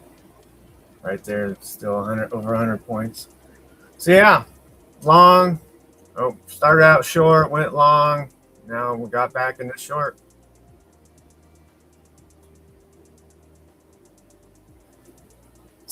It's as easy as your mom. Fuck yeah. All right, I'm out of here.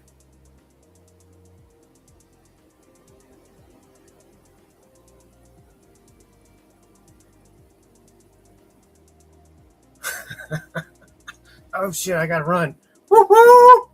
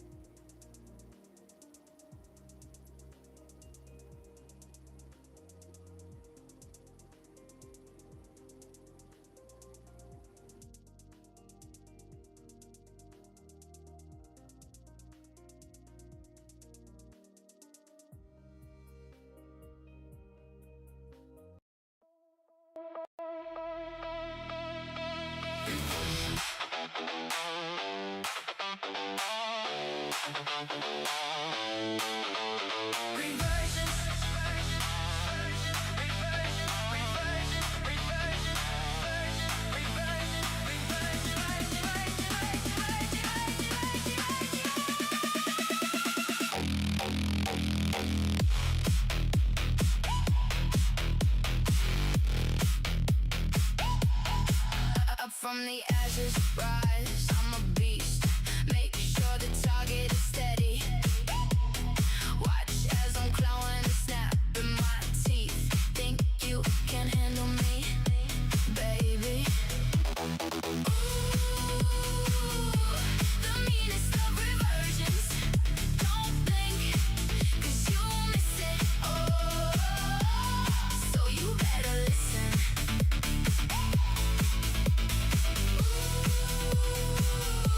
The meanest of reversions.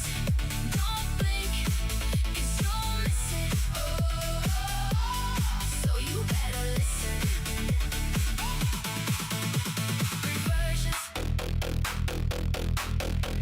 Reversions. Reversions. Reversions. Reversions. Reversions.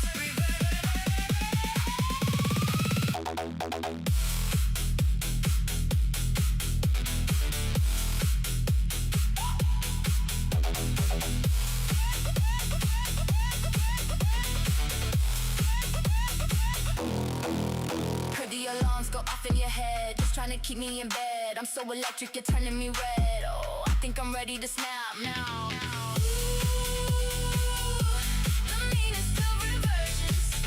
Don't blink, 'cause you'll miss it. Oh, so you better listen.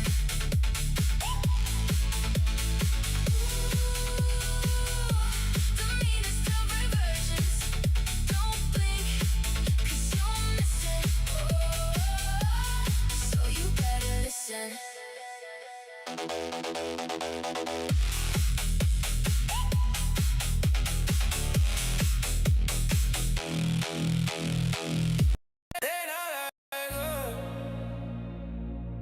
And they know that they not like us. We ain't gon' do it. The only thing that can stop me is me. If you're doing this for the women you losing, do this shit for yourself. I do this shit for myself.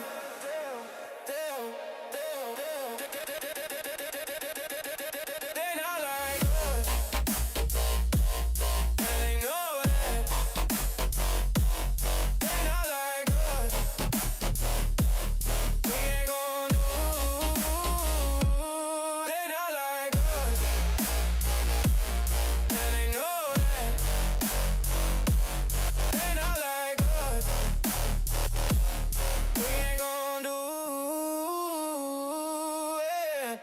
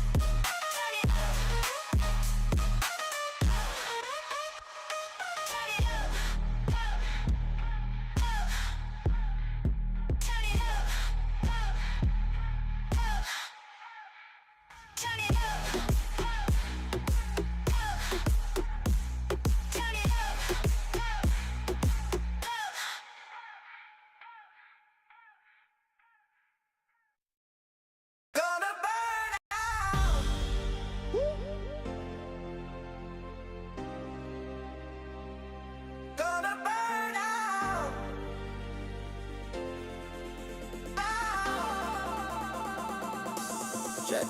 Spitting with a vengeance, no repentance, and it's for my descendants. Don't be out here in these trenches, cause these trenches turn to ditches, and these ditches turn to prisons, and you lose your independence. But I can't lie, I'm stupendous. Running wild and sipping Guinness in the cup with all the misfits. I just made a few of them some millionaires. I had to burn a few of them, they didn't care. I had to earn a few of them some clientele. But still we broke the bank, so don't you dare. Tryna knock me on my path that gets fouled, no rap. Knew this life was hard, so I'm taking no steps. While I'm light years ahead of you and I fear no death. But I'm far from invisible, if not hold that, hold that, hold that, hold that, hold that. Keep on going, even though my pain shows I'm focused, even though the flames glow, I'm frozen. I be burning all day and I keep on. Keep my head high and I keep on going, even though my pain shows I'm focused, even though the flames glow, I'm frozen. I be burning all day and I keep on. Keep my head high and I keep on going, even though my pain shows I'm focused, even though the flames glow, I'm frozen. I be burning all day and I keep on. Keep my head high and I keep on going, even though my pain shows I'm focused, even though the flames glow, I'm frozen. I be burning all day and I keep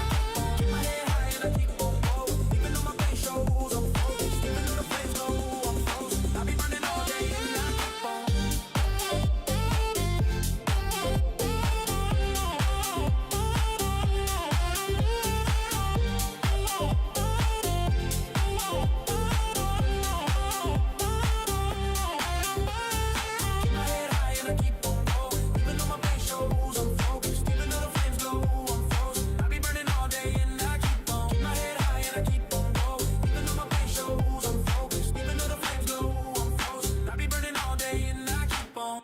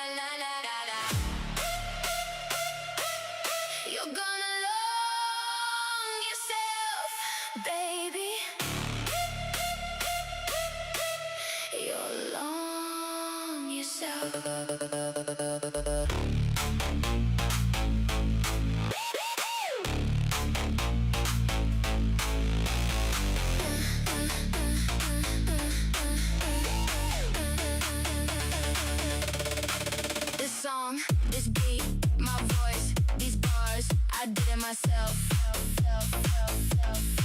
When it comes to you, it's on, then it's off, then it's on again. I'm out of breath. You're gonna love yourself, baby. You'll love yourself. You're gonna love yourself, baby. You'll love yourself.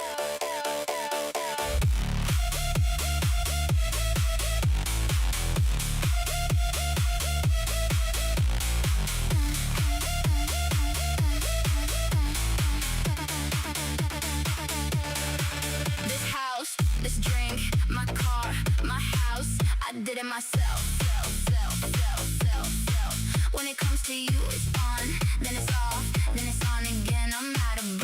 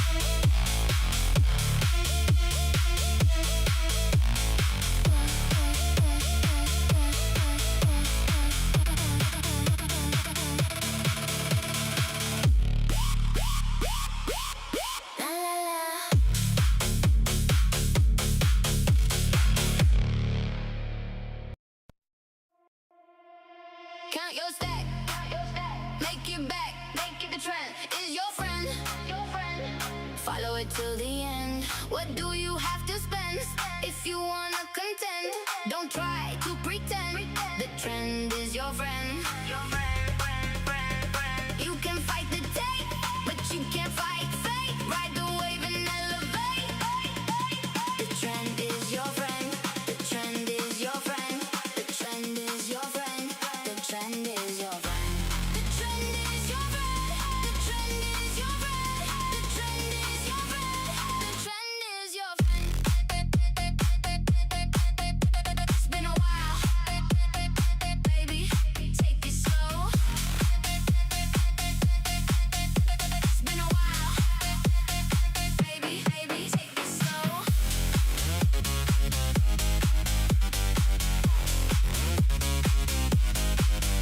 Count your stack, make it back. The trend is your friend, follow it till the end. What do you have to spend if you wanna contend? Don't try to pretend. The trend is your friend, You can fight the day, but you can't fight fate. Ride the wave and elevate.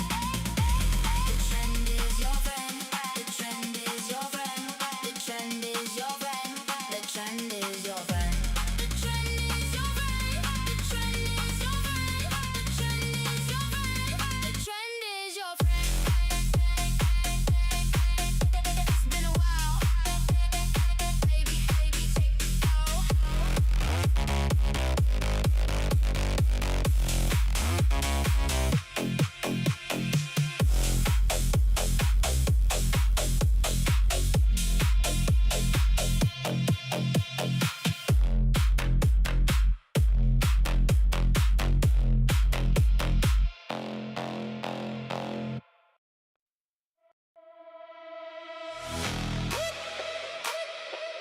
She has something in mind, but the plan didn't go as designed. Couldn't waste no time. She had to figure it out on the fly. So she picked up the phone, then she started to put her on, and the rest is all. It's all just history now. So what you gon' do now? I do it all. I'm counting up my wins. I'm counting up my wins. I do it all. I do it all. I'm counting up my wins. I'm counting up my wins. I do it all.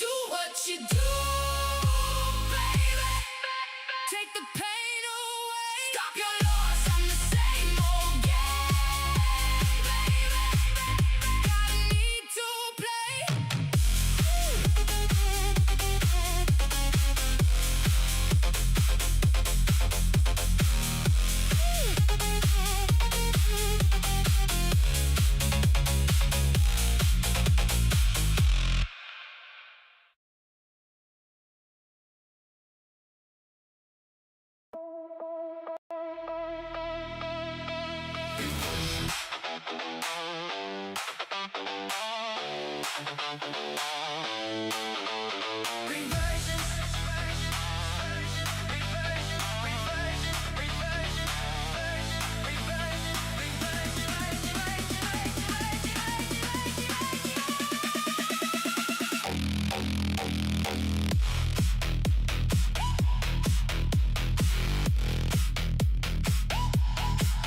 from the ashes, rise. I'm a beast. Make sure the target is steady. Watch as I'm clawing and snapping my teeth. Think you can handle me, baby? Ooh, the meanest of reversions. Don't blink, 'cause you'll miss it. Oh, so you better listen.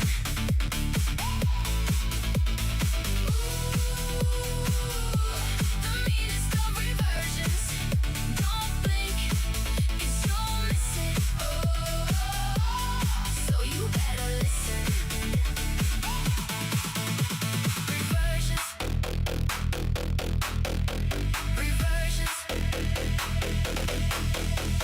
Reversions. Reversions. Reversions. Reversions.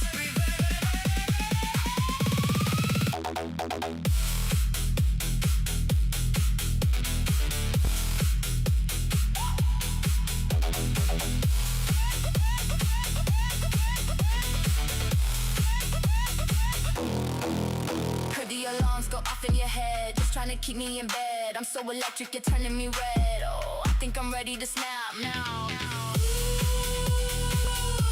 The meanest of reversions. Don't blink, 'cause you'll miss it. Oh, so you better listen.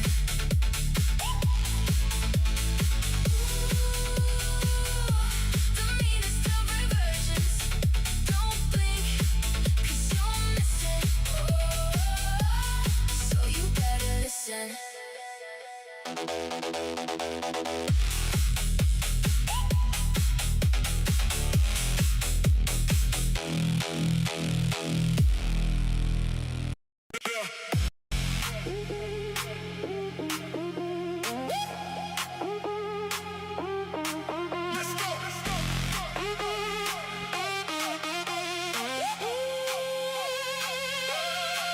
Let's do it.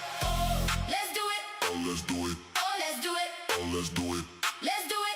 Let's do it. Let's do it. Oh, let's do it. Let's Let's do it. let's do it. Oh, let's do it. Let's do it. Let's do it. Let's do it. Oh, let's do it.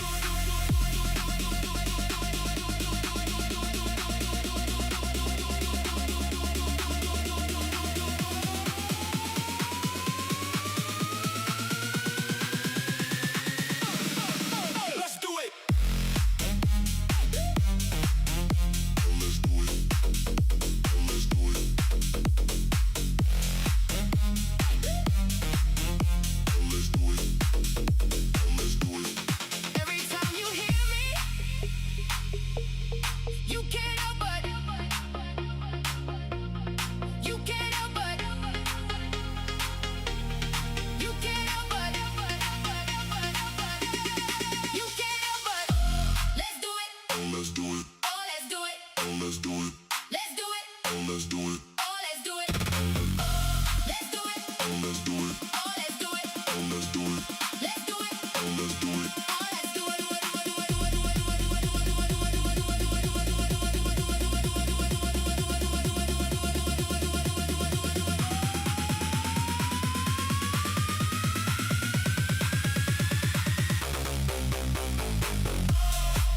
We about to turn it up.